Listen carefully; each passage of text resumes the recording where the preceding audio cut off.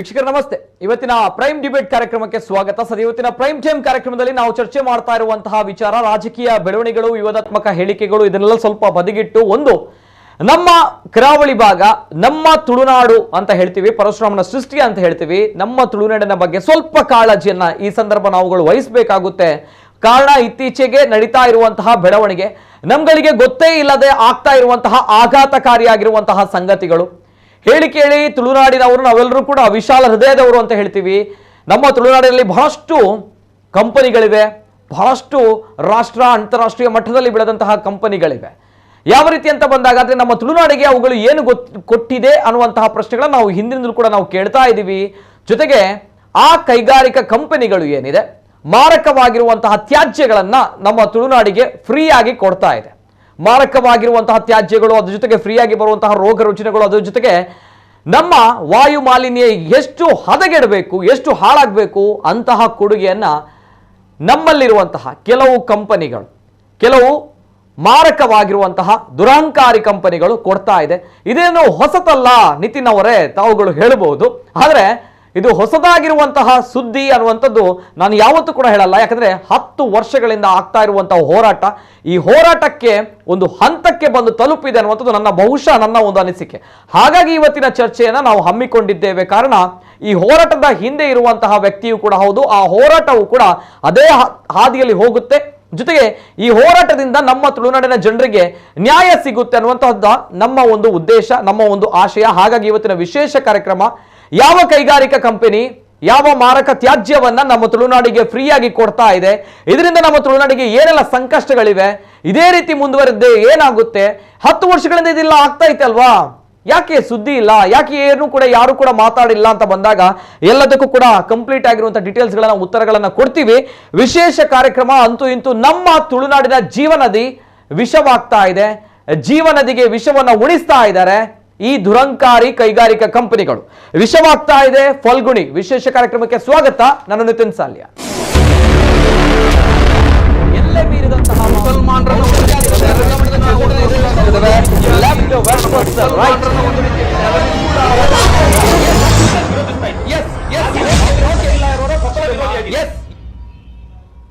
ಪರಶುರಾಮನ ಸೃಷ್ಟಿಯ ನಾಡನ್ನೇ ಮುಳುಗಿಸುತ್ತಿರುವಂತಹ ಈ ಕಂಪನಿಗಳ ಕರ್ಮಕಾಂಡವನ್ನ ಯಾರು ಕೊನೆ ಮಾಡ್ತಾರೆ, ಅಥವಾ ಇವುಗಳಿಗೆ ಕೊನೆ ಇಲ್ಲವೇ ಅನ್ನುವಂತಹ ಪ್ರಶ್ನೆಗಳು ಬರುವಂತದ್ದು ಸಹಜ. ಯಾವ ಕಂಪನಿ ಯಾತಕ್ಕೋಸ್ಕರ ಈ ರೀತಿ ಮಾಡ್ತಾ ಇದೆ, ಏನ್ ಸಮಸ್ಯೆ ಇದೆ, ಕಂಪ್ಲೀಟ್ ಡೀಟೇಲ್ಸ್ ಮಾಡ್ತಾ ಇದೆ, ನೋಡ್ಕೊಂಬನ್ನಿ. ತುಳುನಾಡಿನ ಜೀವನದಿಯನ್ನ ನಾಶಪಡಿಸುತ್ತಿದೆ ಖತರ್ನಾಕ್ ಉದ್ಯಮ. ಕಾರ್ಖಾನೆಯ ವಿಷ ತ್ಯಾಜ್ಯ ಮಾರಕವಾಗುತ್ತಿದೆ ತುಳುನಾಡ ಜನರಿಗೆ.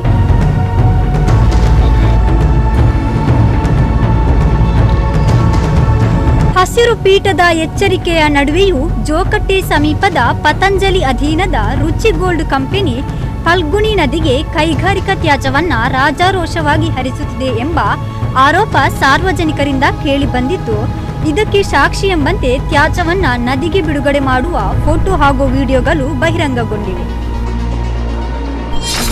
ನಾಡಿನ ಹಿತಕ್ಕೆ ಮನೆ ಮಠಗಳನ್ನ ತ್ಯಾಗ ಮಾಡಿದ ಜನರಿಗೆ ನಿರುದ್ಯೋಗವೇ ಉಡುಗೊರೆ. ಜೋಕಟ್ಟೆ ನಾಗರಿಕ ಹೋರಾಟ ಸಮಿತಿಯ ಸತತ ದೂರು, ಪ್ರತಿಭಟನೆಯ ಕಾರಣಕ್ಕೆ ಫಲ್ಗುಣಿ ನದಿ ಹಾಗೂ ತೋಕೂರು ಹಳ್ಳಕ್ಕೆ ಎಂಆರ್ಪಿಎಲ್, ಎಸ್ಸಿಇಝೆಡ್, ಅದಾನಿ ವಿಲ್ಮರ್, ರುಚಿ ಗೋಲ್ಡ್ ಸೇರಿದಂತೆ ಹಲವು ಉದ್ಯಮಗಳು ಕೈಗಾರಿಕಾ ತ್ಯಾಜ್ಯ ಹರಿಸಿ ನದಿ ಹಾಗೂ ಪರಿಸರವನ್ನ ವಿಷಮಯಗೊಳಿಸುವ ವಿಷಯ ಹಸಿರು ಪೀಠದ ಗಮನಕ್ಕೆ ಬಂದಿತ್ತು. ಆ ಕಾರಣದಿಂದ ಜಿಲ್ಲಾಡಳಿತ ಹಾಗೂ ಮಾಲಿನ್ಯ ನಿಯಂತ್ರಣ ಮಂಡಳಿಗೆ ಉದ್ಯಮಗಳ ಮೇಲೆ ಕಠಿಣ ಕ್ರಮಕ್ಕಾಗಿ ನೋಟಿಸ್ ಜಾರಿಗೊಳಿಸಿತ್ತು. ಇಷ್ಟಾದರೂ ತುಳುನಾಡಿನ ನದಿ ಸಮುದ್ರಗಳನ್ನ ಪೂರ್ತಿಯಾಗಿ ನಾಶಪಡಿಸುತ್ತಿರುವ ಬೇಜವಾಬ್ದಾರಿ ಕೈಗಾರಿಕೆಗಳ ಮೇಲೆ ಯಾವುದೇ ನಿರ್ಣಾಯಕ ಕ್ರಮಗಳು ಜರುಗಿಲ್ಲ.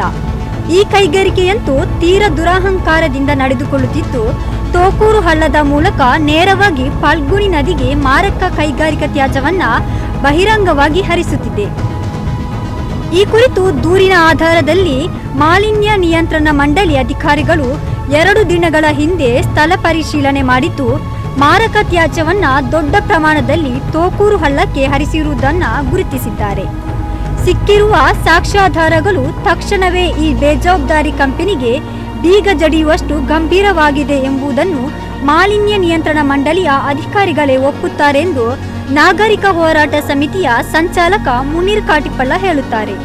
ಈ ಬೈಕಂಪಾಡಿ ಮತ್ತು ಪಣಂಬೂರು ವ್ಯಾಪ್ತಿಯಲ್ಲಿ ಹಲವಾರು ದೊಡ್ಡ ಕೈಗಾರಿಕೆಗಳಿದೆ. ಬಹಳ ಮುಖ್ಯವಾಗಿ ಬೈಕಂಪಾಡಿ ಕೈಗಾರಿಕೆ ವಲಯ ಹಾಗೂ ಇಲ್ಲಿ SEZ MRPL ಇಲ್ಲಿರುವಂಥ ಕೈಗಾರಿಕೆಗಳು ಬಹಳ ವರ್ಷಗಳಿಂದ ನೇರವಾಗಿ ತಮ್ಮ ಮಾರಕವಾದಂಥ ಕೈಗಾರಿಕೆ ತ್ಯಾಜ್ಯವನ್ನು ಫಲ್ಗುಣಿ ನದಿಗೆ ತೋಕೂರು ಹಳ್ಳದ ಮೂಲಕ ಹರಿಸ್ತಾ ಇದ್ದಾರೆ. ಅದರಿಂದಾಗಿ ನಮ್ಮ ಫಲ್ಗುಣಿ ನದಿ, ಜೀವನದಿ ಫಲ್ಗುಣಿ ನದಿ ಕಳೆದ 1 ದಶಕಗಳಿಂದ ಇವತ್ತು ನಿರ್ಜೀವ ಸ್ಥಿತಿಗೆ ತಲುಪ್ತಾ ಇದೆ. ಇದರ ವಿರುದ್ಧ ನಾವು ಹಲವಾರು ಬಾರಿ ಹೋರಾಟಗಳನ್ನು ಮಾಡಿದ್ದೀವಿ. MRPL ಅಂತ ಕಂಪನಿ ಸಾಕ್ಷಿ ಸಮೇತವಾಗಿ ಹಲವು ಬಾರಿ ನಮಗೆ ಸಿಕ್ಕಿ ಬಿದ್ದಿತ್ತು. ಇದರ ವಿರುದ್ಧ ನಾವು ಹಲವಾರು ಬಾರಿ ದೂರುಗಳನ್ನು ಸಲ್ಲಿಸಿದ್ದೀವಿ, ಪ್ರತಿಭಟನೆಗಳನ್ನು ಮಾಡಿದ್ದೀವಿ, ಹೋರಾಟಗಳನ್ನು ಮಾಡಿದ್ದೀವಿ. ನಾವು ಮಾಹಿತಿ ಹಕ್ಕಲ್ಲಿ ಈ ಬೈಕಂಪಾಡಿ ಕೈಗಾರಿಕೆ ವಲಯದಲ್ಲಿರುವಂಥ ಈ ಪತಂಜಲಿ ಸೇರಿದಂತೆ ಕೈಗಾರಿಕೆ ಘಟಕಗಳು ತಮ್ಮ ETP ಪ್ಲಾಂಟ್ ಅಂದರೆ ಶುದ್ಧೀಕರಣ ಘಟಕವನ್ನು ಹೊಂದಿದ್ದಾರೆ ಮತ್ತು ಅವರ ತ್ಯಾಜ್ಯ ಮಿಶ್ರಿತ ನೀರನ್ನು ಎಲ್ಲಿಗೆ ಹರಿಸ್ತಾರೆ ಅಂತ ಪ್ರಶ್ನೆ ಕೇಳಿದರೆ ಅವರು ಅಲ್ಲಿ 100% ಮರುಬಳಕೆಯನ್ನು ಮಾಡ್ತಾರೆ, ಹೊರಗಡೆ ತ್ಯಾಜ್ಯ ನೀರು ಬಿಡೋದಿಲ್ಲ ಅನ್ನುವಂಥ ಉತ್ತರವನ್ನು ಪರಿಸರ ಮಾಲಿನ್ಯ ನಿಯಂತ್ರಣ ಮಂಡಳಿ ಅಧಿಕಾರಿಗಳು ಅಧಿಕೃತವಾಗಿ ಕೊಟ್ಟಿದ್ದಾರೆ. ಇದು ಇಲ್ಲಿಯ ಪರಿಸರ ಮಾಲಿನ್ಯ ನಿಯಂತ್ರಣ ಮಂಡಳಿ ಅಧಿಕಾರಿಗಳು, ಜಿಲ್ಲಾಡಳಿತ ಮತ್ತು ಈ ರೀತಿಯ ಕಂಪನಿಗಳ ಮಧ್ಯೆ ಇರುವಂತಹ ಒಂದು ಅಪವಿತ್ರ ಮೈತ್ರಿ ಹೊಂದಾಣಿಕೆಗೆ ಒಂದು ಸಾಕ್ಷಿ. ಅದರಿಂದಾಗಿ ಇಲ್ಲಿ ನಮ್ಮ ನದಿ ಪೂರ್ಣವಾಗಿ ಹಾಳಾಗಿದೆ, ಪರಿಸರ ಪೂರ್ತಿ ಹಾಳಾಗಿದೆ, ನಮ್ಮ ಸಮುದ್ರದಲ್ಲಿ ಮೀನುಗಾರಿಕೆ ಇವತ್ತು ಕಡಿಮೆ ಆಗ್ತಾ ಇರೋದಕ್ಕೆ ಇದೆಲ್ಲ ಕಾರಣ. ನೇರವಾಗಿ ಅವರು 16 ವರ್ಷಗಳಿಂದ ಹರಿಸ್ತಾ ಇದ್ದಂಥ ಫಲ್ಗುಣಿ ನದಿಗೆ ತಮ್ಮ ತ್ಯಾಜ್ಯವನ್ನು ನೇರವಾಗಿ ಹರಿಸ್ತಾ ಇದ್ದಂಥ ಪೈಪ್ಲೈನ್ ಇವತ್ತು ಪತ್ತೆಯಾಗಿದೆ. ಆದರೆ ಅದರ ಮೇಲೆ ಇನ್ನೂ ಕೂಡ ಕ್ರಮ ಆಗಿಲ್ಲ. ಇಷ್ಟು ಗಂಭೀರವಾದಂತಹ ಒಂದು ಪರಿಸ್ಥಿತಿ ಪತ್ತೆ ಆಗಿದೆ, ಗಂಭೀರವಾದಂತಹ ಮಾಲಿನ್ಯ ಪತ್ತೆ ಆಗಿದೆ. ಜಿಲ್ಲಾಧಿಕಾರಿಗಳು ಈ ಕಡೆ ತಲೆ ಹಾಕಿಲ್ಲ, ಅವರ ಹೇಳಿಕೆ ಬಂದಿಲ್ಲ, ಜಿಲ್ಲಾಧಿಕಾರಿ ಸ್ಥಳಕ್ಕೆ ಭೇಟಿ ಕೂಡ ಕೊಟ್ಟಿಲ್ಲ. ಇದು ಏನನ್ನು ಸೂಚಿಸ್ತದೆ? ತುಳುನಾಡಿನ ಫ್ಯೂಚರ್ ಏನು? ಈಗ ಎಲ್ಲ ಕಡೆ ಕೂಡ ಈ ಸುತ್ತಮುತ್ತ ಎಲ್ಲ ಗ್ರಾಮಗಳಲ್ಲಿ ಕೂಡ ಬಾವಿಗಳಲ್ಲಿ ನೀರುಗಳು ಕುಡಿಯಲಿಕ್ಕೆ ಅಯೋಗ್ಯ ಅಂತ ಇವತ್ತು ವರದಿಗಳು ಬಂದಿದೆ. ಸಾಕ್ಷಿ ಸಮೇತ ಇವತ್ತು ಈ ಪತಂಜಲಿ ಕಂಪನಿ ಸಿಕ್ಕಿ ಬಿದ್ದಿದೆ. ಇದರ ಮೇಲೆ ಕ್ರಮ ಆಗಲೇಬೇಕು. ಈ ಪತಂಜಲಿಗೆ ಬೀಗ ಜಡಿಲೇಬೇಕು.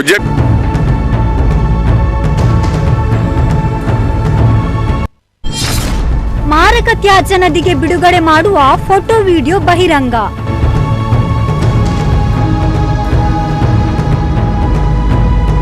ಅಧಿಕಾರಿಗಳು ಮಾತ್ರ ಈ ಕಂಪನಿಯ ಆಡಳಿತಕ್ಕೆ ಮೌಖಿಕವಾಗಿ ವಿಷಯದ ಗಂಭೀರತೆ ತಿಳಿಸಿದ್ದು, ಕಂಪನಿ 2 ದಿನಗಳ ತರುವಾಯ ಶುಕ್ರವಾರ ತೂಕೂರು ಹಳ್ಳದಲ್ಲಿ ಶೇಖರಣೆಗೊಂಡಿರುವ ಮಾರಕ ತ್ಯಾಜ್ಯವನ್ನ ಸಂಗ್ರಹಿಸಿ ಬೇರೆಡೆಗೆ ಸಾಗಿಸಿದೆ.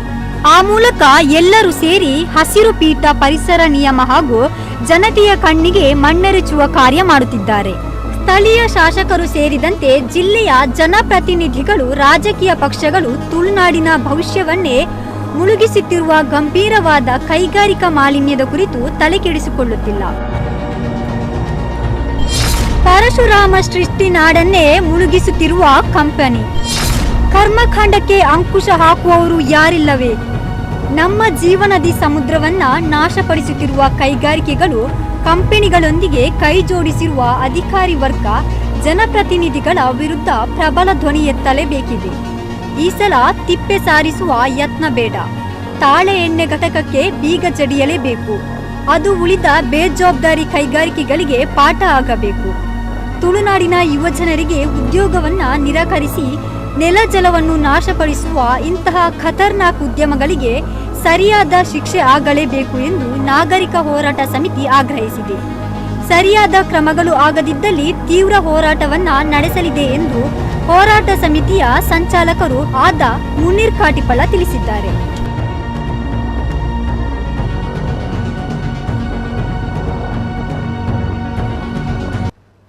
ಇದು ಸದ್ಯ ನಮ್ಮ ತುಳುನಾಡಿನ ಜೀವನದಿ ಮಲಿನವಾಗ್ತಾ ಇದೆ, ವಿಷ ಉಣಿಸ್ತಾ ಇದ್ದಾರೆ ನಮ್ಮ ತುಳುನಾಡಿನ ಜೀವನದಿಗೆ. ನಾನು ಆಗ್ಲೇ ಹೇಳಿದಾಗೆ ಇವತ್ತಿನ ಪ್ರೈಮ್ ಟೈಮ್ ಕಾರ್ಯಕ್ರಮದಲ್ಲಿ ನಾವು ಈ ಭಾಗಿಗಳ ಬಗ್ಗೆ ಅಥವಾ ನಾವು ಈಗಳು ರಾಜಕೀಯ ಕೆಸರಚಾಟಗಳ ಬಗ್ಗೆ ಮಾತಾಡಲ್ಲ, ಬದಲಾಗಿ ನಮ್ಮ ತುಳುನಾಡಿನ ಜೀವನದಿಯ ಬಗ್ಗೆ ನಾವು ಮಾತಾಡ್ತಿದ್ವಿ. ಜೊತೆಗೆ ನಮ್ಮ ತುಳುನಾಡಿನ ಜನರ ಬಗ್ಗೆ ಮಾತಾಡ್ತಿದ್ವಿ, ಜೊತೆಗೆ ನಮ್ಮ ತುಳುನಾಡಿನ ಜನರ ಜವಾಬ್ದಾರಿಯ ಬಗ್ಗೆ ಮಾತಾಡ್ತಿದ್ವಿ, ಜೊತೆಗೆ ನಮ್ಮ ತುಳುನಾಡಿನ ಭವಿಷ್ಯದ ಬಗ್ಗೆ ನಾವು ಮಾತಾಡ್ತಿದ್ವಿ, ಜೊತೆಗೆ ನಮ್ಮ ತುಳುನಾಡಿನ ಉದ್ಯೋಗದ ಕತೆ ಏನು ಅನ್ನುವಂತಹ ವಿಚಾರಗಳ ಬಗ್ಗೆ ನಾವು ಮಾತನಾಡ್ತಿದ್ದೀವಿ. ಆದ್ರೆ ಬಹಳಷ್ಟು ಜನರಿಗೆ ಇದು ವಿಚಾರ ಆಗಲ್ಲ ಅನ್ನುವಂಥದ್ದು ಅಷ್ಟು ವಿಪರ್ಯಾಸದ ಜೊತೆಗೆ ದುರಂತದ ಸಂಗತಿ. ಆದ್ರೆ ನಾವು ಎಲ್ಲಿ ತನಕ ಮಲಗಿರ್ತೀವಿ ಅಥವಾ ನಿದ್ದೆಯಲ್ಲಿ ಇರುವಂತಹ ರೀತಿಯಲ್ಲಿ ನಾಟಕವನ್ನ ಆಡ್ತೀವಿ, ಅಲ್ಲಿ ತನಕ ಇಂತಹ ಸಮಸ್ಯೆಗಳು ಯಾವತ್ತೂ ಕೂಡ ಬಗೆ ಹರಿಯಲ್ಲ ಅನ್ನುವಂಥದ್ದು ಅಷ್ಟೇ ಸತ್ಯದ ವಿಚಾರ. ಆದ್ರೆ ಅಲ್ಲಿ ತನಕ ನಮ್ಮ ಹೋರಾಟವು ಕೂಡ ಇದ್ದೇ ಇರುತ್ತೆ. ಜೊತೆಗೆ ಈ ಒಂದು ಹೋರಾಟದಲ್ಲಿ ಮುಂಚೂಣಿಯಲ್ಲಿರುವಂತಹ ವ್ಯಕ್ತಿ ನಮ್ಮ ಜೊತೆ ಇವತ್ತಿನ ಕಾರ್ಯಕ್ರಮದಲ್ಲಿದ್ದಾರೆ. ಜೊತೆಗೆ ಈ ಒಂದು ಹೋರಾಟ ಒಂದು ಯಶಸ್ಸನ್ನ ಕಾಣಬೇಕು ಅಥವಾ ಈ ಒಂದು ಹೋರಾಟದಲ್ಲಿ ನ್ಯಾಯಯುತವಾಗಿರುವಂತಹ ರಿಸಲ್ಟ್ ಸಿಗಬೇಕು ಅನ್ನುವಂಥದ್ದು ನಮ್ಗಳ ಆಶಯ. ಹಾಗಾಗಿ ಇವತ್ತಿನ ವಿಶೇಷ ಕಾರ್ಯಕ್ರಮ ಜೊತೆಗೆ ಹಲವಾರು ಹೋರಾಟಗಳನ್ನ ನಮ್ಮ ತುಳುನಾಡಿನಾದ್ಯಂತ ಸಂಘಟಿಸಿ ಅದರಲ್ಲಿ ಯಶಸ್ವಿ ಆಗಿರುವಂತಹ ವ್ಯಕ್ತಿ ಈ ಒಂದು ಹೋರಾಟವನ್ನ ಮುನ್ನಡೆಸ್ತಾ ಇದ್ದಾರೆ. ಆತ್ಮೀಯವಾಗಿರುವಂತಹ ಸ್ವಾಗತವನ್ನ ಮಾಡ್ತಾ ಇದ್ದೇನೆ. ಸಾಮಾಜಿಕ ಹೋರಾಟಗಾರರು ಮುನೀರ್ ಕಾಟಿಪಾಳ್ ಅವರು, ಆತ್ಮೀಯವಾಗಿರುವಂತಹ ಸ್ವಾಗತ ಸರ್. ನಮಸ್ತೆ ಸರ್. ನಮಸ್ತೆ. ಅದೇ ರೀತಿ ನಮ್ಮ ಜೊತೆ ಇವತ್ತಿನ ಕಾರ್ಯಕ್ರಮದಲ್ಲಿ ಗ್ರಾಮ ಪಂಚಾಯತ್ ಸದಸ್ಯರು, ಹೋರಾಟ ಸಮಿತಿ ಸದಸ್ಯರು ಅಬುಬಕ್ಕರ್ ಬಾಬಾ ಅವರು ಬರಬೇಕಾಗಿತ್ತು, ಕಾರಣಾಂತರಗಳಿಂದ ಬರ್ಲಿಕ್ಕೆ ಆಗಲಿಲ್ಲ. ಜೊತೆಗೆ ಪ್ರೆಸಿಲ್ ಅವರು ಗ್ರಾಮ ಪಂಚಾಯತ್ ಮಾಜಿ ಅಧ್ಯಕ್ಷೆ ಆ ಭಾಗದ್ದು, ಅವರಿಗೆ ಕೂಡ ಕಾರಣಾಂತರಗಳಿಂದ ಬರ್ಲಿಕ್ಕೆ ಆಗಲಿಲ್ಲ. ಅದೇ ರೀತಿ ಹಸಿರು ಪೀಠದ ಎಚ್ಚರಿಕೆಯ ನಡುವೆಯೂ ಕೂಡ ಜೋಕಟ್ಟೆ ಸಮೀಪದ ಈ ಪತಂಜಲಿ ಗೊತ್ತಿದೆ ಅಲ್ವಾ, ಕೇಳಿದಿರಲ್ವಾ ಈ ಹೆಸರು ಪತಂಜಲಿ ಅನ್ನುವಂಥದ್ದು ಬಹಳಷ್ಟು ಜನ ಕೇಳಿದಿರ. ವೆರಿ ನೇಷನ್ ವೈಡ್ ಫೇಮಸ್ ಆಗಿರುವಂತಹ ಹೆಸರು, ಎಲ್ಲರಿಗೂ ಕೂಡ ಗೊತ್ತಿದೆ. ಪತಂಜಲಿ ಅಂತ ಬಂದಾಗ ನಮ್ಮ ಪ್ರಕೃತಿಯನ್ನ ಉಳಿಸುತ್ತೆ, ನಮ್ಗಳ ಒಂದು ಮಣ್ಣಿನ ಸತ್ವ ಅನ್ನೋಂಥ ನಾವು ಹೇಳ್ತೀವಿ, ಕೆಲವರು ಹೇಳ್ತಾರೆ. ಆದ್ರೆ ಪತಂಜಲಿ ಅಧೀನದ ಈ ಒಂದು ಸಂಸ್ಥೆ ಪಾಮ್ ಆಯಿಲ್, ತಮ್ಗಳಿಗೆ ಗೊತ್ತಿರಬಹುದು, ತಾಳೆ ಎಣ್ಣೆ ಘಟಕ ಅಂತ ಹೇಳ್ತೀವಿ. ಆ ತಾಳೆ ಎಣ್ಣೆ ಘಟಕದ ಕೈಗಾರಿಕಾ ಕಂಪನಿ ಯಾವ ಕಂಪನಿ ಅಂತ ಆಗ್ಲೇ ಹೇಳಿದಾಗ ಪತಂಜಲಿ ಅಧೀನದ ಈ ಒಂದು ಪಾಮ್ ಆಯಿಲ್ ಅಂತ ಹೇಳ್ತೀವಿ, ತಾಳೆ ಎಣ್ಣೆ ಘಟಕದ ಈ ಒಂದು ಕೈಗಾರಿಕಾ ಕಂಪನಿಯಿಂದ ಇಂತಹ ಮಾರಕವಾಗಿರುವಂತಹ ತ್ಯಾಜ್ಯ ಬರೋಬ್ಬರಿ 10 ವರ್ಷಗಳಿಂದ ಆಗ್ತಾ ಇದೆ. ಜೊತೆಗೆ ವಿಜುವಲ್ಸ್ಗಳನ್ನ ತಾವು ನೋಡಿದ್ರಿ, ಫೋಟೋಗಳನ್ನ ತಾವು ನೋಡಿದ್ರಿ. ಆದ್ರೆ ಈ ಬಗ್ಗೆ ಗೊತ್ತಿದ್ದು ಕೂಡ ನಮ್ಮ ಜಿಲ್ಲಾಡಳಿತ ಸುಮ್ಮನೆ ಕೂತಿದೆ, ಜೊತೆಗೆ ನಮ್ಮ ಜನಪ್ರತಿನಿಧಿಗಳು ಸುಮ್ಮನೆ ಕೂತಿದ್ದಾರೆ. ಯಾಕೆ ಅನ್ನುವಂತಹ ಪ್ರಶ್ನೆ ಮೊದಲನೇದಾಗಿ ಬರ್ತಾ ಇರುವಂತದ್ದು. ಯಾಕಂದ್ರೆ ಇದು ಸೀರಿಯಸ್ ಆಗಿರುವಂತಹ ವಿಷಯ ಅಲ್ವಾ ಅನ್ನುವಂತಹ ಪ್ರಶ್ನೆ ಬರುತ್ತೆ. ಆ ಭಾಗದ ಜನರಿಗೆ ಹಾಗಾದ್ರೆ ಏನೂ ಆಗಿಲ್ವಾ, ಈ 10 ವರ್ಷಗಳಿಂದ ಇಂತಹ ಮಾರಕವಾಗಿರುವಂತಹ ತ್ಯಾಜ್ಯ ನೇರವಾಗಿ ಅಲ್ಲಿ ನದಿಗೆ ಸೇರ್ತಾ ಇದೆ ಅಂತ ಬಂದಾಗ ಯಾರಿಗೂ ಕೂಡ ಏನಾಗಿಲ್ವಾ, ಅಥವಾ ಮುನೀರ್ ಕಾಟಿಪಾಳ ಮಾತ್ರ ಬೊಬ್ಬೆ ಹೊಡಿತಾ ಇದ್ದಾರಾ, ಅಥವಾ ನಿತಿನ್ ಸಾಗರ್ ಮಾತ್ರ ಈ ಒಂದು ವಿಚಾರವನ್ನು ತೆಗಿತಾ ಇದ್ದಾರಾ ಅನ್ನೋದ ಪ್ರಶ್ನೆ ಬರುತ್ತೆ. ನಾನು ಆ ಒಂದು ಪ್ರಶ್ನೆಯಲ್ಲೇ ಬರ್ತೇನೆ. ಏನ್ ಹೇಳ್ತೀರಾ ಸರ್ ಫಸ್ಟ್ ರಿಯಾಕ್ಷನ್? ಅಲ್ಲ, ನನಗೆ ಇದರ ಬಗ್ಗೆ ಬಹಳ ಖೇದ ಇದೆ. ಪರಿಸರದ ಬಗ್ಗೆ ಜನರಿಗೆ ಕಾಳಜಿ ಇಲ್ಲ ಅಂತ ಅಲ್ಲ, ಒಂದಿಷ್ಟು ಬಿಸಿಲು ಜಾಸ್ತಿ ಆದ್ರೆ, ಮಳೆ ವಿಪರೀತ ಹೋಯಿದ್ರೆ ಜನ ಪರಿಸರದಲ್ಲಿ ಏರುಪೇರಾಗಿದೆ ಅಂತ ಮಾತಾಡ್ತಾರೆ, ಇಲ್ಲ ಅಂತ ಅಲ್ಲ. ಆದ್ರೆ ತಮ್ಮ ಕಣ್ಣೆದುರಲ್ಲೇ ಈ ರೀತಿಯ ಮಾಲಿನ್ಯಗಳು ನಡೀತಾ ಇರುವಾಗ, ಮಾಲಿನ್ಯದ ಪರಿಣಾಮವನ್ನ ನಾವು ನೇರವಾಗಿ ಅನುಭವಿಸ್ತಾ ಇರುವಾಗಲೂ ಕೂಡ ಇದು ನಾವು ತಕ್ಷಣ ಪ್ರತಿಕ್ರಿಯಿಸಬೇಕಾದಂತ ಆದ್ಯತೆ ವಿಷಯ ಅಂತ ನಮಗೆ ಜನರಿಗೆ ಅನಿಸ್ತಾ ಇಲ್ಲ ಅನ್ನುವಂಥದ್ದು ನಾವು ಬಹಳ ಇವತ್ತು ಆಲೋಚನೆ ಮಾಡಬೇಕಾದಂತ ವಿಚಾರ. ಯಾಕೆಂದ್ರೆ ನಾವು ಬೇರೆ ಯಾವುದೇ ವಿಚಾರಗಳು, ಭಾವನಾತ್ಮಕ ವಿಚಾರಗಳು, ನಾನು ಯಾವುದೇ ರಾಜಕಾರಣವನ್ನ ಮಾತಾಡ್ಲಿಕ್ಕೆ ಹೋಗೋದಿಲ್ಲ, ಆದ್ರೆ ಭಾವನಾತ್ಮಕ ವಿಚಾರಗಳು ಬಂದಾಗ, ಅದು ಜಾತಿ, ಧರ್ಮ, ಭಾಷೆ ಇಂತಹ ಪ್ರಶ್ನೆಗಳ ಬಂದಾಗ ನಾವು ತಕ್ಷಣ ಆ ಕುರಿತು ನಮ್ಮ ಇದು ಪ್ರಜ್ಞೆ ಎಚ್ಚರಗೊಳ್ಳುತ್ತದೆ ಮತ್ತು ನಾವೆಲ್ಲರೂ ಕೂಡ ಸಾಮೂಹಿಕವಾಗಿ ಒಂದೊಂದು ಕಡೆ ನಿಂತ್ಕೊಂಡು ಪ್ರತಿಕ್ರಿಯೆಗಳನ್ನು ನೀಡ್ತೀವಿ. ಆದ್ರೆ ಎಲ್ಲರನ್ನ ಬಲಿ ಪಡೀತದೆ. ಭಾಷೆ, ಜಾತಿ, ಧರ್ಮ, ಲಿಂಗಗಳನ್ನ ಮೀರಿ ಪರಿಸರ ಅನ್ನುವಂಥದ್ರಲ್ಲಿ ಏರುಪೇರಾದ್ರೆ ಎಲ್ಲರೂ ಬಲಿಪಶುಗಳೇ. ಅದರಲ್ಲಿಯೂ ಕೂಡ ನಮ್ಮ ಈ ಕರಾವಳಿ ತುಳುನಾಡು ಕಳೆದ ಹಲವು ವರ್ಷಗಳಲ್ಲಿ ಸೂಕ್ಷ್ಮವಾದಂತಹ ಪರಿಸರಕ್ಕೆ ಬೇರೆ ಬೇರೆ ರೀತಿಯಾದಂತಹ ಧಕ್ಕೆಗಳು ಆಗ್ತಾ ಇದೆ ಅನ್ನುವಂಥದ್ದು ನಾವೆಲ್ಲರೂ ಕೂಡ ಬಹಳಷ್ಟು ಚರ್ಚೆ ಮಾಡಿದೀವಿ. ಆ ಕುರಿತು ಹೋರಾಟಗಳು, ಚರ್ಚಾಕೂಟಗಳು ಬೇಕಾದಷ್ಟು ನಡೆದಿದೆ. ಆದ್ರೆ ಇಂತಹ ಒಂದು ಬಹಿರಂಗವಾದಂತಹ ಒಂದು ಪರಿಸರದ ಮೇಲಿನ ಅತ್ಯಾಚಾರ, ಅದು ಕೂಡ ನಿರಂತರವಾಗಿ ನಡೆದಂತ ಈ ಪ್ರಕ್ರಿಯೆ ಇವತ್ತು ಸಾಕ್ಷಿ ಸಮೇತ ಬಹಿರಂಗ ಆದ್ರೂ ಕೂಡ ನಾವು ಹಲವು ವರ್ಷಗಳಿಂದ ಬೊಬ್ಬೆ ಆಗ್ತಾ ಇದೀವಿ. ಆದ್ರೆ ಇವತ್ತು ಸಾಕ್ಷಿ ಆಧಾರ ಸಮೇತ ಸಿಕ್ಕಿದಾಗ್ಲೂ ಕೂಡ ಜನರಿಗೆ, ಜನಪ್ರತಿನಿಧಿಗಳಿಗೆ, ಅವರನ್ನ ಪ್ರತಿನಿಧಿಸುವಂತ ರಾಜಕೀಯ ಪಕ್ಷಗಳಿಗೆ ಇದು ಒಂದು ಕನಿಷ್ಠ ರಿಯಾಕ್ಟ್ ಮಾಡುವಂತ ಒಂದು ವಿಷಯ ಅಂತ ಅನಿಸ್ತಾ ಇಲ್ಲ ಅನ್ನುವಂತಹದ್ದು ನಾವು ಅತ್ಯಂತ ಗಂಭೀರವಾಗಿ ಚಿಂತನೆ ಮಾಡ್ಬೇಕಂತ ವಿಚಾರ. ಯಾಕಂದ್ರೆ ಪರಿಸರ ಹಾಳಾದ್ರೆ ಯಾರು ಉಳಿಯೋದಿಲ್ಲ. ಈಗಾಗಲೇ ನಮ್ಮ ತಾಪಮಾನ ಏರ್ತಾ ಇದೆ, ಯಾವತ್ತೂ ಕಾಣದಂತ ಬಿಸಿ ಇವತ್ತು ನಮ್ಮ ಜಿಲ್ಲೆಗೆ ತಟ್ತಾ ಇದೆ, ಮಳೆ ದೂರ ಆಗಿದೆ, ಕುಡಿಯುವ ನೀರಿಗೆ ತಾತ್ವಾರ ಇದೆ. ಹೀಗಿರುವಾಗ ನಮ್ಮ ಕುಡಿಯುವ ನೀರಿನ ಮೂಲಕ್ಕೆ ವಿಷ ಸುರಿತಾ ಇದ್ದಾರೆ. ಆದ್ರೂ ನಾವು ಇದರ ಬಗ್ಗೆ ಮಾತಾಡಲ್ಲ ಅಂದ್ರೆ, ಇದರ ಮೇಲೆ ಕ್ರಮ ಆಗ್ಬೇಕು ಅಂತ ನಾವು ಒತ್ತಾಯ ಮಾಡಲಿಲ್ಲ ಅಂದ್ರೆ, ನಮ್ಮ ಜನಪ್ರತಿನಿಧಿಗಳನ್ನ, ನಮ್ಮ ಸುತ್ತಮುತ್ತ ಇರುವಂತಹ ರಾಜಕೀಯ ಪಕ್ಷಗಳ ಕಾರ್ಯಕರ್ತರನ್ನ ನಾವು ಈ ಕುರಿತು ಪ್ರಶ್ನೆ ಮಾಡಲಿಲ್ಲ ಅಂದ್ರೆ ಖಂಡಿತವಾಗಿಯೂ ನಮ್ಮ ಕಾಲ ಮೇಲೆ ನಾವೇ ಚಪ್ಪಡಿ ಕಲ್ಲು ಹಾಕ್ತಾ ಇದ್ದೀವಿ ಅಂತ ಅರ್ಥ. ಫ್ಯಾಕ್ಟ್. ಎಸ್.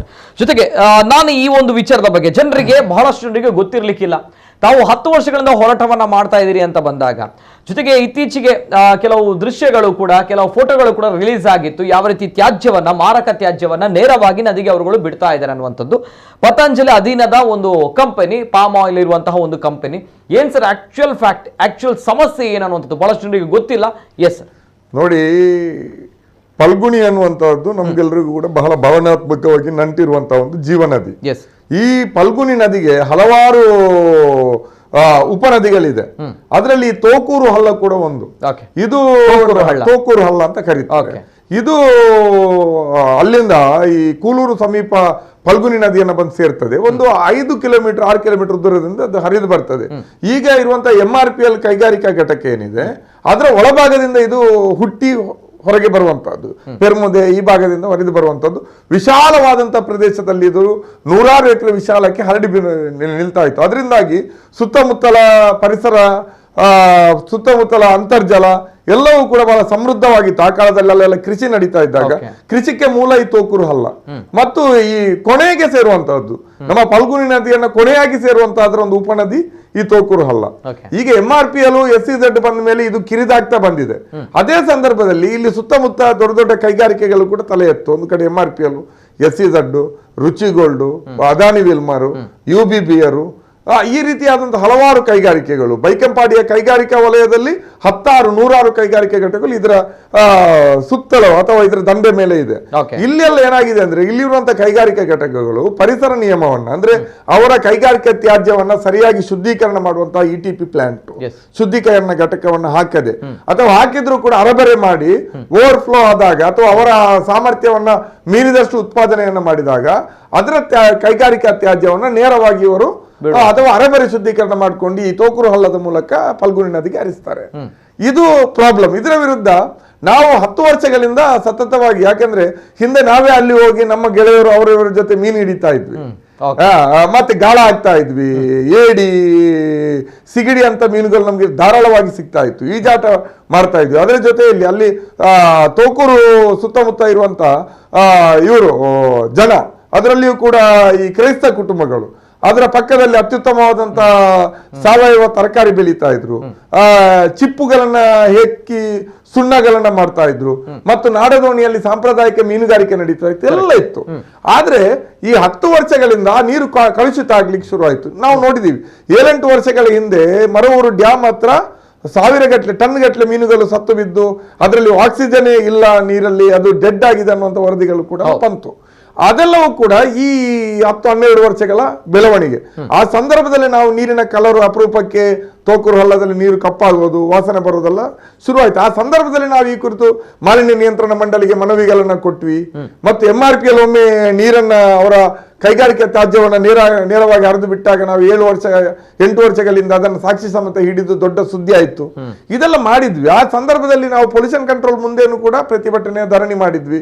ಒಂದ್ಸಲ ಮಾಹಿತಿ ಹಕ್ಕಲ್ಲಿ ನಾನು ಕೇಳಿದೆ, ಹೌದು MRPL SEZ ಅವರಿಗೆ ETP ಪ್ಲಾಂಟ್ ಇದೆ, ಬೈಕಂಪಾಡಿ ಕೈಗಾರಿಕಾ ವಲಯಕ್ಕೆ ETP ಪ್ಲಾಂಟ್ ಮಾಡಿದ್ದೀರಾ, ಅಥವಾ ಅದರ ಒಳಗಡೆ ಇರುವಂತ ಈ ದೊಡ್ಡ ಮಧ್ಯಮ ಕೈಗಾರಿಕೆಗಳು ಇವೆಲ್ಲ, ಈ ರುಚಿಗೋಲ್ಡ್ ಇರ್ಬೋದು ಅಥವಾ ಅದಾನಿ ವಿಲ್ಮರ್ ಇರ್ಬೋದು, UBBR ಇರ್ಬೋದು, ಇಂಥವೆಲ್ಲ, ಮತ್ತು ಕೆಲವು ಔಷಧಿ ಫ್ಯಾಕ್ಟರಿಗಳು, ಅದು ಅತ್ಯಂತ ಅಪಾಯಕಾರಿ ಕೆಮಿಕಲ್ ಅನ್ನ ಉತ್ಪಾದಿಸ್ತದೆ, ಇವರಿಗೆಲ್ಲ ETP ಪ್ಲಾಂಟ್ ಇದೆಯಾ ಪ್ರತ್ಯೇಕವಾಗಿ ಅಂತ ಕೇಳಿದ್ವಿ.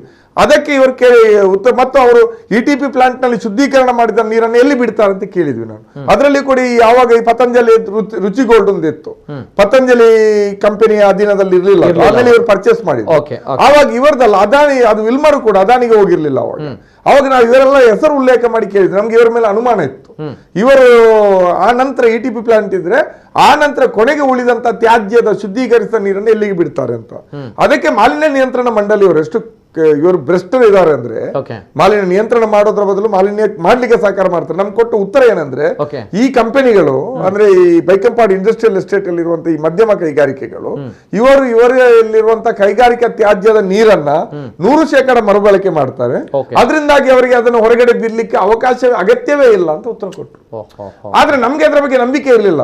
ನಾವು ಪದೇ ಅಲ್ಲಿ ನೀರ ಮತ್ತೇನಾಯ್ತು, ಆವಾಗ ನೀರು ಕಪ್ಪಾಗೋದು, ಕೊಳೆಯೋದು, ಮೀನುಗಳು ಸತ್ತು ಬೀಳೋದು ಬದಲು ಮತ್ತೆ ವರ್ಷ ಪೂರ್ತಿ ಕಪ್ಪಾಗಿ ಹರಿಲಿಕ್ಕೆ ಶುರುವಾಯಿತು. ದಿನ ಸಾಯುವವರೆಗೆ ಯಾರು ಅಲ್ತಾರೆ ಅಲ್ವಾ?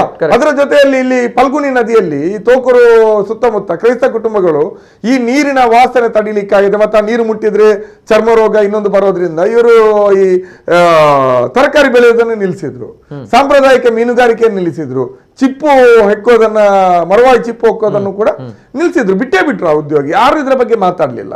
ಮತ್ತು ಅಲ್ಲಿ ಸಾಂಪ್ರದಾಯಿಕ ಮೀನುಗಾರಿಕೆ ಮಾಡುವ ಮೀನುಗಾರರು ಕೂಡ ಎಲ್ಲಾದ್ರೂ ಅದರ ಒಳಗಡೆ ನೀರಿಗೆ ಕಾಲು ಹಾಕಿದ್ರೆ ಅವರ ಒಂದು ರೀತಿಯಲ್ಲಿ ಕೊಳೆಯುವಂತ ರೀತಿಯಾದಂತಹ ತುರಿಕೆ ಸಮಸ್ಯೆಗಳೆಲ್ಲ ಕಾಣ್ಲಿಕ್ಕೆ ಶುರುವಾಯಿತು. ಇದರಿಂದಾಗಿ ಆ ಭಾಗದಲ್ಲಿ ಫಲ್ಗುಣಿ ನದಿ ಮರಳುಗಾರಿಕೆ ಬಿಟ್ಟು ಬೇರೆ ಎಲ್ಲದಕ್ಕೂ ಕೂಡ ಉಪಯೋಗ ಶೂನ್ಯ ಆಯ್ತು. ಅದರ ಜೊತೆಯಲ್ಲಿ ತೋಕೂರು ಹಳ್ಳ ಅಂತೂ ಪೂರ್ತಿ ಕೊಳೆತು. ಅದರಲ್ಲಿ ಮೀನು ಹಿಡಿಯೋದು ಬಿಡಿ, ಅಲ್ಲಿ ಸುತ್ತಮುತ್ತ ಜನ ಓಡಾಡ್ಲಿಕ್ಕೂ ಕೂಡ ಎಸಿಗೆ ಬರುವಂತ ಸ್ಥಿತಿ ಬಂತು. ಇದರ ವಿರುದ್ಧ ನಾವು ಮಾಲಿನ್ಯ ನಿಯಂತ್ರಣ ಮಂಡಳಿಗೆ ಹಲವು ಸಲ ಪ್ರತಿಭಟನೆ ಮಾಡಿದ್ವಿ, ಮೆರವಣಿಗೆ ಹೋದ್ವಿ, ದೂರು ಕೊಟ್ವಿ. ಆವಾಗ ಆಗಿನ ಜಿಲ್ಲಾಧಿಕಾರಿಗಳಿಂದ ಹಿಡಿದು ಆ ಪರಿಸರ ಮಾಲಿನ್ಯ ನಿಯಂತ್ರಣ ಮಂಡಳಿ ಅಧಿಕಾರಿಗಳು ಕೊಡೋ ಉತ್ತರ ಏನಂದ್ರೆ ಅದು ಬಗ್ಗುಂಡಿ ಕೆರೆಯಿಂದ ಬರೋದು, ಬಗ್ಗುಂಡಿ ಕೆರೆಗೆ ಸುತ್ತಮುತ್ತಲ ವಸತಿ ಬಡಾವಣೆಯಿಂದ ಅವರ ಇದು ಟಾಯ್ಲೆಟ್ ಡ್ರೈನೇಜ್ ನೀರನ್ನು ಬಿಡ್ತಾರೆ, ಸುಯಸ್ ನೀರನ್ನು ಬಿಡ್ತಾರೆ. ಮತ್ತು ಸಿಟಿಯಿಂದ ಬರುವಂತ ಎಷ್ಟೋ ಓಪನ್ ಡ್ರೈನೇಜ್ಗಳು, ಮನೆಗಳ ಡ್ರೈನೇಜ್ಗಳನ್ನ ಈ ಇದಕ್ಕೆ ರಾಜಕಾಲುವೆ ಮೂಲಕ ಈ ನದಿಗೆ ಕನೆಕ್ಷನ್ ಕೊಟ್ಟಿದ್ದಾರೆ, ಅಲ್ಲಿಂದ ಬರೋದು ಅಂತ ಹೇಳ್ಕೊಂಡು ಜನರ ಮೇಲೆ ಇಲ್ಲ ಅಂತ ಇಲ್ಲ, ಅದಿರೋದ 1% 2% ಆ ಕಡೆಗೆ ಮಾಡಿದ್ರೆ ಹೊರತು ಕೈಗಾರಿಕೆ ಕಡೆ ಫೋಕಸ್ಸೇ ಮಾಡಲಿಲ್ಲ. ಇದೆಲ್ಲ ಆದ್ಮೇಲೆ ಕೂಡ ನಾವು ಒಂದು 4 ವರ್ಷಗಳಿಂದ ಇದನ್ನು ಹಿಂದೆ ಇದೇ ರೀತಿಯ ದೊಡ್ಡ ಸಮಸ್ಯೆ ಆದಾಗ ನಮ್ಗೆ ಇವರಿಂದ ಗೊತ್ತು, ನಮ್ಗೆ ಸಾಕ್ಷ್ಯ ಇಲ್ಲ ನಮ್ಮ ಹತ್ರ. ಇವರ ಪೈಪ್ಲೈನ್ ಎಲ್ಲಿಂದ ಬಿಟ್ಟಿದ್ದಾರೆ ನಮ್ಗೆ ಗೊತ್ತಿಲ್ಲ, ಅದು ಬಹಳ ನಿಗೂಢವಾಗಿತ್ತು. ನಾವು ಕೊನೆಗೆ ಅವಾಗ ಇನ್ನೊಂದ್ಸಲ ಹೋರಾಟ ಮಾಡಿದಾಗ ಮಾಧ್ಯಮಗಳೆಲ್ಲ ದೊಡ್ಡ ಸುದ್ದಿ ಮಾಡಿದ್ರು. ಇಂಡಿಯನ್ ಎಕ್ಸ್ಪ್ರೆಸ್ ಪತ್ರಿಕೆಯಲ್ಲಿ ದಿವ್ಯಾ ಕುಟಿನೋ ಅನ್ನುವಂತ ಒಬ್ರು ಪತ್ರಕರ್ತರು ಅದನ್ನ ಅವರ ನ್ಯಾಷನಲ್ ಪೇಜ್ ಅಲ್ಲಿ ಮಾಡಿದ್ರು. ಅದನ್ನ ಗಮನಿಸಿದಂತ ಗ್ರೀನ್ ಬೆಲ್ಟ್ ಬೆಂಚು, ನಮ್ಮ ಹಸಿರು ಪೀಠ ಚೆನ್ನೈ ಸುಪ್ರೀಂ ಕೋರ್ಟ್ ನ ಹಸಿರು ಪೀಠ, ಅದು ಇಲ್ಲಿಗೆ ಜಿಲ್ಲಾಡಳಿತಕ್ಕೆ ಮೇಲೆ ಸುಮೋಟೋ ಕೇಸ್ ದಾಖಲು ಮಾಡ್ತು. ಸುಮೋಟೋದಕ್ಕೆ ಕೇಸ್ ದಾಖಲು ಮಾಡಿ ಇದನ್ನೆಲ್ಲ ಸರಿಪಡಿಸಿಕೊಂಡು ಉತ್ತರ ಕೊಡಿ ಅಂತ ಹೇಳಿದ ಮೇಲೆ ಕೇಂದ್ರದಿಂದ ಸಮಿತಿಗಳೆಲ್ಲ ಬಂದು ಇದನ್ನೆಲ್ಲ ಕೂಡ ಹುಡುಕುವ ಪ್ರಯತ್ನ ಮಾಡಿದ್ರು. ಆದ್ರೆ ಹುಡುಕಿದ್ದಲ್ಲಿ ಅಂದ್ರೆ ಇವರನ್ನ ಬಿಟ್ಟು ನದಿಯ ಮೇಲ್ಭಾಗದಲ್ಲಿ ಹುಡುಕ್ಲಿಕ್ಕೆ ಹೊರಟರು. ಯಾಕಂದ್ರೆ ಇವರನ್ನ ರಕ್ಷಣೆ ಮಾಡಬೇಕಲ್ಲ, ಇದು ಸಮಸ್ಯೆ. ಮತ್ತು ಅವರು ಕೂಡ ಹೋಗಿ ಬೈಕಂಪಾಡಿ ಇಂಡಸ್ಟ್ರಿಯಲ್ ಏರಿಯಾದಲ್ಲಿರುವಂತ ಈ ಸಣ್ಣ ಕೈಗಾರಿಕೆಗಳಿದೆಯಲ್ಲ ಅಂತ ಅಪಾಯಕಾರಿ ತ್ಯಾಜ್ಯ ಬಿಡ್ತಾರೆ ಅವರು. ಇವರ ಪ್ರಕಾರ ಅಲ್ಲ, ಅವರಿಗೆ ಬೀಗ ಹಾಕಿದ್ರು, 7-8 ಕಂಪನಿಗಳಿಗೆ ಬೀಗ ಹಾಕಿದ್ರು. ಇವರ ಮೇಲೆ ಒಂದು ನೋಟಿಸ್ ಕೊಡ್ಲಿಕ್ಕೆ ಎದುರಿದ್ರು. ಈಗ 3 ದಿನಗಳ ಹಿಂದೆ ಇವರು ರೆಡ್ ಹ್ಯಾಂಡ್ ಆಗಿ ಸಿಕ್ಕಿಬಿದ್ದಿದ್ದಾರೆ. ಇವರ ಈ ಕಳ್ಳ ಕಿಂಡಿ ಏನಿದೆ ನೇರವಾಗಿ ಬಿಡೋದು, ಇವರು ನೀರನ್ನ ಶುದ್ಧೀಕರಣ ಮಾಡೋದೇ ಇಲ್ಲ, ನೇರವಾಗಿ ಬಿಡ್ತಾ ಬಂದಿದ್ದಾರೆ. ಇದು ಒಂದು ಈಗ ಸಾಕ್ಷಿ ಸಮಾಪ್ತ ಸಿಕ್ಕಿರುವಂತ, ಇದು ನಮ್ಮ ಹೋರಾಟದ ಒಂದು ದೊಡ್ಡ ಜರ್ನಿ. ಅದರಿಂದಾಗಿ ಈ ಮಾಲಿನ್ಯ ಇವತ್ತು ಸಾಕ್ಷಿ ಸಮೇತ ಸಿಕ್ಕಿದ್ದಾರೆ. ಈಗ ಅಂದ್ರೆ ಇದು ಕೂಡ ಕೇವಲ ಪತಂಜಲಿಯವರದ್ದು ಮಾತ್ರ ಅಂತಲ್ಲ, ಬೇರೆ ಕೈಗಾರಿಕೆಗಳು ಕೂಡ ಈ ರೀತಿಯ ತ್ಯಾಜ್ಯವನ್ನ ಇಲ್ಲಿ ಬಿಡುವಂತದ್ದು ಮಾಡ್ತಾ ಇದ್ದಾರೆ. ಅದರ ಬಗ್ಗೆ ನಮ್ಮ ರಾಜಕಾರಣಿ, ನಮ್ಮ ಆಡಳಿತಕ್ಕೆ, ಮಾಲಿನ್ಯ ನಿಯಂತ್ರಣ ಮಂಡಳಿಯವರಿಗೆ ಕಾಳಜಿ ಇಲ್ಲ, ಜಿಲ್ಲಾಡಳಿತಕ್ಕೆ ಕಾಳಜಿ ಇಲ್ಲ. ಯಾಕೆ ಅವರಿಗೆ ಕಾಳಜಿ ಇಲ್ಲ ಅಂದ್ರೆ ನಮ್ಮ ಜನಪ್ರತಿನಿಧಿಗಳಿಗೂ ಕಾಳಜಿ ಇಲ್ಲ. ನೀವು ಯಾವತ್ತಾದ್ರೂ ಕೇಳಿದಿರಾ ಯಾವ್ದಾದ್ರು ಒಬ್ಬ ಶಾಸಕ, ಯಾವುದೇ ಪಕ್ಷದಿರ್ಲಿ, ಒಬ್ಬ ದೊಡ್ಡ ನಾಯಕ ಪರಿಸರದ ಬಗ್ಗೆ ಇದರ ಬಗ್ಗೆ ಮಾತಾಡಿದ್ದನ್ನ ಕೇಳಿದ್ರಿ? ಇಲ್ಲ. ರಾಜಕೀಯ ಪಕ್ಷಗಳ ಅಜೆಂಡಾದಲ್ಲಿ ಪ್ರಣಾಳಿಕೆ ಎಲ್ಲಾದ್ರೂ ಇತ್ತಾ? ಚುನಾವಣೆಗಳಲ್ಲಿ ಯಾವುದೇ ರಾಜಕೀಯ ಪಕ್ಷದ ಅಭ್ಯರ್ಥಿಯ ಪ್ರಣಾಳಿಕೆಯಲ್ಲಿ ನಾನು ಪರಿಸರ ಮಾಲಿನ್ಯವನ್ನು ತಡೆಗಟ್ತೀನಿ ಅಂತ ಇಲ್ಲ. ಫಲ್ಗುನಿ ನದಿ ಕೊಳೆತು ನಾರಿದಾಗ, ಟನ್ಗಟ್ಟಲೆ ಮೀನುಗಳ ಸತ್ತು ಬಿದ್ದಾಗ ಮೀಡಿಯಾಗಳು ಕೇಳಿದ್ರೆ ಮಾತ್ರ ರಿಯಾಕ್ಟ್ ಮಾಡ್ತಾರೆ. ಇದು ಸ್ಥಿತಿ. ಅದರಿಂದಾಗಿ ಇವತ್ತು ಸಾಕ್ಷಿ ಸಮೇತ ಪತಂಜಲಿ ಕಂಪನಿ ಸಿಕ್ಕಿ ಬಿದ್ದಿದೆ. ಈಗ ಪತಂಜಲಿ ಕಂಪನಿಗೆ ಬೇರೆ ಬೀಗ ಜಡಿಯೋದಲ್ಲದೆ ಈ ಅಧಿಕಾರಿ ವರ್ಗಕ್ಕೆ ಬೇರೆ ದಾರಿ ಇಲ್ಲ. ಅದು ಕೂಡ ಅವರಿಗೆ ಅದನ್ನ ಈಗ ಇವತ್ತೀಗ ನಮ್ಗೆ ಕಾಪಿ ಸಿಕ್ತು. ಮಾಲಿನ್ಯ ನಿಯಂತ್ರಣ ಮಂಡಳಿಯ ಮಂಗಳೂರಿನ ಅಧಿಕಾರಿ ಅವರ ಹೆಡ್ ಆಫೀಸಿಗೆ ಅದನ್ನ ಪತಂಜಲಿಯನ್ನು ಮುಚ್ಚಬೇಕು ಅಂತ ಶಿಫಾರಸು ಮಾಡಿ ಪತ್ರ ಬರೆದಿದ್ದಾರೆ. ಕಾಪಿ ಇವತ್ತು ನಾನು ಅದನ್ನ ಮಾಧ್ಯಮ ಗುಂಪಿಗೆ ಹಾಕಿದ್ದೇನೆ. ಈ ರೀತಿಯದ್ದಾಗಿದೆ. ಇದು ಫಸ್ಟ್ ಟೈಮ್ ಇಷ್ಟು ಆಕ್ಷನ್ ಆಗಿದೆ. ಯಾಕೆಂದ್ರೆ ಇದನ್ನು ಬೆನ್ನೆಯಿಂದ ನಾವು ಇವತ್ತು ನಿಂತು ಸತತವಾಗಿ ಇದನ್ನ ಮಾಡೋದ್ರಿಂದ 3 ದಿವಸದ ಹಿಂದೆ ಪತ್ತೆ ಆಗಿದೆ.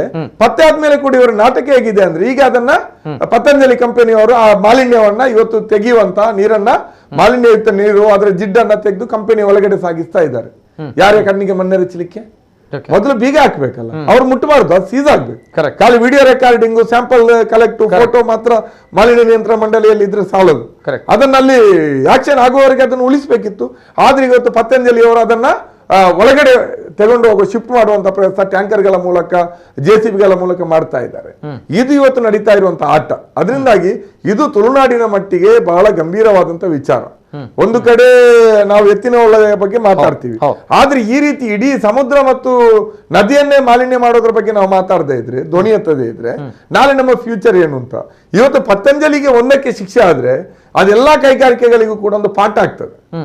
MRPL ಅಂತ ಪ್ರತಿಷ್ಠಿತ ಕಂಪನಿ ನಮ್ಮ ಕೇಂದ್ರ ಸರ್ಕಾರದ ಅಧೀನದಲ್ಲಿರುವವರು, ಅವರು ಕೆಲವು ಸಲ ಸಿಕ್ಕಿ ಬಿದ್ದಿದ್ದಾರೆ, ಅಪರೂಪಕ್ಕೊಮ್ಮೆ ಬಿಡುವಂತಹದ್ದು. ಇನ್ನು ಬೈಕಂಪಾಡಿ ಇಡೀ ಇಂಡಸ್ಟ್ರಿಯಲ್ ಎಸ್ಟೇಟಿಗೆ ಒಂದು ಸಣ್ಣ ಪುಟ್ಟ ಕೈಗಾರಿಕೆಗಳಿರುವಂತಹದ್ದು, ಅದಕ್ಕೆ ಒಟ್ಟಾಗಿ ಒಂದು ETP ಪ್ಲಾಂಟ್ ಮಾಡಬೇಕು ಅಂತ ನಮ್ಮ ಸರ್ಕಾರಕ್ಕೆ ಇಷ್ಟವರೆಗೆ ತಲೆಗೆ ಬಂದಿಲ್ಲ, ಅಥವಾ ಜನಪ್ರತಿನಿಧಿಗಳ ಅಜೆಂಡಾದಲ್ಲಿಲ್ಲ. ಈಗ ಚೆನ್ನೈ ಗ್ರೀನ್ ಬೆಲ್ಟ್ ಇಂದ ಬೆಂಚಿನಿಂದ ಬಂದಿರೋದ್ರಿಂದ ಇವತ್ತು ಇವರಿಗೆ ಅನಿವಾರ್ಯವಾಗಿ ಇವತ್ತು ಕೆಲವು ಫೈಲ್ಗಳನ್ನೆಲ್ಲ ರೆಡಿ ಮಾಡ್ತಾ ಇದ್ದಾರೆ ಹೊರತು ಇವತ್ತು ಕಾಳಜಿ ಇಲ್ಲ. ಕಾಳಜಿ ಬರಬೇಕು ಅಂತಾದ್ರೆ ಜನ ಇದನ್ನು ಮಾತಾಡಬೇಕು ಮತ್ತು ಇದು ರಾಜಕೀಯ ಪರಿಣಾಮದ ವಿಷಯ ಅಂತ ಆಗ್ಬೇಕು. ಆವಾಗ ಮಾತ್ರ ಬಹುಶಃ ಇದಕ್ಕೆ ಏನಾದ್ರೂ ಒಂದು ದಾರಿ ಕಾಣ್ತದೆ ಅಂತ ನಾನು ಹೇಳಿಕ್. ಓಕೆ. ಎಸ್ ಸರ್, ಇದು ಒಟ್ಟು ಹೋರಾಟದ ಒಟ್ಟು ಜರ್ನಿ ಯಾವ ರೀತಿ ಇತ್ತು ಅನ್ನುವಂಥದ್ದು ಅಂಡ್ ನಿಜವಾಗ್ಲೂ ಅಭಿನಂದನೆಗಳನ್ನು ಸಲ್ಲಿಸ್ತೀನಿ ಸರ್ ನಾನು ಮುರಳಿ ಕಾಟಿಪಾಳರು. ಯಾಕಂದ್ರೆ ಈ ಒಂದು 10 ವರ್ಷಗಳ ಜರ್ನಿ, ಈ ಮಾಲಿನ್ಯ ನಿಯಂತ್ರಣ ಮಂಡಳಿ ಮೊದಲು ಆಡಿದಂತಹ ಕಳ್ಳಾಟ ಹೇಗೆ ಇತ್ತು, ಆದ್ರೆ ಒಂದಲ್ಲ ಒಂದಿನ ಸತ್ಯ ಹೊರಗೆ ಬರುತ್ತೆ ಅಂತ ಹೇಳ್ತಾರೆ. ಸೊ ಹಾಗಾಗಿ ಇವರ ಪ್ರಾಮಾಣಿಕವಾಗಿರುವಂತಹ ಹೋರಾಟ ಏನಿತ್ತು ಆ ಒಂದು ಸತ್ಯ ಹೊರಗೆ ಬಂದಿದೆ. ಆ ಒಂದು ಕಳ್ಳಾಟದ ಮೂಲಕ ಇಷ್ಟು ವರ್ಷಗಳಿಂದ ಆಟ ಆಡಿದ್ದಂತಹ ಒಂದು ವಿಚಾರಗಳು ಸಾಕ್ಷ್ಯಾಧಾರಗಳ ಮೂಲಕ ಸಾಬೀತಾಗಿದೆ. ಈಗಾಗ ಹೇಳಿದಾಗೆ ಆ ಒಂದು ಲೆಟರ್ ಕೂಡ ನನ್ನ ಕೈಯಲ್ಲಿದೆ, ನಾನು ನೋಡ್ತಾ ಇದ್ದೀನಿ.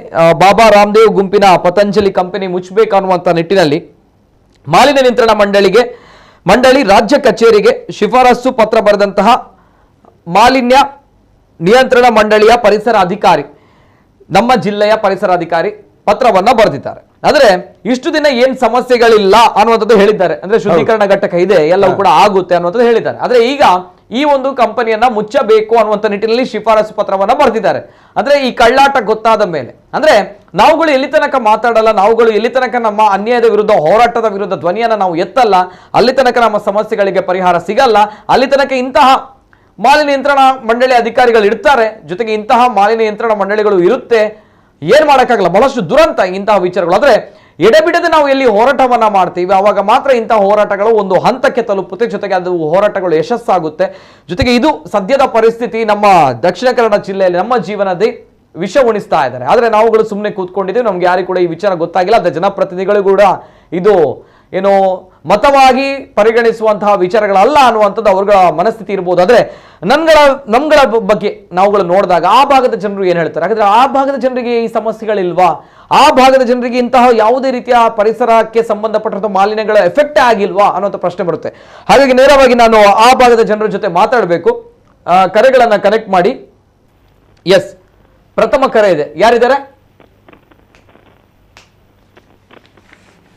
ಎಸ್, ನಮ್ಮ ಜೊತೆ ದೂರವಾಣಿ ಸಂಪರ್ಕದಲ್ಲಿ ಗ್ರಾಮ ಪಂಚಾಯತ್ ಮಾಜಿ ಅಧ್ಯಕ್ಷೆ ಪ್ರೆಸಿಲ್ಲಾ ಅವರು ದೂರವಾಣಿ ಸಂಪರ್ಕದಲ್ಲಿದ್ದಾರೆ. ಪ್ರೆಸಿಲ್ಲಾ ಅವರು ನಮಸ್ತೆ ಮೇಡಮ್. ನಮಸ್ತೆ ಸರ್. ನಮಸ್ತೆ ಪ್ರೆಸಿಲ್ಲಾ ಮೇಡಮ್, ಇವತ್ತಿನ ಕಾರ್ಯಕ್ರಮದಲ್ಲಿ ತಾವು ಕೂಡ ಬರಬೇಕಾಗಿತ್ತು, ಆದ್ರೆ ಕಾರಣಾಂತರಗಳಿಂದ ಬರ್ಲಿಕ್ಕೆ ಆಗಿಲ್ಲ. ಎಸ್, ಎನಿವೆ ಪ್ರೆಸಿಲ್ಲಾ ಮೇಡಮ್ ಏನ್ ಹೇಳ್ತೀರಾ ಮೇಡಮ್, ತಮ್ಗಳ ಭಾಗದಲ್ಲಿ ಆಗ್ತಾ ಇರುವಂತಹ ಈ ಒಂದು ಸಮಸ್ಯೆ, ಪತಂಜಲಿ ಅಧೀನದ ರುಚಿಗೋಲ್ಡ್ ಕಂಪನಿಯಿಂದ ಆಗ್ತಾ ಇರುವಂತಹ ಪಾಮ್ ಆಯಿಲ್ ಕಂಪನಿಯಿಂದ ಆಗ್ತಾ ಇರುವಂತಹ ಸಮಸ್ಯೆ, ತಾವುಗಳು ಎಷ್ಟು ಸಮಸ್ಯೆಗಳನ್ನ ಫೇಸ್ ಮಾಡಿದ್ರಿ ಸ್ಥಳೀಯರಾಗಿ, ಜೊತೆಗೆ ತಾವು ಗ್ರಾಮ ಪಂಚಾಯತ್ ಮಾಜಿ ಅಧ್ಯಕ್ಷೆ ಕೂಡ 10 ವರ್ಷಗಳಿಂದ ಈ ಸುದ್ದಿ ಯಾಕೆ ಹೊರಗಡೆ ದೊಡ್ಡ ಮಟ್ಟದಲ್ಲಿ ಸುದ್ದಿ ಆಗಿಲ್ಲ ಅನ್ನೋ ಪ್ರಶ್ನೆಗಳು ಬರುತ್ತೆ, ಏನ್ ಹೇಳ್ತೀರಾ ಮೇಡಮ್? ಸರ್, ನಾವು 10 ವರ್ಷದಿಂದ ಹೋರಾಟ ಮಾಡ್ತಾ ಇದ್ದೇವೆ. ಕಾಫಿ ಕಂಪನಿಗಳಿಂದ ರಿಚ್ ಗೋಲ್ಡ್ ಇಂದ ತುಂಬಾ ನೀರು ಬಿಟ್ಟು ನಮ್ಮ ನದಿಗಳಿಗೆಲ್ಲ ಹೋಗಿ ಮೀನು ಹಿಡಿಲಿಕ್ಕೆ ಆಗುದಿಲ್ಲ. ನಾವು ಮೀನು ಇಟ್ಟೆ ಜೀವನ ತೆಗೆದಿದ್ದೆವು. ಮತ್ತೆ ಈಗ ಅದು ಕಪ್ಪಿ ಚಿಪ್ಪೆ ಬಂದು ಅದ್ರಲ್ಲಿ ತುಂಬಾ ಕೆಲವರಿಗೆ ಅದ್ರಲ್ಲೇ ಜೀವನ ತೆಗೆದಿದ್ರು. ಕಪ್ಪು ಚಿಪ್ಪೆಗಳು ಈ ಕೆಮಿಕಲ್ ನೀರು ಬಿಡುವುದರಿಂದ ಎಲ್ಲ ಕಪ್ಪು ಚಿಪ್ಪೆಗಳು ಸತ್ತು ಹೋಗ್ತದೆ, ಜೀವನ ನಡೆಸಲಿಕ್ಕೆ ತುಂಬಾ ಕಷ್ಟಕರ ಆಗ್ತದೆ. ಮತ್ತು ಈ ನೀರಿನ ಒಸರೆಲ್ಲ ಬಾವಿ ಒಳಗೆ ಬಂದು ನಮಗೆ ನೀರು ಕುಡಿಲಿಕ್ಕೆ ಆಗುದಿಲ್ಲ ನಮ್ದು ಬಾವಿಯಿಂದ. ಈಗ ನಾವು ನೀರು ಕ್ರಾಯಕ್ಕೆ ತಂದು ಕುಡಿಬೇಕಾಗ್ತದೆ, ಅಷ್ಟೊಂದು ಸ್ಮೆಲ್ ಬರ್ತದೆ.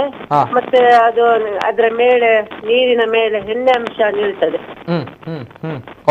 ಮತ್ತೆ ಇಲ್ಲಿ ತುಂಬಾ ಕಾಯಿಲೆ ಕೂಡ ಬರ್ತಾ ಇದೆ, ಶೀತ, ಕೆಮ್ಮ, ನೆಗಡಿ, ಯಾವಾಗ್ಲೂ ನೋಡಿದ್ದು ತಲೆನೋವು, ಮತ್ತೆ ವಾಟರ್ ಗ್ಯಾಸ್ ಇದು ಸ್ಮೆಲ್, MRPL ಇದು ಗಾಳಿಯಿಂದ ಬರುವ ಹೊಗೆಯಿಂದ ಅದು ಕಪ್ಪು ಚುಕ್ಕಿಗಳು, ಮತ್ತೆ ಏನು ಗಿಡ ನಾವು ಸ್ವಲ್ಪ ತರಕಾರಿ ಎಲ್ಲ ಮಾಡ್ತೇವೆ, ಆ ತರಕಾರಿ ಮೇಲೆಲ್ಲ ಚುಕ್ಕಿಗಳೆಲ್ಲ ಬೀಳ್ತದೆ, ತರಕಾರಿ ತಿನ್ಲಿಕ್ಕೆ ಆಗುದಿಲ್ಲ. ನೀರಿಗೆ ಹೋದ್ರೆ ಕಾಲೆಲ್ಲ ತುರಿಸುವುದು, ಮೈಗೆಲ್ಲ ದೊಡ್ಡ ದೊಡ್ಡ ಗಾಯಗಳಾಗೋದು, ಹಾಗಿಂದ ನಾವು ತುಂಬಾ ತೊಂದರೆಯಲ್ಲಿ ಇದ್ದೇವೆ. ನಾವು 10 ವರ್ಷದಿಂದ ಹೋರಾಟ ಇದ್ದೇವೆ. ನೀರು ಇದು ಟೆಸ್ಟಿಗೆ ಕೊಂಡೋಗ್ತಾರೆ, ಮತ್ತೆ ನೀರು ರಿಪೋರ್ಟ್ ಬರೋಗಿದೆ, ಏನು ಆಗುದಿಲ್ಲ, ಈ ನೀರು ಕುಡಿಬಹುದು ಅಂತ ಹೇಳ್ತಾರೆ. ಅವರು ಬಂದು 1 ವಾರ ನಿಂತು ನಾವು ಫ್ರೀ ಅವರಿಗೆಲ್ಲ ಮನೆ ಕೊಡ್ತೇವೆ, ಇಲ್ಲಿ ಬಂದು ಆ ನೀರನ್ನು ಕುಡಿದು ಇಲ್ಲಿ 1 ವಾರ ನಿಂತ್ರೆ ಸಾಕು. ಅವರು ಅವರ ಹೆಲ್ತಿಗೆ ಹೇಗೆ ಆಗ್ತದೆ ನೋಡ್ಬೋದಲ್ಲ. ತಾವು ಕಂಪ್ಲೇಂಟ್ ಕೊಟ್ಟರು ಕೂಡ ಈ ರೀತಿ ಆಗ್ತಾ ಇದೆ, ಸಮಸ್ಯೆ ಇದೆ ಅಂತ ಹೇಳಿದ್ರು ಕೂಡ ಆ ಒಂದು ಟೆಸ್ಟಿಂಗ್ ರಿಪೋರ್ಟ್ಗೋಸ್ಕರ ಆ ನೀರನ್ನ ಕೊಂಡೋಗ್ತಾರೆ. ಆದ್ರೆ ರಿಪೋರ್ಟ್ ಅಲ್ಲಿ ರಿಸಲ್ಟ್ ಬರುವಂತದ್ದು ಅಲ್ಲಿ ಯಾವುದೇ ರೀತಿಯ ಸಮಸ್ಯೆ ಇಲ್ಲ ಅಂತ ಹೇಳಿ ಅಲ್ವಾ? ಹೌದು, ಯಾವ್ದು ಇದು ಇಲ್ಲ, ಕುಡಿಬಹುದು ಅಂತ ಹೇಳ್ತಾರೆ ನೀರು. ಆದ್ರೆ ಆ ನೀರು ಕುಡಿದಷ್ಟು ನಮ್ಗೆ ಶೀತ, ಕೆಮ್ಮ, ನೆಗಡಿ. ಪಕ್ಕದಲ್ಲಿ ಯಾವುದೇ ರೀತಿಯ ಈ ಬಾವಿಗಳಿಂದ ನೀರು ತೆಗೆಯುವಂತದ್ದಾಗಿರ್ಬೋದು ಎಲ್ಲ ನೀರು ಕಲುಷಿತ ಆಗಿದೆಯಾ? ಎಲ್ಲರ ಬಾವಿಗೂ ಎಷ್ಟು ಜನ ನಮ್ಮ ಇಲ್ಲಿ ತೋಕೂರಲ್ಲಿ ಮನೆಗೆ ಒಂದು ಬಾವಿ ಉಂಟು ಸರ್. ಎಲ್ಲ ಬಾವಿದು ನೀರೆಲ್ಲ ಹಾಳಾಗಿದೆ. ಓಕೆ ನೀರಂತೂ ಕುಡಿಲಿಕ್ಕೆ ಆಗುದಿಲ್ಲ. ಓಕೆ, ಆ ಪರಿಸರದಲ್ಲಿ ಎಷ್ಟು ಮನೆಗಳಿವೆ ಮೇಡಮ್ ಅದಕ್ಕೆ ಹೊಂದಿಕೊಂಡಂತೆ? ಒಂದು ಇಲ್ಲಿ 300 ಮನೆ ಇದೆ. ಇಲ್ಲಿ ತೋಕು ಇಲ್ಲ ಬೈಕಂಪಾಡಿಯಿಂದ ಕೆಂಜಾರ್ ಗ್ರಾಮ ತನಕ 300 ಮನೆಗಳಿದೆ. ಓಕೆ ಓಕೆ, ಆ 300 ಮನೆಗಳಿಗೂ ಕೂಡ ಈ ಕಲುಷಿತ ನೀರು ಎಫೆಕ್ಟ್ ಆಗುತ್ತಾ, ತ್ಯಾಜ್ಯದ ನೀರು ಎಫೆಕ್ಟ್ ಆಗುತ್ತಾ? ಹೌದು, ಎಲ್ಲ ಮನೆಗಳಿಗೆ ಸರ್. ಓಕೆ ಓಕೆ, ನೀರೊಂದು ನದಿಗೆ ಬರ್ತದಲ್ಲ ಸರ್, ಈ ನೀರನ್ನು ರಾತ್ರಿ ಹೊತ್ತಿಗೆ ಬಿಡ್ತಾರೆ ಅವರು. ಆ ನೀರನ್ನು ರಾತ್ರಿ ಹಗಲಲ್ಲಿ ಬಿಡುದಿಲ್ಲ, ರಾತ್ರಿ ಹೊತ್ತಿಗೆ ಬಿಡ್ತಾರೆ. ಓಕೆ, ರಾತ್ರಿ ತುಂಬಾ ಸ್ಮೆಲ್ ಬರ್ತದೆ, ತುಂಬಾ ರಾತ್ರಿ ಬಿಡ್ತಾರೆ. ಅದು ಬೆಳಿಗ್ಗೆ ಇರುವಾಗ ಸ್ವಲ್ಪ ಸ್ವಲ್ಪ ಕಪ್ಪು ಆಗಿರ್ತದೆ. ಓಕೆ, ರಾತ್ರಿ ಹೊತ್ತಲ್ಲಿ ಬಿಡ್ತಾರೆ ಇದೆಲ್ಲ. ಅದೇ ನೀರನ್ನ ಮೀನು ಹಿಡಿಲಿಕ್ಕೆ, ಮೀನು ಹಿಡಿದ್ರೆ ಕೂಡ ಅದು ಎಣ್ಣೆ ಅಂಶ ಇತ್ತು, ಸ್ಮೆಲ್ ಬರ್ತದೆ, ಮೀನು ತಿನ್ಲಿಕ್ಕೆ ಆಗುದಿಲ್ಲ. ಓಕೆ ಓಕೆ ಓಕೆ, ಇಲ್ಲಿ ಹೆಚ್ಚಿನವರು ಮೀನು ಹಿಡಿದು ದಿನದೇ ಸಾಗುವವರು ಇದ್ದಾರೆ. ಕೆಲಸಕ್ಕೆಲ್ಲ ಹೋಗ್ಲಿಕ್ಕೆ ನಮ್ಗೆ ಇಲ್ಲಿ ಬಸ್ ಏನಿಲ್ಲ. ನಮ್ಮ ನದಿಯಲ್ಲಿ ಮೀನು ಹಿಡ್ಕೊಂಡು ಸ್ವಲ್ಪ ಮನೆಗೆ ಪದಾರ್ಥಕ್ಕೆ ಸ್ವಲ್ಪ ಮಾರುದು, ಅದೇ ಜೀವನವಾಗಿ ತೆಗೆದಿದ್ರು. ಈಗ ಜೀವನಕ್ಕೆ ತುಂಬಾ ಕಷ್ಟಕರವಾಗಿದೆ. ನಾವು ಎಷ್ಟು ಹೋರಾಟ ಮಾಡಿದ್ರೆ ನಮ್ಗೆ ಏನಾದ್ರೂ ಪ್ರತಿಫಲ ಸಿಕ್ಲಿಲ್ಲ 10 ವರ್ಷದಿಂದ. ಹಾಗೆ ಜನಗಳು ಕೂಡ ಈಗ ಹೋರಾಟ ಮಾಡುವುದನ್ನು ಬಿಟ್ಟಿದ್ದಾರೆ. ನಾವು ಇಷ್ಟು ವರ್ಷ ಹೋರಾಟ ನಮ್ಗೆ ಏನ್ ಫಲ ಸಿಕ್ಕುದಿಲ್ಲ ಅಂದ್ರೆ ಯಾಕೆ ಹೋರಾಟ ಮಾಡಿದ್ವಿ? Correct correct.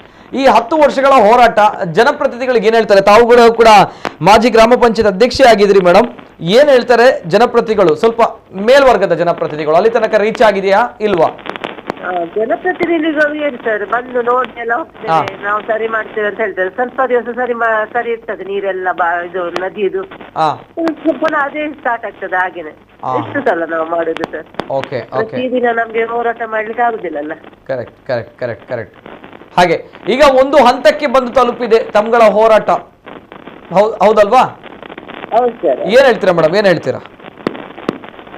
ನಾವೀಗ ಕೂಡ ಹೋರಾಟ ಮಾಡ್ಲಿಕ್ಕೆ ರೆಡಿ ಇದ್ದೇವೆ.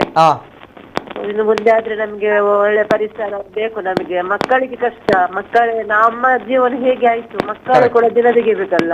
ನೀರು ಕುಡಿದು ಹೇಗೆ, ನೀರೇ ಇಲ್ಲದ್ರೆ ಹೇಗೆ ಜೀವನ ತೆಗೆಯುದು? ಕರೆಕ್ಟ್ ಕರೆಕ್ಟ್ ಕರೆಕ್ಟ್, ನಿಜ ನಿಜ ನಿಜ ಮೇಡಮ್. ಪ್ರಸಿಲ್ಲ ಮೇಡಮ್ ಮಾತಾಡ್ಲಾ? ಮುನೀರ್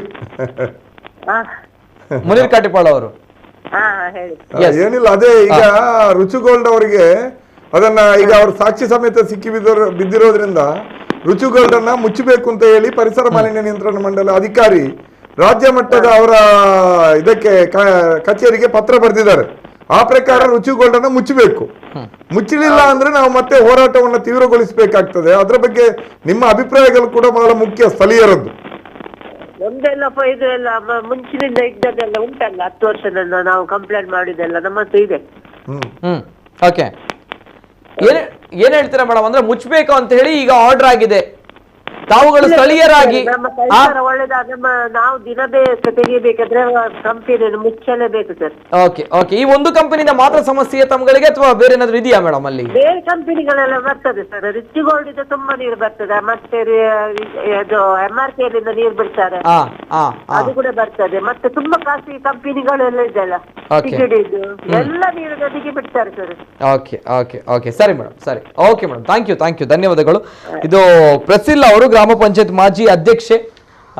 ಬಹಳಷ್ಟು ಸಮಸ್ಯೆಗಳನ್ನ ಎದುರಿಸ್ತಾ ಇದ್ದಾರೆ ಆ ಭಾಗದ ಜನರು ಅನ್ನೋದು ಅವರು ಹೇಳ್ತಾರೆ. 10 ವರ್ಷಗಳ ಹೋರಾಟ, ಆದ್ರೆ ಯಾವುದೂ ಇಲ್ಲ, ಏನೂ ಇಲ್ಲ, ಏನ್ ಸಮಸ್ಯೆಗಳಿಲ್ಲ ಅನ್ನುವಂಥದ್ದು. ಅಂದ್ರೆ ಅಧಿಕಾರಿಗಳ ಕಳ್ಳಾಟ ಯಾವ ರೀತಿ ಇದೆ, ಇಂತಹ ಒಂದು ದೊಡ್ಡ ದೊಡ್ಡ ಕಂಪನಿಗಳು ಬಂದಾಗ ಯಾವ ರೀತಿ ನಮ್ಮ ಅಧಿಕಾರಿಗಳು ಅವ್ರ ಜೊತೆ ಶಾಮೀಲಾಗ್ತಾರೆ ಅನ್ನೋದಕ್ಕೆ ಇದು ನೈಜ ಉದಾಹರಣೆ. ಯಾಕಂದ್ರೆ ಅಲ್ಲಿ ಇಂತಹ ಸಮಸ್ಯೆಗಳು ಇದೆ ಅಂತ ಬಂದಾಗ ಆ ನೀರನ್ನು ತೆಗೆದುಕೊಂಡು ಹೋಗಿ ಟೆಸ್ಟ್ ಮಾಡಿದಾಗ ಏನೂ ಇಲ್ಲ, ಕ್ಲಿಯರ್ ಇದೆ, ಕುಡೀರಿ ಅನ್ನುವಂಥದ್ದು. ಅವ್ರುಗಳು ನೀವು ಕುಡಿಸ್ಬೇಕಾಗಿತ್ತು ತಾವುಗಳು. ಇದು ಇಂತಹ ರಾಕ್ಷಸ ಪ್ರವೃತ್ತಿಯ ಮನೋಸ್ಥಿತಿಯ ಜನರು ನಮ್ಮಲ್ಲಿ ಇದ್ದಾರೆ. ಹಣ ಬರುತ್ತೆ, ಹಣ ಸಿಗುತ್ತೆ ಅಂತ ಬಂದಾಗ ಏನ್ ಬೇಕಾದ್ರೂ ಮಾಡ್ತಾರೆ. ಇಂತಹ ಕೈಗಾರಿಕೆಗಳ ನಮ್ಮ ತುಳುನಾಡಿಗಂತೂ ಒಂದು ಕಿಂಚಿತ್ತು ನಯ ಪೈಸೆ ಲಾಭ ಹೆಚ್ಚಿ ಪನ್ಪೇರ್ ಅಂಚಿನ ಪರಿಸ್ಥಿತಿ ಇಲ್ಲ. ನಮಕ್ ಮಸ್ತ್ ಪ್ರಾಬ್ಲಮ್ ನನಲಾತು ಬರೋದುಂಡಾಯ್ತು ಒಟ್ಟಿಗೆ. ಇಂತಹ ಜನಪ್ರತಿನಿಧಿಗಳು ಕೂಡ ಯಾರು ಕೂಡ ಏನು ಕೂಡ ಮಾತಾಡಲ್ಲ ಅನ್ನೋ ವಿಪರ್ಯಾಸದ ಸಂಗತಿ. ಮತ್ತೊಂದು ಕರೆ ಇದೆ. ಹಲೋ ಸರ್, ನಮಸ್ತೆ. ನಮಸ್ತೆ ಸರ್, ನಮಸ್ತೆ. ಇನ್ನೊಬ್ಬರು ಒಲ್ಪಡ್ದೆ ಸರ್? ಅರುಣ್ ಒಲ್ಪಡ್ದೆ ಸರ್? ಕದ್ರಿ ಹಿಡಿದು. ಎಸ್ ಸರ್, ಪಾತ್ರಲೆ ಸರ್. ಯಾನಕ್ಕೇನು ರುಚಿಗೋಲ್ಡ್ ಕಂಪನಿ ಬಂದ್ ಮಾಡ್ತಂಡ ನಮ್ಮ ತುಳುನಾಡದ ಸಮಸ್ಯೆ ಪ್ರಾಬ್ಲಮ್ ಆಪಣ ಅನ್ಕೇಂದು ಏನೊಂದಿಲ್ಲ. ಓಕೆ, ರುಚಿಗೋಲ್ಡ್ ಕಂಪನಿ ಪಲ್ಲೆ ಇತ್ತ ನಮ್ಮ ಬೆಚ್ಚ ತುಳುನಾಡು ಬೆಚ್ಚ ಅನ್ನುವಂತ MCF MRPL ಹೋರಾಟ ಏತುಮುಟ್ಟ ಆಂಡು ಎಂಚಿರಪುರ ಆಂಡಲ ಲಾಸ್ಟ್ ಅವಿನ ಮೂಲು ಸ್ಥಾಪನೆ ನಾನು ಕರೆಕ್ಟ್ ಅದೇ ಇತ ನಮ್ಮ ಪಡುಬಿದ್ರೆಡ್ ಕುರ್ಜಂಟಿ ನಾಗಾರ್ಜುನ ಇತ ಬೆಚ್ಚ ಬಂದಾಗ ಉಷ್ಣ ವಿದ್ಯುತ್ ಸ್ಥಾವರ ಕರೆಕ್ಟ್ ಅದೇ ಇತ ಉಷ್ಣ ವಿದ್ಯುತ್ ಸ್ಥಾವರ ನಮ್ಮ ಹಾಸನೋಡ್ ಮಲ್ಪೊಡುತ್ತಿನ ದೇವೇಗೌಡ್ರ ಬಾರಿ ಹೋರಾಟ ಮಲ್ಪ ರಿಜೆಕ್ಟ್ ಮಲ್ತೇರು ನಮ್ಮ ತುಳುನಾಡು ಗಾಂಡು ತುಳುನಾಡು ಬಂಡೆ ಇಂಚಿನ ಗೊತ್ತಿಲ್ಲ ಈ ಕಡೆ ಅರಬ್ಬಿ ಸಮುದ್ರ ಆ ಕಡೆ ಪಶ್ಚಿಮ ಘಟ್ಟ 5 ಬೊನ್ನೆ ಧೂಳು ಉಂಡತೆ ಧೂಳು ಅವು ಸರೌಂಡಿಂಗ್ ಅವಂದೇ ಇದೇ ಬರ ಜಾಗನೇ ಇಜ್ಜಿ ನೆಕ್ಸ್ಟ್ ನಮ್ಮ ಎತ್ತಿನ ಹೊಳೆ ಇತಕ ಎತ್ತಿನ ಹೊಳೆ ಟೀನ ಬಂದಾಗ ಎಷ್ಟೋ ಕೋಟಿ ಗಟ್ಟಲೆ ಪಾಡ್ದು ಎತ್ತಿನ ಹೊಳೆಯನ್ನು ಸ್ಟಾರ್ಟ್ ಮಾಡ್ತೀನಿ ಒಂಜಿ ಪಕ್ಷ ಕುಡಂಜಿ ಪಕ್ಷ ಹೋರಾಟ ಮಾಡ್ತಂದು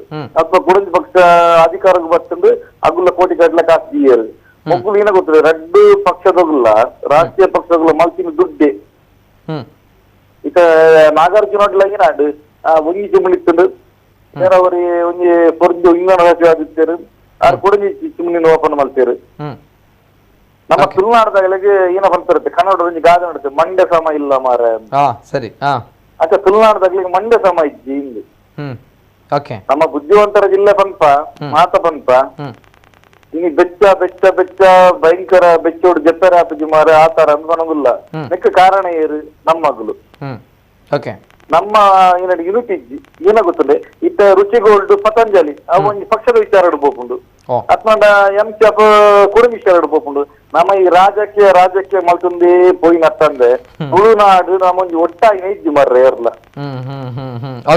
ಅರ್ಥಾಡಿರಿಗೆ ಸರ್ ನೆಟ್ಟಿಲತೆ ರಾಜಕೀಯ ಯಾವುದು ಪಂಪುನೆ ರಾಜಕೀಯ ಮಂಡ ಎಂಜನ ಗೊತ್ತುಂಡೆ ನಮಕ್ ಖಾಲಿ ಅವು ಅಂಚಾಂಡು ಇಂಚಾಂಡು ವಿಷಾತಿ ತುಳುನಾಡದ ಬಗ್ಗೆ ಏತೋ ದೈವ ದೇವಿಯರು ಏತೋ ನಾಗನ ಗುಡಿಕುಲು ಹಿಂದೆ ಗ್ರೂಪ್ ರೋಡ್ ಜಾಗ ಎಕ್ಕವರು ಮಲ್ತೇರು ಜಾಗ ಉರಿದುಂಡವಲು MRPL MCF ಜಾಗ ಏತು ನಮ್ಮ ತುಳುನಾಡದ ಪರಂಪರೆಯನ್ನು ಸಾರಣಂಚಿನ ನಮ್ಮ ಒಂಜಿ ಸಂಸ್ಕೃತಿನ ತೂಕುನಂಚಿನ ದೈವ ದೇವಿಯರು ಭೂತ ಕೋಲ ನಮ್ಮ ತುಳುನಾಡು ಸಂಸ್ಕೃತಿ ಅಪೂರ್ಣ ನಾಶಾಂಡ್ ಇತ್ತ ಮೂಡಬಿದ್ರಿಡ ಅಲ್ಪ ಎಕ್ವೇರ ಸ್ಟಾರ್ಟ್ ಆಗ್ತದೆ ಕೊಲ್ಲೂರು ಅಲ್ಪ ಕಾಂತಾವರ ಬುಧವಾರ ಜನ್ಮಕ್ಷೇತ್ರ ಪಂಡ ಏನ ಗೊತ್ತುಂಡೆ ನಮಕ್ ನಮ್ಮ ತುಳುನಾಡು ಪೂರ ಸಂಸ್ಕೃತಿ ನಮ್ಮ ನೆಲ ಜಲ ನಮ್ಮ ಭಾಷೆ ಪೂರ್ಣ ನಾಶ ಹಾಕೊಂಡು ಇತ್ತ ಬ್ರಹ್ಮ ಹೊರಡದ ಪತ್ತಿನ ಸುಳ್ಯ ಮುಟ್ಟ ನಮ್ಮ ತುಳು ಭಾಷೆ ಆ ಸಂಸ್ಕೃತಿ ಪರಂಪರೆನೇ ನಾಶ ಹಾಕೊಂಡು ಸ್ವಾಮಿ ಯಾರಂತ ಪಕ್ಷಭೇದ ಉಲ್ಲ ಪಾತಿರೋದು ಪತಾಂಜಲಿ ಒಂಜಿ ಬಂದು ಮಾಲ್ತುಂಡ ನಮ್ಮ ಸಮಸ್ಯೆ ಫಾಲೋ ಅಪ್ ಕೇನು ದಾವಣ ನೆಡು ದುಮ್ಮುದಗುಲ್ಲ ಮಲ್ದಿನಿ ಉಂಡೆ ಹೋರಾಟ ಮಲ್ತೀನಿ ಕಾಸು ಮಲ್ತೀನಿ ಏರೇ ಆವಡವು ಸರಿ ಹೋರಾಟಗಾರರು ಪಡು ರಾಜಕಾರಣಿಗಳು ಪಡು ಪಕ್ಷದಗಳು ಪಡು ಆಯಲ್ ಹೆಚ್ಚಿನ ಒಳಗೆ ವೇತ ಕೊಟ್ಟಿದ್ದೀನಿ ಕುಡಂಜಿ ಗವರ್ಮೆಂಟ್ ಒಪ್ಪೋಸ್ ಮಾಡ್ತೀನಿ ಕುಡಂಜಿ ಗವರ್ಮೆಂಟ್ ಮಾಡ್ತೀನಿ ಆಯಲ ಕಾಸಿದೀನಿ ಕೋಟಿ ಗಟ್ಟಲೆ ಬಜೆಟ್ ಇಡು ಅವು ಏನಾಗುತ್ತೆ ಸರ್ ಇಸ್ರೇಲ್ ತಂತ್ರಜ್ಞಾನದ ಮೂಲಕ ನಮ್ಮ ಅರಬ್ಬಿ ಸಮುದ್ರದ ಉಪ್ಪು ನೀರಿನ ಈ ನೀರು ಮಲ್ತದ್ದು ಅಡೆಗೆ ಚಿಕ್ಕಬಳ್ಳಾಪುರ ಬೆಂಗಳೂರು ಕಡಪುರದಿಂದ ಹಾಗೂ ದಿನ ಕೊಂಚ 10 ಸಾರಿ ನೀರು ತೋರಿಸ್ತದೆ ಸರ್ ಪತಂಜಲಿ ಬಂದ್ ಮಂತನ ನೆಕ್ ನ್ಯಾಯತಿ ಕೂಡ ಪತಂಜಲಿದ ಒಂದು ವಿಷಯನ ಪಾತಿರೋದು ಜಿ ಸರಿ ಇಡೀ ನಮ್ಮ ತುಳುನಾಡು ಒರೆಯೋಡುಂದಾಂಡ ತುಳುನಾಡ ಸಂಸ್ಕೃತಿ ಒರೆಯೋಡುಂದಾಂಡ ನಮ್ಮ ತುಳುವೇರು ಒಟ್ಟಾವಡು ಜಾತಿ ಮತ ಭೇದ ಧರ್ಮ ಊಲದ ಅಂತ ಬಂದು ಬರೋದಿಲ್ಲ ಸರ್ ಕರೆಕ್ಟ್ ಪೂರ ರಾಜಕೀಯ ಪ್ರತಿ ಒಂಜಿಲ ರಾಜಕೀಯ ನಮ್ಮ ಸೈತಿ ತುಳುನಾಡಿದೆ ತುಳುವೇರು ಸರ್ ಐತ ಒಟ್ಟಿಗೆ ಐತ ಪತಂಜಲಿ ಮುಚ್ಚಿಂಡ ದಾದಾಪುನು ಪಂಡರಿ ಅತ್ತ ಪತಂಜಲಿ ಒಂಜಿ ಮುಚ್ಚಿಂಡ ಸಮಸ್ಯೆ ಬನವುಜ್ಜಿ ಸ್ವಾಮಿ ಒಂದು ಸಾಧಾರಣ ಎಷ್ಟೋ ವರ್ಷ ಬೈದಿನ ವಿಚಾರ ವೆರಿ ಸಿಂಪಲ್ 10 ವರ್ಷದಿಂದ ಆಯ್ನಂಚಿನ ಹೋರಾಟ ತುಲೆ ಮುಕ್ಕಲ್ 10 ವರ್ಷದಿಂದ ಹೋರಾಟ ಮಾಡಿನ ಕುಳ್ಳೆ ರೆಂಕಲ ಜೋಡು ಸಕ್ಸಸ್ ಆವಡ್ ಯಾನಂಜಿ ಬಂದ್ಬಿಟ್ಟು ಐತ ಒಂಜಿ ಮುಖಾಂತರ ರಾಜಕೀಯ ದಾಂತೆ ಬೇಟದಾಲ ದುರುದ್ದೇಶ ದಾಂತೆ ಐತ ಒಂಜಿ ವಿಷಯ ಬೇಟೆಗಳ ಪೂರ ಸಮಸ್ಯೆಗೆ ಸಾಲ್ವ್ ಸಿಕ್ಕರ್ದು ಬನವುಲ್ಲ 100% ಸರ್ ಬೇತಕ್ಲೆಗೆ ಬೆಚ್ಚ ಮುಟ್ಟುಡು ಸರ್ ಎಂಗೆ ಗೊತ್ತಿನ ಅಪಗ ಬೇತಕ್ಲೆಗೆ ಬೆಚ್ಚ ಮುಟ್ಟುಡು ಆಟೋಮೆಟಿಕಲಿ ಬೇತಕ್ಲೆ ಬೆಚ್ಚ ಮುಟ್ಟುಡು ಅಪಗ ಶುದ್ಧೀಕರಣ ಆಕಿನ ಆದು ಹೋತನು ಸರ್ ಒಂಜಿಂದೆ ಒಂಜಿ ಹಂತ ಅಂದುಪ್ಪಡು ಅವನ್ ದಾಟ್ ಹೋಯ್ಬೇಕು ಅವನ್ ಏರೆಗಳ ಕಂಟ್ರೋಲ್ ಮಾಡ್ತಾರೆ ಆಪಂಜಿ ಸ್ವಾಮಿ ಓವೇನ್ ಸರ್ ಈತ ಈರೊಂಜಿ ವಿಷಯ ಬಂತ ಈರ್ ಅಲ್ಪ ಪಣಂಬೂರ್ದ ಅಲ್ಪ ಪೋಪನಗ ಬೆಚ್ಚ ಹೆಚ್ಚು ಉಂಟು MRPL MCF ಪುಡ್ಕುಲು ಏನ ಪುರ ಉಂಟು ಪಡುದು ಅಜಡ ಇಂಚಿನ ಹೋರಾಟಕ್ಕೆ ಬೆಲೆನೇ ಇಜ್ಜಿನ ಪನ್ಪರ ಇರು ಅತ್ತು ನಮ್ಮ ತುಳುವೇರು ಒಟ್ಟಾಪಿನ ಇಜ್ಜಿ ತುಳುವೇರು ಒಟ್ಟಾಪಿನ ದಾದ ಬರ್ಬಿಡು ತುಳುವೇರು ಒಟ್ಟಾವಣ ಬಲ್ಲೆ ಯಾನಂಗೆ ಎಲ್ಲೇ ಉದಾಹರಣೆ ಬರ್ತದೆ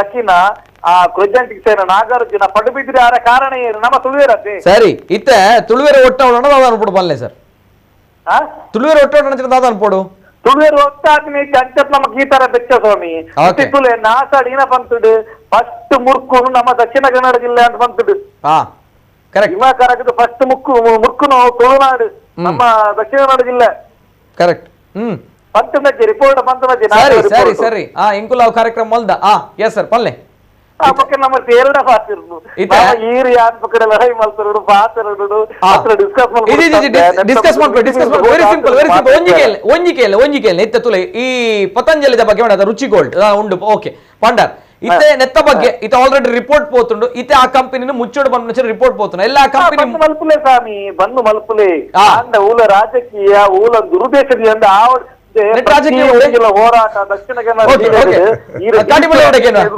ಹೋರಾಟ ಆಗ್ತದೆ ವೈಕಲ ಒಂಜಿ ಫುಲ್ ಸ್ಟಾಪ್ ಸಿಗ್ತದ ಏನ್ ಹೇಳ್ತೀರಾ ಮುನೀರ್ ಅವರೇ? ಇಲ್ಲ ಒಂದು ಜನರಿಗೆ ಈ ಎಲ್ಲ ನೋಡಿ ನೋಡಿ ನೋಡಿ ಜನರಲ್ಲಿ ಒಂದು ರೀತಿಯ ಸಿನಿಕತನ ಬಂದಿದೆ. ಆ ಸಿನಿಕತನದಿಂದ ಕೆಲವು ಸಲ ಈ ರೀತಿಯಾಗಿ ಕೆಲವು ನಕಾರಾತ್ಮಕವಾಗಿ ಕೂಡ ಮಾತಾಡೋದಿದೆ. ಅದು ಜನರ ತಪ್ಪು ಅಂತ ನಾನು ನಕಾರಾತ್ಮಕವಾಗಿ ಮಾತಾಡ್ತಾ ಇಲ್ಲ, ನಕಾರಾತ್ಮಕವಾಗಿ ಮಾತಾಡ್ತಾ ಇಲ್ಲ. ಇಂದಿನ ಹೋರಾಟಗಳು ಏನಿದೆ, ನಾನೊಂದು ಏನ್ ಹೇಳ್ತೇನೆ, ನಿಮ್ಮ ಕರೆಕ್ಟ್ ನ್ಯಾಯಯುತವಾಗಿದ್ರೆ ಈ ರುಚಿಗೋಲ್ಡ್ ಎಲ್ಲ ಹೋರಾಟಗಳಿಗೆ ಸ್ಫೂರ್ತಿಯಾಗಿ ಅಂತ ಶುಭ ಹಾರೈಕೆ ಮಾಡ್ತಾ ಇದ್ದೇನೆ. ಯಾಕೆಂದ್ರೆ ನನ್ನ ಕಾಳಜಿ ತುಳುನಾಡು ಉರಿಬೇಕು, ತುಳುನಾಡ ಸಂಸ್ಕೃತಿಗೆ ಉರಿಬೇಕು. ನಮ್ಮ ವೀರ ಪುರುಷರ ಎಷ್ಟೋ ಇದುಂಟು. ಈಗ ಕೋಟಿ ಚೆನ್ನೈಯವರು, ಕಾಂತಾಪುರ ಉದಾರೆ, ದೇವಪುಂಜ ಅಂತ ಪ್ರಸಿದ್ಧ ಸ್ಥಳಗಳು ಉಳಿಬೇಕು. ಎಕ್ವೈರ್ಮೆಂಟ್ ಆಗಿ ಈ ಲ್ಯಾಂಡ್ ಮಾಫಿಯಾ ರಾಜಕಾರಣಿಗಳಿಗೆ ನಾವು ಆಹುತಿ ಆಗಬಾರದು ತುಳುನಾಡಿನವರು ಅಂತ ಹೇಳ್ತಾ ಇದ್ದೇನೆ ಸ್ವಾಮಿ. ಓಕೆ ಸರ್, ಸರಿ, ಥ್ಯಾಂಕ್ ಯು, ಧನ್ಯವಾದಗಳು ಸರ್. ಏನ್ ಹೇಳ್ತೀರಾ ಸರ್, ಈ ಒಂದು ಹೋರಾಟದಿಂದ ಬದಲಾವಣೆ ಆಗುತ್ತಾ? ಒಂದು ಈಗ ನಾವೀಗ ಇವರು ನೋಟಿಸ್ ಕಳಿಸಿದ ತಕ್ಷಣ, ಶಿಫಾರಸು ಮಾಡಿದ ತಕ್ಷಣ ರುಚಿಗೋಲ್ಡ್ ಇಲ್ಲಿಂದ ಜಾಗ ಖಾಲಿ ಮಾಡ್ಕೊಂಡು ಹೋಗೋದಿಲ್ಲ. ಅದಕ್ಕೆ ಸಂಬಂಧಪಟ್ಟು ಅವರೆಲ್ಲವನ್ನ ಸರಿ ಮಾಡಿಕೊಂಡು ನೀವು ಮತ್ತೆ ದಂಡ ಕಟ್ಟಿ ಓಪನ್ ಮಾಡಬಹುದು, ಅಥವಾ ದಂಡ ಕಟ್ಟಿದ್ರೆ ನಾವು ಸರಿಪಡಿಸಿದ್ರೆ ನಾವು ನಿಮ್ಮನ್ನ ಕ್ಲೋಸ್ ಮಾಡೋದ್ರಿಂದ ಏನೋ ಮಾಡ್ತಾರೆ. ಯಾಕಂದ್ರೆ ಈ ಪತಂಜಲಿ ಎಲ್ಲ ಸಾಮಾನ್ಯ ಕಂಪನಿ ಅಲ್ಲ, ಅವರ ಶಕ್ತಿ ಸಾಮರ್ಥ್ಯ ಅರಿವಿದೆ. ಮಾತಾಡಿದ್ರೆ ಅದು ಇನ್ನು ಜನ ಅದನ್ನ ಇನ್ನೊಂದು ರೀತಿಯಲ್ಲಿ ತಗೊಳ್ಳುವಂತ ಒಂದು ಸ್ಥಿತಿ ಕೂಡ ನಮ್ಮಲ್ಲಿ ಇದೆ. ಅದರಿಂದಾಗಿ ಅವರೆಲ್ಲ ಅಷ್ಟು ಪ್ರಭಾವಿಗಳಾಗಿರೋದ್ರಿಂದ ಮುಚ್ಚುವಂತ, ನಾನಂತೂ ಅದನ್ನ ಅಷ್ಟು ಸುಲಭದಲ್ಲಿ ಇವರೆಲ್ಲ ಬೀಗ ಹಾಕ್ತಾರೆ ಅಂತ ನಾನೇನು ಭಾವಿಸೋದಿಲ್ಲ. ಆದ್ರೆ ಇವರನ್ನು ಒಂದಿಷ್ಟು ದಿನ ಆದ್ರೂ ಕೂಡ ಬೀಗ ಹಾಕಿ ಅವರ ಆಗಿರುವಂತಹ ತಪ್ಪುಗಳಿಗೆಲ್ಲ ದಂಡ ಕಟ್ಟಿಸಿ ಅವರು ಸರಿಪಡಿಸಿಕೊಂಡು ಕೈಗಾರಿಕೆಯನ್ನ ನಡೆಸುವಂತ ಆದ್ರೆ ಅದು ಬೇರೆ ಕಂಪನಿಗಳಿಗೆ ಒಂದು ಬಲವಾದಂತ ಎಚ್ಚರಿಕೆಯನ್ನು ಕೊಡ್ತದೆ. ಮತ್ತೆ ನಾವು ಎಲ್ಲಿಯೂ ಕೂಡ ಪತಂಜಲಿ ಒಂದೇ ಇದನ್ನ ಮಾಡ್ತಾ ಅಂತ ಹೇಳ್ತಾ ಇಲ್ಲ, ತುಂಬಾ ಕೈಗಾರಿಕೆಗಳು ಅದನ್ನ ಮಾಡ್ತಾ ಇದೆ. ಅದರಿಂದಾಗಿ ಅವರೆಲ್ಲರ ಮೇಲೆ ಕೂಡ ಕ್ರಮ ಆಗ್ಬೇಕು. ಆ ಕ್ರಮ ಆಗ್ಲಿಕ್ಕೆ ಸಂಬಂಧಪಟ್ಟು ಸರಿಯಾದಂತಹ ಒಂದು ತಂಡವನ್ನ ಜಿಲ್ಲಾಡಳಿತ ಅಥವಾ ರಾಜ್ಯ ಸರ್ಕಾರ, ರಾಜ್ಯದ ಪರಿಸರ ಮಾಲಿನ್ಯ ನಿಯಂತ್ರಣ ಮಂಡಳಿ ಕಚೇರಿಯ ಒಂದು ಸ್ಪೆಷಲ್ ಟೀಮ್ ಅನ್ನ ಮಾಡಿಕೊಂಡು ಅದರಲ್ಲಿ ದಕ್ಷಿಣ ಕನ್ನಡ ಜಿಲ್ಲೆಯ ಎಕ್ಸ್ಪರ್ಟ್ ಗಳನ್ನು ಕೂಡ ಹಾಕಿ, ಇಲ್ಲೂ ಕೂಡ ಬೇಕಾದಷ್ಟು ಎಕ್ಸ್ಪರ್ಟ್ಸ್ ಗಳಿದ್ದಾರೆ, ಖಾಸಗಿ ಎಕ್ಸ್ಪರ್ಟ್ಸ್ ಗಳು, ಅವರನ್ನ ಹಾಕಿ ಇದನ್ನೆಲ್ಲ ಪರಿಶೀಲನೆ ಮಾಡಿಕೊಂಡು ನಮ್ಮ ಜೀವನದಿಯನ್ನು ಉಳಿಸುವಂತಹ, ನಮ್ಮ ಪರಿಸರವನ್ನು ಉಳಿಸುವಂತ ಕೆಲಸವನ್ನು ಮಾಡಬೇಕು. ಯಾಕೆಂದ್ರೆ MRPL ಮೇಲೆ 8 ವರ್ಷಗಳಿಂದ ನಾವು ಇದೇ ರೀತಿ ದೊಡ್ಡ ಹೋರಾಟ ಮಾಡಿ ಗೆದ್ದಾಗ 6 ಅಂಶಗಳ ಆದೇಶ ಕೊಟ್ಟಿದ್ರು. 6ನೇ ಅಂಶ ಗ್ರೀನ್ ಬೆಲ್ಟ್ ಮಾಡೋದು, 27 ಎಕರೆಯಲ್ಲಿ ಗ್ರೀನ್ ಬೆಲ್ಟ್ ಮಾಡೋದು. ಅದನ್ನು ಇನ್ನೂ ಕೂಡ MRPL ಮಾಡದೆ ಆಟ ಆಡಿಸ್ತಾ ಇದ್ದಾರೆ. ಗೆಜೆಟ್ ನೋಟಿಫಿಕೇಶನ್ ಆಗಿಯೂ ಕೂಡ ಅದು ಕೂಡ ಒಂದು ಸರ್ಕಾರಿ ಸಂಸ್ಥೆ, ಮತ್ತೆ ಖಾಸಗಿ ಅವರು ಎಷ್ಟು ಮಾಡಬಲ್ಲರು ಅನ್ನುವಂತ ಪ್ರಶ್ನೆ ಇದೆ. ನಾವ್ ಹೇಳುವಂತದ್ದು ಇದೊಂದು ಪಾಠ ಆಗ್ಬೇಕು, ಮತ್ತೆ ಜನ ಇದರಿಂದ ಎಚ್ಚೆತ್ತು ಇನ್ನಷ್ಟು ಬಲವಾದಂತ ಹೋರಾಟಗಳನ್ನ ಮಾಡಬೇಕು, ಆವಾಗ ಇವರೊಂದು ಕಂಟ್ರೋಲ್ಗೆ ಬರ್ತಾರೆ ಅಂತ. ಮತ್ತೆ ಇನ್ನೊಂದು, ನಾವು ಕೈಗಾರಿಕೆಗಳ ವಿರೋಧಿ ಅಲ್ಲ. ದಕ್ಷಿಣ ಕನ್ನಡ ಜಿಲ್ಲೆಯಲ್ಲಿ ಕೈಗಾರಿಕೆಗಳೇ ಬೇಡ, ನಾವು ಮತ್ತೆ ಬೆನ್ನಿ ಮಾಡಿ ಅಕ್ಕಿ ಬೆಳೆದು ಬದುಕು ಸಾಗಿಸಿ ಬೀಡಿ ಕಟ್ಕೊಂಡು ಅಂತ ಅನ್ನುವಂತ ಸ್ಥಿತಿ ಇಲ್ಲ ಈಗ.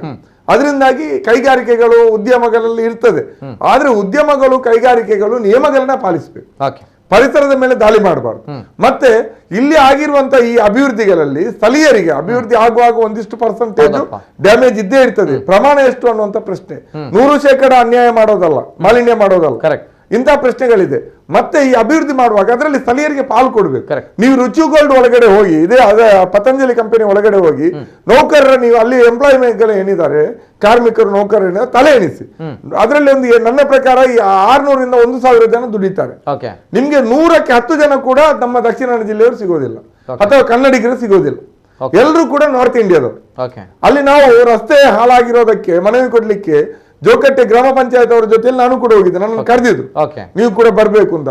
ಅಲ್ಲಿ ಹೋದ್ರೆ ಕನ್ನಡದಲ್ಲಿ ಮಾತಾಡ್ಲಿಕ್ಕೆ ಜನ ಇಲ್ಲ, ಹಿಂದಿಯಲ್ಲೇ ಅಧಿಕಾರಿಗಳು. ಓಕೆ ಕೆಲಸ ಸ್ಥಳೀಯ ಕಾರ್ಮಿಕ ಕೆಲಸಗಳು ಕೂಡ ನಾರ್ತಿನಿಂದ ಜನರನ್ನ ಕರ್ಕೊಂಡ್ ಬರ್ತಾರೆ. 100ರಲ್ಲಿ 10 ಜನರಿಗೆ ಕೂಡ ಸ್ಥಳೀಯರಿಗೆ ಉದ್ಯೋಗ ಇಲ್ಲ. ಇದು ಒಂದು ರುಚಿಗೋಲ್ಡ್ನ ಅಥವಾ ಪತಂಜಲಿಯ ಹಣೆಬರ ಅಲ್ಲ. ಅಲ್ಲಿರುವಂತ ಎಲ್ಲಾ ಕೈಗಾರಿಕೆಗಳು SEZ ನಿಂದ ಹಿಡಿದು MRPL ವರೆಗೆ, MRPL ಅಲ್ಲಿ ಅವತ್ತು ನೇಮಕಾತಿಯಲ್ಲಿ ಮೋಸ ಮಾಡಿದ್ರು, ಇವತ್ತು ಮತ್ತೆ 50 ಉದ್ಯೋಗಗಳಿಗೆ ಅರ್ಜಿ ಆಹ್ವಾನ ಮಾಡಿದರೆ ಮತ್ತೆ ರಿಸರ್ವೇಶನ್ ಇಟ್ಟಿಲ್ಲ. ಇಂತಹ ಸಮಸ್ಯೆಗಳಿದೆ. ನಾವ್ ಹೇಳುವಂತದ್ದು ಇದೆಲ್ಲವನ್ನು ಒಟ್ಟಾಗಿ ಮಾತಾಡಬೇಕು ಅಂತ. ಬಹುಶಃ ರುಚಿಗೋಲ್ಡ್ನ ಒಳಗಡೆ ಲೋಕಲ್ ಹುಡುಗರು ಕೆಲಸಕ್ಕೆ ಇದ್ದಿದ್ರೆ ಈ ರೀತಿಯಲ್ಲಿ ನೀರಾರಿಸ್ಲಿಕ್ಕೆ ಅವರಿಗೆ ಧೈರ್ಯ ಬರ್ತಾ ಇರ್ಲಿಲ್ಲ. ಒಂದು ರೀತಿಯಾದಂತ ವಿಷಯಗಳು ಯಾವತ್ತೂ ಹೊರಗಡೆ ಬರ್ತಾ ಇತ್ತು. ಈ ರೀತಿ ಸ್ಥಳೀಯರನ್ನ ಹೊರಗಡೆ ಹೊರದ್ರ ಹಿಂದೆ ಈ ಒಂದು ಹುನ್ನಾರ ಕೂಡ ಇದೆ. ಒಳಗಡೆ ನಡೆಯುವಂತ ಯಾವುದೇ ಅನ್ಯಾಯಗಳು ಕೂಡ ಸ್ಥಳೀಯರ ಗಮನಕ್ಕೆ ಬರಬಾರ್ದು ಅಂತ. ಅದರಿಂದಾಗಿ ನಾವು ಹೇಳುವಂತಹದ್ದು ಕೈಗಾರಿಕೆಗಳು ಈಗ ಬಾಧ್ಯತೆ ಬೇಕಾದಷ್ಟಾಯ್ತು, ಇನ್ನು ಹೊಸ ಕೈಗಾರಿಕೆಗಳು ಬೇಡ. ಬರೋದಾದ್ರೂ ಕೂಡ ಪರಿಸರ ಸಹ್ಯವಾದ ಕೈಗಾರಿಕೆಗಳನ್ನ ತನ್ನಿ ಮತ್ತು ಈ ಕೈಗಾರಿಕೆಗಳಲ್ಲಿ ಸ್ಥಳೀಯರಿಗೆ ಉದ್ಯೋಗ ಕೊಡಿ. ಆವಾಗ ಅವರೊಂದಿಷ್ಟು ಎಚ್ಚರದಲ್ಲಿ ಇರ್ತಾರೆ. ಮತ್ತು ಪರಿಸರ ಮಾಲಿನ್ಯ ಮಾಡ್ಲಿಕ್ಕೆ ಅವಕಾಶಗಳನ್ನ ಕೊಡಬೇಡಿ, ನಿಯಮಬದ್ಧವಾಗಿ ನಡೆಸಿ, ಸರಿಯಾದಂತ ETP ಪ್ಲಾಂಟ್ಗಳನ್ನ ಹಾಕಿ, ಸರಿಯಾಗಿ ತ್ಯಾಜ್ಯವನ್ನು ಶುದ್ಧೀಕರಣ ಮಾಡಿ, ಸರಿಯಾಗಿ ಅದನ್ನ ನೀವು ಡಿಸ್ಪ್ಯಾಚ್ ಮಾಡಿ. ಆವಾಗ ಇಂತಹ ಸಮಸ್ಯೆಗಳು ಬರೋದಿಲ್ಲ. ನೀವು ಎಲ್ಲಾ ತ್ಯಾಜ್ಯವನ್ನು ನೇರವಾಗಿ ನದಿಗೆ ಬಿಡ್ತೀರಿ ಅಂತಾದ್ರೆ ಅದನ್ನು ನೋಡ್ಕೊಂಡು ಅಧಿಕಾರಿಗಳು ಕಣ್ಣು ಮುಚ್ಚಿ ಕೂರ್ತಾರಂತಾದ್ರೆ ನಾವೇನ್ ಮಾಡ್ಬೇಕು? ಹೋರಾಟ ಮಾಡದೆ. ಅದು ಕೂಡ ಒಂದು ಕಂಪನಿಯನ್ನ ಪತ್ತೆ ಹಚ್ಚಲಿಕ್ಕೆ ನಮ್ಗೆ 10 ವರ್ಷ ಆಯ್ತು.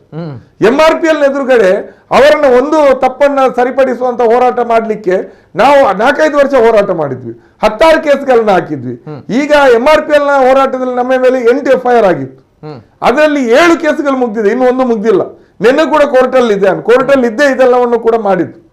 ಅಲ್ಲಿ ಅದರಲ್ಲಿ 25 ಜನರ ಮೇಲೆ ಆ ಕೇಸಲ್ಲಿ ಇದ್ದೀವಿ. ಅದರಲ್ಲಿ 2 ಜನ ಈಗ ಸತ್ತೇ ಹೋದ್ರು, ಕೇಸ್ ಮುಗಿಯೋಕ್ಕಿಂತ ಮುಂಚೆ ಆಯಸ್ಸು ಮುಗ್ದಿ ಸತ್ತು ಹೋದ್ರು. ಅದರಿಂದಾಗಿ ನಮ್ಮ ಜೀವಮಾನ ಪೂರ್ತಿ ಹೋರಾಟನೇ ಮಾಡ್ತಾನೆ ಇರೋದಾ? ಜನ ಇದ್ರ ಬಗ್ಗೆ ಎಚ್ಚರ ವಹಿಸಬೇಕು. ಅವರಿಗೆ ಮಾತಾಡ್ತಾ ಹೇಳಿದ್ರಿ ತುಳುವರು ಎಲ್ಲರೂ ಒಟ್ಟಾಗಬೇಕು. ನಾವು ಹೇಳೋದಷ್ಟೇ, ತುಳುನಾಡಿನ ಜನ ಒಟ್ಟಾಗಬೇಕಾಗಿದ್ದು ಈ ಪ್ರಶ್ನೆಯಲ್ಲಿ. ಸ್ಥಳೀಯ ಪರಿಸರವನ್ನು ಉಳಿಸುವಂತಹದ್ದು, ನಮ್ಮ ಜೀವ ನದಿಗಳನ್ನು ಉಳಿಸುವಂತಹದ್ದು, ನಮ್ಮ ಪರಿಸರವನ್ನು ಉಳಿಸುವಂತಹದ್ದು, ಕೈಗಾರಿಕೆಗಳು ಮಾಲಿನ್ಯಗಳನ್ನ ಮಾಡದ ರೀತಿಯಲ್ಲಿ ಎಚ್ಚರ ವಹಿಸುವಂತಹದ್ದು ಮತ್ತು ಈ ಕೈಗಾರಿಕೆಗಳಲ್ಲಿ ಸ್ಥಳೀಯರಿಗೆ ಸರಿಯಾದಂತಹ ಉದ್ಯೋಗದ ಪ್ರಮಾಣವನ್ನ ಸಿಗುವಂತೆ ಖಾತರಿಪಡಿಸುವ ರೀತಿಯಲ್ಲಿ ಹೋರಾಟಗಳು ಮಾಡಬೇಕು, ಎಚ್ಚರ ವಹಿಸಬೇಕು. ಬರೀ ನಮಗೆ ಗೆದ್ದ MLAಗೆ MP ಗೆ ಅಥವಾ ಕಾರ್ಪೊರೇಟ್ಗೆ ಜಿಂದಾಬಾದ್ ಹಾಕೋದು ಮಾತ್ರ ಅಲ್ಲ, ಆತನಿಗೆ ಆತನ ಕರ್ತವ್ಯವನ್ನು ನೆನಪಿಸಬೇಕು. ಈಗ ಒಬ್ಬ ಪಂಚಾಯತ್ ಮೆಂಬರ್ ಮಾಜಿ ಅಧ್ಯಕ್ಷೆ ಅಷ್ಟು ಮಾತಾಡಿದ್ರು, ಅದೇ ಒಬ್ಬ MLA ಮಾತಾಡಿದ್ರೆ, ಒಬ್ಬ MP ಮಾತಾಡಿದ್ರೆ, ಒಬ್ಬ ಜಿಲ್ಲಾ ಪಂಚಾಯತ್ ಅಧ್ಯಕ್ಷ ಮಾತಾಡಿದ್ರೆ, ಇಲ್ಲಿರುವಂತ 60 ಕಾರ್ಪೊರೇಟರ್ಗಳು ಮಾತಾಡಿದ್ರೆ, ಸುತ್ತಮುತ್ತ ಇರುವಂತ ಎಲ್ಲಾ ಪಂಚಾಯತ್ ಸದಸ್ಯರುಗಳು ಕೂಡ ಒಂದ್ ದಿವಸ ಮೆರವಣಿಗೆ ಹೊರಟ್ರೆ ಎಷ್ಟು ಚೆನ್ನಾಗಿರೋದಿಲ್ಲ ನಮ್ಮ ಜಿಲ್ಲೆ. ಈ ಪ್ರಶ್ನೆ ಇರುವಂತ, ಅದರಿಂದಾಗಿ ಇಲ್ಲಿ ಉದ್ಯೋಗದ ಪ್ರಶ್ನೆ ಕೂಡ ಇದೆ. ನಾನು ನಿನ್ನೆ ರುಚಿಗೋಲ್ನ ಎದುರುಗಡೆ ಇಲ್ಲೇ ಮಾಲಿನ್ಯದ ಹತ್ತಿರ ನಾನು ಕೋರ್ಟ್ ಮುಗಿಸ್ಕೊಂಡು ಅಲ್ಲಿ ಹೋಗಿ ಎಲ್ಲವನ್ನ ನೋಡ್ಕೊಂಡು ನಾನು ಮನೆಗೆ ಹೊರಡುವಾಗ ನನ್ಗೊಬ್ಬ ಹುಡುಗ ಕೈ ತೋರಿಸಿದ, ಹೆಲ್ಮೆಟ್ ಇಟ್ಕೊಂಡಿದ್ದ. ನಾನು ಮತ್ತೆ ಬೈಕ್ ಹತ್ತಿಸಿದೆ. ಎಲ್ಲಿಗೆ ಅಂತ ಕೇಳಿದಕ್ಕೆ ನನಗೆ ತೋಕೂರು ಇಲ್ಲಿ ಕೋಡಿಕೆರೆಗೆ ಹೋಗ್ಬೇಕು ಅಂತ ಹೇಳಿದ. ನನ್ನ ಜೋಕಟ್ಟೆ ಹತ್ರ ಬಿಡಿ, ಇಲ್ಲ ನಾನು ಅಲ್ಲಿಗೆ ಹೋಗೋದು ಅಂತ ಹೇಳಿದೆ. ಅವ ಪಾಪ PUC ಮುಗಿಸಿ ಬಡವರ ಮನೆ ರಿಕ್ಷಾ ಚಾಲಕ ಹುಡುಗ, ಒಬ್ಬ ಕೊಟ್ಟಾರಿ ಸಮುದಾಯದ ಹುಡುಗ. ಅವ ನನ್ಗೆ ಎಲ್ಲಿಗೆ ಹೋಗಿದೆ ಅಂತ ಕೇಳಿದ್ರೆ, ಇನ್ನೀಗ ನನಗೆ ಕಾಲೇಜ್ ಸ್ಟಾರ್ಟ್ ಆಗ್ಲಿಕ್ಕೆ ಇನ್ನು ITIಗೆ ಹೋಗ್ತೀನಿ, 2 ತಿಂಗಳು ರಜೆ ಇದೆ, ಇಲ್ಲಿಗೆ ಬಂದು ಸ್ಥಳೀಯ ಲೋಕಲ್ ಆಗಿ ಇಲ್ಲಿ ರುಚಿಗೋಲ್ಡಲ್ಲಿ ಕೆಲಸಕ್ಕೆ ಸೇರಿದ್ದೀನಿ ಅಂತ ಹೇಳಿದ. ಎಷ್ಟು ಸಂಬಳ ಇದೆ ಅಂತ ಕೇಳಿದ. ಸ್ಟೋರ್ ಕೀಪರ್ ಕೆಲಸ 10,000 ಅಂತ ಹೇಳಿದ. ಬರೀ 10,000ಕ್ಕೆ ಅವನು PUC ಮಾಡಿದಂತ ನಮ್ಮ ಜಿಲ್ಲೆಯ ಹುಡುಗ ದುಡಿಬೇಕು. ಎಷ್ಟು ಜನ ನಿಮ್ಮಲ್ಲಿ ಕಾರ್ಮಿಕರಿದ್ದಾರೆ ಅಂತ ಕೇಳಿದಕ್ಕೆ 100ರಲ್ಲಿ 10 ಜನ ಕೂಡ ಇಲ್ಲ ಸರ್ ಅಂತ ಹೇಳಿದ. ಇದು ನಮ್ಮ ಹುಡುಗರ ಸ್ಥಿತಿ. ಗೊತ್ತಾಯ್ತಲ್ಲ? ಪಾಪ ಅಷ್ಟು ಕಲ್ತ್ರು ನಾಳೆ ಅವನು ನೀನು ITI ಮಾಡಿ ಏನ್ ಮಾಡ್ತೀನಿ ಅಂತ ಕೇಳಿದ್ರೆ ಫಾರಿನ್ಗೆ ಹೋಗ್ತೀನಿ ಅಂತ ಹೇಳ್ತಾನೆ. ಅಂದ್ರೆ ನಮ್ಮ ಜಿಲ್ಲೆಯಲ್ಲಿ ಇಷ್ಟು ಕೈಗಾರಿಕೆ ಇದ್ದು ಈಗ ಇಲ್ಲಿ ಏನೋ ಕಷ್ಟಪಟ್ಟು ರೋಗ ರುಜಿನ ಬಂದ್ರು ಪರವಾಗಿಲ್ಲ, ದುಡಿದು ಕಾಲೇಜ್ ಕಲಿತೀನಿ, ಕಲಿತ ಮೇಲೆ ಏನ್ ಮಾಡ್ತೀಯ ಉದ್ಯೋಗ ಅಂದ್ರೆ ಇಲ್ಲಿ ಉದ್ಯೋಗ ಸಿಗಲ್ಲ ಸರ್, ನಾನು ವಿದೇಶಕ್ಕೆ ಹೋಗ್ತೀನಿ ಅಂತ ಹೇಳ್ತಾನೆ. ಇದು ನಮ್ಮ ಸ್ಥಿತಿ. ಗೊತ್ತಾಯ್ತಲ್ಲ? ನಾವು ವಿದೇಶಕ್ಕೆ ಅವನು ಮಾತ್ರ ಅಲ್ಲ, ಈ ರೀತಿ ಮಾಲಿನ್ಯ ಆದ್ರೆ ನಾವೆಲ್ಲರೂ ಗುಳೆ ಹೋಗ್ಬೇಕಾಗತ್ತೆ. ವಿದೇಶ ಅಲ್ಲ ಕೂಡ ಗಟ್ಟ ಹತ್ಕೊಂಡು ಹೋಗ್ಬೇಕಾಗತ್ತೆ. ಗೊತ್ತಾಯ್ತಲ್ಲ? ಈಗಾಗಲೇ ರೋಗದ ಪ್ರಮಾಣ ಹೆಚ್ಚಾ ಇದೆ. ಕ್ಯಾನ್ಸರ್, ಹೃದಯದ ರೋಗ, ಶ್ವಾಸಕೋಶದ ಕಾಯಿಲೆ, ಚರ್ಮ ರೋಗ, ಎಲ್ಲಾ ರೀತಿಯ ಕಾಯಿಲೆಗಳ ಗೂಡಾಗಿದೆ ನಮ್ಮ ಮಂಗಳೂರು. ಅದರಿಂದಾಗಿ ನಾವು ಹೋರಾಟ ಮಾಡ್ತಾ ಇರೋದು ಕೇವಲ ತೋಕೂರು ಜೋಕಟ್ಟೆ ಅವರಿಗೆ ಆಗಿ ಅಲ್ಲ, ಇಡೀ ಜಿಲ್ಲೆಯ ಜನರಿಗಾಗಿ, ಇಡೀ ತುಳುನಾಡಿಗಾಗಿ, ಇಡೀ ತುಳುನಾಡಿನ ಉಳಿವಿಗಾಗಿ ನಾವು ಹೋರಾಟವನ್ನು ಮಾಡ್ತಾ ಇರುವಂತಹದ್ದು. ನಾವು ಅಧಿಕಾರಿಗಳ ವಿರುದ್ಧ ಹೋರಾಟ ಮಾಡಿದ್ರೆ ನಮ್ಮ ಮೇಲೆ ಕೇಸ್ ಆಗ್ತಾರೆ. ನಾವು ಬಹಳ ಶಾಂತಿಯುತ ಹೋರಾಟ ಮಾಡಬೇಕು. ಕಮಿಷನರ್ ಆಫೀಸ್ಗೆ ಹೋಗಿ ಅಲ್ಲಿ ಅವರ ಅರ್ಜಿಯಲ್ಲಿ ಭರ್ತಿ ಮಾಡಿ ಅವರಿಗೆ ಚಲನ್ ಬರೆದು ಕೊಟ್ಟು, ನಾವು 25 ಜನ ಭಾಗವಹಿಸೋದು 26 ಆಗಲ್ಲ ಅಂತ ಹೇಳಿ ಅವರಿಗೆಲ್ಲ ಬರೆದು ಕೊಟ್ಟು ನಾವು ಪ್ರತಿಭಟನೆ ಮಾಡಬೇಕು. ಅದೆಲ್ಲ ನೇರ ಪ್ರತಿಭಟನೆ ಮಾಡಿದ್ರೆ ನಮ್ಮ ಮೇಲೆ FIR. ಇದು ನಮ್ಮ ತುಳುನಾಡಿನ ಸ್ಥಿತಿ. ನಾವು ಯಾರಿಗಾಗಿ ಹೋರಾಟ ಮಾಡಬೇಕು? ಒಂದು ಸಮುದಾಯಕ್ಕೆ ಇದು ಸಮಸ್ಯೆನಾ? Correct. ಒಂದು ಜಾತಿಗೆ ಮಾತ್ರ ಸಮಸ್ಯೆನಾ? ಒಂದು ಭಾಷೆಯವರಿಗೆ ಮಾತ್ರ ಸಮಸ್ಯೆನಾ? ಇಡೀ ಸಮಸ್ತ ತುಳುನಾಡಿದ್ದಲ್ಲ. ಈ ನಮ್ಮ ಜಿಲ್ಲೆಯಲ್ಲಿ, ನಮ್ಮ ತುಳುನಾಡಲ್ಲಿ ಬೇಕಾದಷ್ಟು ಹುಲಿ ಸಿಂಹಗಳು ಅನ್ನುವಂಥ ಲೀಡರ್ಗಳಿದ್ದಾರೆ ಅಲ್ವಾ? ಅವರೆಲ್ಲರೂ ಯಾಕೆ ಈ ಪ್ರಶ್ನೆಯಲ್ಲಿ ಮಾತಾಡಲ್ಲ? ಯಾಕೆ ಎಲ್ಲರೂ ಕೂಡ ಈ ಎಲ್ಲಾ ಸಂಘಟನೆಗಳು ಅಥವಾ ಈ ಎಲ್ಲಾ ಸಿದ್ಧಾಂತದ ಜನಗಳು ಪರಿಸರ ಮಾಲಿನ್ಯವನ್ನು, ಪರಿಸರದ ವಿಚಾರವನ್ನು ಕೂಡ ಯಾಕೆ ಒಂದು ಅಜೆಂಡಾವಾಗಿ ತಗೊಳ್ಬಾರ್ದು? ಬೇರೆಲ್ಲ ಅವರ ಅಜೆಂಡೆಗಳಿರಲಿ, ಎಲ್ಲ ಅವರ ಅಜೆಂಡೆಗಳಿರಲಿ. ಆ ಅಜೆಂಡಗಳ ಜೊತೆಯಲ್ಲಿ ಈ ತುಳುನಾಡಿನ ಪರಿಸರ ಉಳಿಬೇಕು, ತುಳುನಾಡು ಉಳಿಬೇಕು ಅಂತ ಹೇಳ್ಕೊಂಡು ಒಂದು ಅಜೆಂಡವನ್ನು ಯಾಕೆ ಸೇರಿಸಲ್ಲ? Correct correct. ಈ ಪ್ರಶ್ನೆಗಳು ನಮ್ದು. ಅದರಿಂದಾಗಿ ಈ ಹೋರಾಟ ತುಳುನಾಡಿನ ಉಳಿವಿಗಾಗಿ ಹೋರಾಟ, ಮತ್ತು ಕೇವಲ ಇದು ಪತಂಜಲಿಯ ವಿರುದ್ಧದ ಹೋರಾಟ ಮಾತ್ರ ಅಲ್ಲ. ಪತಂಜಲಿಯವರು ಅತ್ಯಂತ ಹೆಚ್ಚು ಮಾರಕವಾದಂಥ ಮಾಲಿನ್ಯವನ್ನು ಮಾಡ್ತಾ ಇದ್ದಾರೆ, ನಿರ್ಲಜ್ಜವಾದ ಮಾಲಿನ್ಯವನ್ನು ಮಾಡ್ತಾ ಇದ್ದಾರೆ. ಕಳ್ಳ ಇದನ್ನ ಏನು ಚರಂಡಿಯನ್ನ ನಿರ್ಮಾಣ ಮಾಡ್ಕೊಂಡಿದ್ದಾರೆ, ಕಳ್ಳ ಪೈಪ್ಲೈನ್ ಅನ್ನು ಹಾಕೊಂಡಿದ್ದಾರೆ, ಸಿಕ್ಕಿ ಬಿದ್ದಿದ್ದಾರೆ. ಸಿಕ್ಕಿ ಬಿದ್ದಿದ್ದಕ್ಕೆ ಅವರಿಗೆ ಶಿಕ್ಷೆ ಕೊಡಿ, ಆ ಶಿಕ್ಷೆ ಬಾಕಿಯವರಿಗೆ ಪಾಠ ಆಗ್ತದೆ ಅಂತ ನಾವು ಹೇಳುವಂಥದ್ದು. ಕರೆಕ್ಟ್. ಪತಂಜಲಿ ಒಂದೇ ನಮ್ಮ ಟಾರ್ಗೆಟ್ ಅಲ್ಲ, ಪತಂಜಲಿ ಒಂದರ ಮೇಲೆ ಆಕ್ಷನ್ ತಗೊಂಡ್ರೆ ಸಮಸ್ಯೆ ಇತ್ಯರ್ಥ ಆಗುತ್ತೆ ಅಂತ ಕೂಡ ನಾವು ಹೇಳಲ್ಲ. ಆದ್ರೆ ಪತಂಜಲಿ ಸಿಕ್ಕಿ ಬಿದ್ದು ನೀವು ಬಿಟ್ರೆ ಬಾಕಿಯವರು ಇನ್ನಷ್ಟು ಬಿಂದಾಸ್ ಆಗಿ ಮಾಲಿನ್ಯವನ್ನು ಮಾಡ್ತಾರೆ. ಇದು ಎಚ್ಚರ. Yes sir. ಮತ್ತೊಂದು ಕರೆ ಇದೆ. ಹಲೋ ಸರ್, ನಮಸ್ತೆ. ಹಲೋ ಸರ್, ನಮಸ್ತೆ. ಸರ್ ನಮಸ್ತೆ, ಧ್ವನಿ ಕೇಳ್ತಾ ಇದೆಯಾ ಸರ್? ಹಲೋ, ಮತ್ತೊಂದು ಕರೆ ಕನೆಕ್ಟ್ ಮಾಡಿ. ಹಲೋ ಸರ್, ನಮಸ್ತೆ, ಧ್ವನಿ ಕೇಳ್ತಾ ಇದೆಯಾ? ಹೌದು, ಕೇನೊಂದುಂಡು. ಎಸ್ ಸರ್, ಇನ್ನ ಪುದರ್ ಒಲ್ಪಡ್ದೆ ಸರ್. ಏನ ಚೇರ್ ಕಡಿ ಇಡ್ದು ಒಂದು ಪಾತ್ರನಲ್ಲ ಪಾತ್ರಕ್ಕೆ ಏನೊಂದಿದ್ದೆ ಅಂಡ ದುಃಖದ ವಿಷಯ ದಾದ ಬಂಡ ಒಂದು ತುಳುನಾಡದ ಮನಸ್ಥಿತಿ ಎಂಚ ಉಂಡು ಬಂಡ ನಂಕ್ ದಾಯಿಗ್ ಈ ಮನಸ್ಥಿತಿ ಆರ ಪೋದಿ ಅವು ಇಂಚಿತ್ತಿನ ಪೂರ ಅವಸ್ಥೆ ಅವರ ಕಾರಣ. ಇತ್ತ ನೇತ್ರ ಒಂದು ಎತ್ತಿನ ಹೊಳೆಗೆ ಜನ ಮಲ್ತೀರು ಆಯ್ತ ಅಡ್ಡ ಪರಿಣಾಮ ನಂಗೆ ಗೊತ್ತಿತ್ತು ಎಷ್ಟು ಜನ ಹೋರಾಟ ಬರ್ತೀರು ಉಂಡೆಕ್ ಬೊಕ್ಕ ನಮ್ಮ ಕಂಬಳದ ವಿಷಯ ಬರ್ತುಂಡು ಎಷ್ಟು ಜನ ಹೋರಾಟ ಬರ್ತೀರು. ಒಂಜಿ ಟೈಮ್ ನಂದಿಕೋಡು ಉಷ್ಣ ವಿದ್ಯುತ್ ಸ್ಥಾವರ ಬರ್ತುಂಡು ಅದಾಗ ಪೂರ ಕಡೆಗೆ ವಿದ್ಯುತ್ ಕೊರಿಯರು ಉಡುಪಿದಾಗಲೇ ಕೆಲವರು ನಮ್ಮ ಇಡೀ ಕರಾವಳಿ ಜಿಲ್ಲೆಗೆ ವಿದ್ಯುತ್ ಇಟ್ಟಿದೆ. ನಮ್ಮೊಟ್ಟು ಹೋರಾಟ ಇತ್ತಿನಾಗ್ಲು ಬೊಕ್ಕ ಅಂಚು ಉಲ್ಟಾ ತಿರ್ಗಿಯರು ಅಂದ ಅದಾಗ ಎಷ್ಟು ಜನ ಹೋರಾಟ ಬರ್ತೀರು ಒಂದಲ್ಲ ಇಷ್ಟೆಲ್ಲ ಆತಿಲ್ಲ ಮತ್ತೆ ದಯಪಂಡ ಇನಿ ಹಾಲತ್ತಿನಿ ನಮ್ಮಡ್ದೆ ದಯಪಂಡ ಎನ್ನ ಮಜಾಡು ಎನ್ನ ಮಜಾಡು ಈ ತುಳುನಾಡದ ಮಣ್ಣದ ಸಂಸ್ಕೃತಿ ಕಲ್ಪೌಜ ದಯಪಂಡ ನಮ್ಮ ತುಳುವರು ಸರ್ವಧರ್ಮ ಸರ್ವಧರ್ಮೀಯರು ಒಟ್ಟಾದ ಬದುಕುನ ಇತ್ತ ದಾದ ಅನ್ಕೊಂಡ ಒಂದು ಸಿಂಪಲ್ ಎಲ್ಲ ತಪ್ಪು ಏನು ನೋಡ್ಸಿ ಇತ್ತ ಮೊಲ್ಲ ಹಿಂದೂ ಮುಸ್ಲಿಂ ಕ್ರಿಶ್ಚಿಯನ್ ಇಂಚಾಗ ಒಂದು ವಿಷಯ ಗಲಾಟೆ ಮಲ್ತೊಂದಿಪ್ಪ ಸರಿ ಒಂದು ಸೂಕ್ಷ್ಮತೆ ಬರ್ತದೆ ಮಲ್ಪ ಪಂಡ ಎಲ್ಲ ಯಾನ್ ಎಲ್ಲ ಮುಸ್ಲಿಂ ಬುಡ ವ್ಯಾಪಾರ ಮಲ್ಪೋಡು ಹತ್ತದ ಬಾಕಿದಾಗ ನಾವು ಒಗ್ಗಟ್ಟು ಅದು ಪೋಂಡ ಮಾತ್ರ ತಿನ್ನೋದು ಎಪ್ಪರ ತಿನ್ನಿ ಒಂದು ಪನ್ಪು ನಾವು ನಮ್ಮ ಏರ್ಲ ಅಪ್ಪ ಪನಂದು ಕೊರೋದಿಜ್ಜ ಆಯ್ತು ಉಣ್ಣು ಮಲ್ಪ ಪಣರೆ ಪೋತೆ ನಂಗೆ ಇಂಚ ಪರಿಸ್ಥಿತಿ ಯಾವೊಂದು ಎನ್ನ ಅಭಿಪ್ರಾಯ. Okay sir, okay, thank you. ಮಾತ ಒಟ್ಟ ಹೊಡುವ ಅನ್ಬರ ಅಂಡ ಏಪ ಒಟ್ಟಾಪೇರು ನಂಚಿನ ವಿಚಾರ ಇಂಚಿನ ವಿಚಾರ ಪ್ರ ಬಂದಾಗ ದೆಬ್ಬಣ ಎತ್ತಿನ ಹೊಳೆ ಯೋಜನೆಲ ನಮ್ಮ ಎತ್ತು ನೆಗ್ಲೆಕ್ಟ್ ಮಲ್ತಾ ಐತೆ ಸಿಚುವೇಶನ್ ನಮ್ಮ ಮಂಗಳೂರಿಗೂ ಕರಾವಳಿ ಭಾಗಕ್ಕೆ ನೀರಿದ ಸಮಸ್ಯೆ ಎಂಚುಂಡು ಬರ್ಸದ ಸಮಸ್ಯೆ ಎಂಚುಂಡು ಮಾತ ಗೊತ್ತುಪ್ಪು ನಂಚಿನ ವಿಚಾರ ಅಂಡ ಅವೇ ನೀ ಏರ್ಲ ಥಿಂಕ್ ಮಾತಂಚ ನಮ್ಮ ಎಂಚ ಸೆಕೆಟ್ ಉಲ್ಲ ಐಕೆ ಒನ್ ಆಫ್ ದಿ ರೀಸನ್ ಅವು ದಿ ಮೇನ್ ರೀಸನ್ ಅವು ಬಟ್ ಐತ ಬಗ್ಗೆ ಏರ್ಲ ಯೋಚನೆ ಮಲ್ದಿಸಿದ್ರೆ ಇತ್ತೆ ಇಂಚೆನೆ ಅಂಡ ನಮ್ಮ ಗುಳೆ ಪೋಪುನಂಚಿನ ಪರಿಸ್ಥಿತಿ ಬರ್ಪುಣು ವರ್ಮಂಚಿನ ವಿಚಾರ ಪಡಿದೆ ಬಟ್ ಬಿಕಾಸ್ ಆಫ್ ನಮ್ಮ ಒಂಜಿ ಎನ್ವೈರ್ಮೆಂಟ್ ಈತ ಹಾಳಾಂಡ ನಮ್ಮ ಕತೆ ಇಂಚಿನ ಮಂಚಿನ ಪ್ರಶ್ನೆ ರೈತ ಬಗ್ಗೆ ಯೋಚನೆ ಮಾಡ್ತೊಂದಿದ್ದೀರ ಅವೇ ಒಂಜಿ ದುರಂತ. ಮತ್ತೊಂದು ಕರೆ ಇದೆ. ಹಲೋ ಸರ್, ನಮಸ್ತೆ. ಸರ್ ನಮಸ್ತೆ, ಧ್ವನಿ ಕೇಳ್ತಾ ಇದೆಯಾ ಸರ್? ಹಲೋ ನಮಸ್ತೆ. ನಮಸ್ತೆ ಸರ್, ತಮ್ಮ ಹೆಸರು ಎಲ್ಲಿಂದ ಸರ್? ನಿಖಿಲ್ ನಮಸ್ಕಾರ. ನಮಸ್ಕಾರ ನಮಸ್ಕಾರ ಸರ್. ಪಾತ್ರ ಸರ್ ನಮ್ಮ ದಕ್ಷಿಣ ಕನ್ನಡ ಪಂಚಿನ ಪರಶುರಾಮ ಷಷ್ಠಿ ಪಂಚಿನ ತುಂಬು ಹಿರಿಯರ ಪಂಚಿನ ಮಾಡ್ತೇವೆ.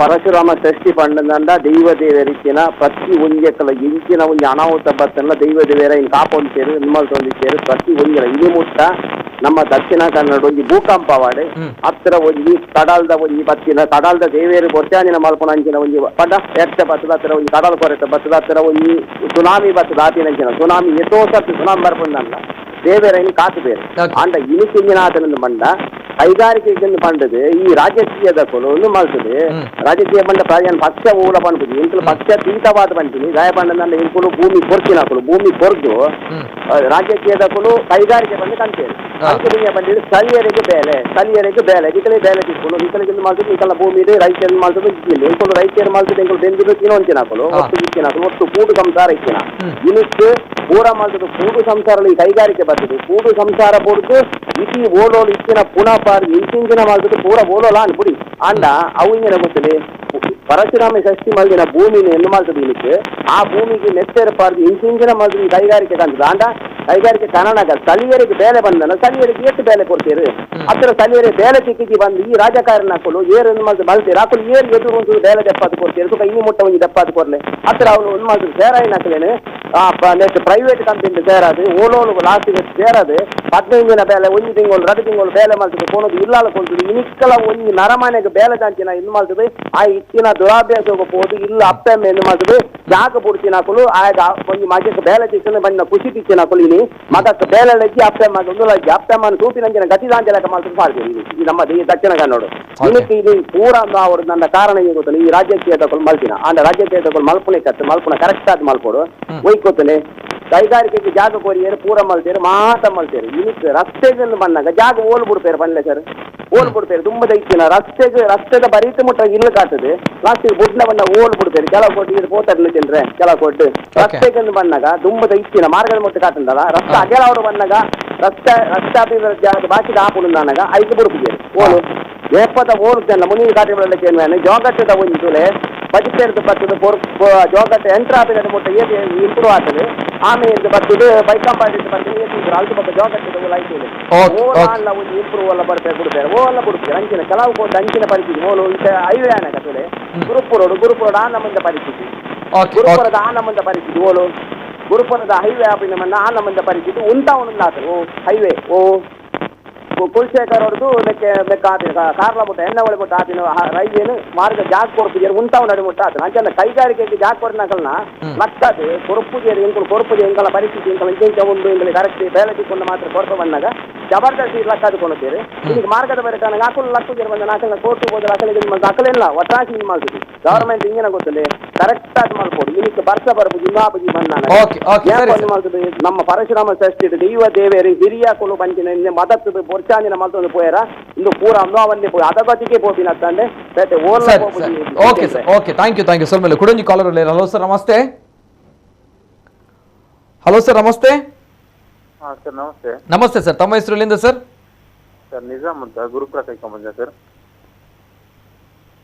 ಹಲೋ ತಮ್ಮ ಹೆಸರು ನಿಜಾಮ್ ಅಂತ ಹೇಳಿ ಗುರುಪುರ ಕೈಕೊಂಬಂದ ಗುರುಪುರದಿಂದ ನಿಜಾಮ್ ಅವ್ರು ಮಾತಾಡಿ ಸರ್ ಸರ್ ಏನಂದ್ರೆ ಈಗ ಫಸ್ಟ್ ಆಫ್ ಆಲ್ ನಾನು ಮುನೀರ್ ಕಾಟಿಪಲ್ ಅವರಿಗೆ ಇದ್ರಲ್ಲೆಲ್ಲ ಮುಂದೆ ಬರ್ತಾರಲ್ಲ ಸರ್ ಅವರಿಗೆ ಆಕ್ಚುಲಿ ನಾ ಹ್ಯಾಟ್ಸ್ ಆಫ್ ಅನ್ನು ಹೇಳಿಕ್ಕೆ ಬರ್ತೀನಿ ಯಾಕಂದ್ರೆ ನಮ್ಮ ಮೆಂಟಾಲಿಟಿ ಹೇಗಿದೆ ಅಂದ್ರೆ ನೋಡಿ ಸರ್ ಈಗ ನಾವು ಎಲ್ಲ ಇದ್ರ ಬಗ್ಗೆ ಎಲ್ಲ ದೊಡ್ಡ ವಿಷಯ ಎಲ್ಲ ಮಾತಾಡ್ತೇವೆ ಅದಕ್ಕಿಂತ ಮೊದಲು ನಾವೇನ್ ಮಾಡ್ತೀವಿ ನಾವು ಬೈಕಲ್ಲಿ ಒಂದು ನಮ್ಮನೆ ಕಸ ಎಲ್ಲ ತಗೊಂಡು ಹೋಗಿ ನಾವು ನದಿಗೋ ಇಲ್ಲಿಗೆ ಹಾಕ್ತಾ ಇದ್ದೀವಿ ಸರ್ ಓಕೆ ಸೊ ಮೊದ್ಲು ನಾವು ನಮ್ಮ ಮೆಂಟಾಲಿಟಿ ನಾವು ಸ್ವಲ್ಪ ಕಡಿಮೆ ಇದು ಮಾಡ್ಬೇಕಂದ್ರೆ ಸ್ವಲ್ಪ ಆ ಮೆಂಟಾಲಿಟಿ ಬಗ್ಗೆ ಎಲ್ಲ ಸ್ವಲ್ಪ ಹೇಳಿಕೊಡ್ಬೇಕು ಜನರಿಗೆ ಈಗೀಗ ಅಂತ ಅದ್ರ ಬಗ್ಗೆ ಒಂದು ಮಾಹಿತಿ ಎಲ್ಲ ಕೊಡ್ಬೇಕು ಜನರಿಗೆ ನಾವು ಅದೆಲ್ಲ ಬಿಟ್ಟು ಇದು ದೊಡ್ಡ ವಿಷಯ ಎಲ್ಲ ಹಾಕ್ತೀವಿ ಫಸ್ಟ್ ಆಫ್ ಆಲ್ ನಾವು ಒಂದು ಮೊದಲು ಸ್ಟೆಪ್ ಹಾಕ್ಬೇಕು ನಾವು ಸರಿಯಾಗ್ಬೇಕು ನಾವೇ ಸರಿಯಾಗದೆ ಅವ್ರು ಹಾಗೆ ಮಾಡಿದ್ರೆ ಹೀಗೆ ಮಾಡಿದ್ರೆ ಅಂತ ಹೇಳಿ ಪ್ರಯೋಜನ ಇಲ್ಲ ಮತ್ತೆ ನಾವು ಇಂಥದ್ರೆಲ್ಲ ನಾವು ಎಗೇನ್ಸ್ಟ್ ಮಾಡೋದ್ರಂಟಲ್ಲ ತುಂಬಾ ಕಷ್ಟ ಉಂಟು ಸರ್ ಮೊದಲೇ ಇಲ್ಲಿ ಪೊಲ್ಯೂಷನ್ ಎಲ್ಲ ಹೇಳಿ ಪ್ರಯೋಜನ ಇಲ್ಲ ನಮ್ಗೆ ಅಂದ್ರೆ ಆ MRPL ಕಡೆ ಎಲ್ಲ ಹೋಗ್ಲಿಕ್ಕೆ ಗೊತ್ತಿಲ್ಲ ಸರ್ ಒಂದು ಏನು ಸ್ಮೆಲ್ ಏನು ಇದು ಸರ್ ನಮ್ಗೆ ಒಂದು ಈಗಾಗ್ತದೆ ನಾವು ಎಂತ ಊರಲ್ಲಿ ಇದ್ದೇವೆ ಅಂತ ಹೇಳಿ ಮೊದ್ಲೆಲ್ಲ ನಮ್ಗೆ ಎಂತ ನ್ಯಾಚುರಲ್ ಏನು ಸಿಗ್ತಾ ಇಲ್ಲ ನಮ್ಗೆ ಈಗ ನೋಡಿ ಅಂದ್ರೆ ಕಾಯಿಲೆಗೆಲ್ಲ ನಾವು ಹೇಳಿದಾಗ್ದಂತ ಇದೆ ಓಕೆ ಫಸ್ಟ್ ಆಫ್ ಆಲ್ ಇದರ ಬಗ್ಗೆ ನಾವು ಸ್ವಲ್ಪ ಜಾಗೃತಿ ಮಾಡ್ಬೇಕು okay yes sir thank you ಜೊತೆಗೆ ಈ ಒಂದು ವಿಚಾರ ಇಲ್ಲಿ ಎಷ್ಟು ಗಂಭೀರತೆ ಇದೆ ಆ ಒಂದು ಮಾಲಿನ್ಯ ತ್ಯಾಜ್ಯವಾಗಿರುವಂತಹ ಮಾರಕವಾಗಿರುವಂತಹ ತ್ಯಾಜ್ಯಗಳು ಯಾವ ರೀತಿ ಇದೆ ಅದರ ಬಗ್ಗೆ ಒಂದು ದೃಶ್ಯಗಳನ್ನ ನನಗೆ ವಿಜುವಲಿ ಪ್ಲೇ ಮಾಡಿ ಎಸ್ ಸರ್ ಏನು ಹೇಳ್ತೀರಿ ಇದು ಎಲ್ಲಿಯ ವಿಚಾರ ಇದ್ರ ಬಗ್ಗೆ ಎಕ್ಸ್ಪ್ಲೇನ್ ಮಾಡಿದಾಗ ಎಸ್ ಇನ್ನು ಮುಂದಕ್ಕೆ ಅಲ್ಲಿ ಮಲಿನವಾಗಿರುವಂತಹ ತ್ಯಾಜ್ಯವನ್ನ ನೀರು ಸೇರ್ತಾ ಇರುವಂತಹ ದೃಶ್ಯಗಳನ್ನ ಹಾಕಿ ಎಸ್ ಸರ್ ಬಹುಶಃ ಇದು ಈಗ ಬಂದಿರುವಂತಹ ವಿಚಾರ ಅಲ್ವಾ ಇದು ರುಚಿಗೋಲ್ಡ್ನ ಪತಂಜಲಿ ಅವರು ತಮ್ಮ ಕೈಗಾರಿಕಾ ಮಾಲಿನ್ಯವನ್ನ ಯಾವುದೇ ರೀತಿ ಶುದ್ಧೀಕರಣ ಮಾಡದೆ ನೇರವಾಗಿ ಹರಿಸುವಂತ ಪೈಪ್ಲೈನ್ ಓಕೆ ಇದೀಗ ಪತ್ತೆ ಆಗಿರೋದು. ಹೇಗೆ ಇದು ಇಷ್ಟು ವರ್ಷಗಳಿಂದ ಗೊತ್ತಾಗಿಲ್ಲ? ಅಂದ್ರೆ ಅದು ಅವರ ಕಂಪನಿಯಿಂದ ನೆಲದ ಅಡಿಯಿಂದ ಪಾಸ್ ಮಾಡಿದ್ದಾರೆ. ಓಕೆ, ಕೈಗಾರಿಕೆ ಸ್ಥಾಪನೆ ಮಾಡೋ ಸಂದರ್ಭದಲ್ಲಿ ಈ ಪೈಪ್ಲೈನ್ ಹಾಕಿದ್ದಾರೆ, ಅದು ಯಾರ ಗಮನಕ್ಕೂ ಬಂದಿಲ್ಲ ಅವಾಗ. ಓಕೆ, ಅದು ಮತ್ತೆ ಒಳಗ ಭಾಗದಲ್ಲಿ ಅಲ್ಲಿ ಮತ್ತೆ ಜನರಿಗೆ ಹೋಗ್ಲಿಕ್ಕೆ ಕಷ್ಟ, ಅಲ್ಲಿ ಪೂರ್ತಿ ನಿಮ್ಗೆ ಈ ಹುಲ್ಲು ಈ ಪೊದೆ ಎಲ್ಲ ಬೆಳೆದಿದೆ. ಅದರಿಂದ ಈ ಪೈಪ್ಲೈನ್ ಸಾಮಾನ್ಯವಾಗಿ ಯಾರ ಗಮನಕ್ಕೂ ಬೀಳೋದಿಲ್ಲ. ನಾವು ತುಂಬಾ ಕಾಲದಿಂದ ಹುಡುಕಾಡ್ತಾ ಇದ್ದೀವಿ, ಸಿಕ್ಕಿಲ್ಲ. ಮೊನ್ನೆ ಅಲ್ಲಿ ಪಂಚಾಯತ್ನವರು ಮತ್ತೆ ಬೇರೆಯವರೆಲ್ಲ ಆ ಹುಲ್ಲು ಗಿಲ್ಲೆಲ್ಲ ಕಟ್ಟಿಂಗ್ ಮಾಡ್ತಾ ಇರುವಾಗ ಗಮನಕ್ಕೆ ಬಂದು ಆಮೇಲೆ ಮಾಲಿನ್ಯ ನಿಯಂತ್ರಣ ಮಂಡಳಿ ಅಧಿಕಾರಿಗಳು ಬಂದು ಈ ಸ್ಥಳ ಪರಿಶೀಲನೆ ಮಾಡಿದಾಗ ಇದು ಪತ್ತೆ ಆಗಿದೆ ಈಗ. ಆಮೇಲೆ ಈಗ ಅಲ್ಲಿ ಮೇಲ್ಗಡೆ ಎಲ್ಲ ಕ್ಲೀನ್ ಮಾಡಿದ ಮೇಲೆ ಈಗ ಗೋಚರ ಆಗ್ತಾ ಇದೆ. ಇಷ್ಟೇವರೆಗೆ ಎಲ್ಲರನ್ನು ಕೂಡ ಕತ್ತಲೆಯಲ್ಲಿ ಇಟ್ಟಿದ್ರು. ಬಹುಶಃ ಅಧಿಕಾರಿಗಳಿಗೆ ಗೊತ್ತಿತ್ತು, ಅವರು ಮೌನ ವಹಿಸಿದ್ದಾರೆ. Okay okay okay, correct correct. ಹೇಗೆ ಜನರನ್ನ ಮರಳು ಮಾಡ್ತಾರೆ, ಯಾವ ರೀತಿ ಕಳ್ಳಾಟ ಮಾಡ್ತಾರೆ ಅನ್ನೋದು ಇದನ್ನ ನೋಡಿ ಇಂತ 10 ಪೈಪ್ಲೈನ್ ಗಳು ಇರ್ಬೋದು ಬೇರೆ ಬೇರೆ ಕೈಗಾರಿಕೆ, ಇದೆಲ್ಲ ಹೋಗಿ ಅಷ್ಟು ಚಂದದ ಫಲ್ಗುನಿ ನದಿಗೆ ಹೋಗಿ ಸೇರ್ತದೆ. Correct correct.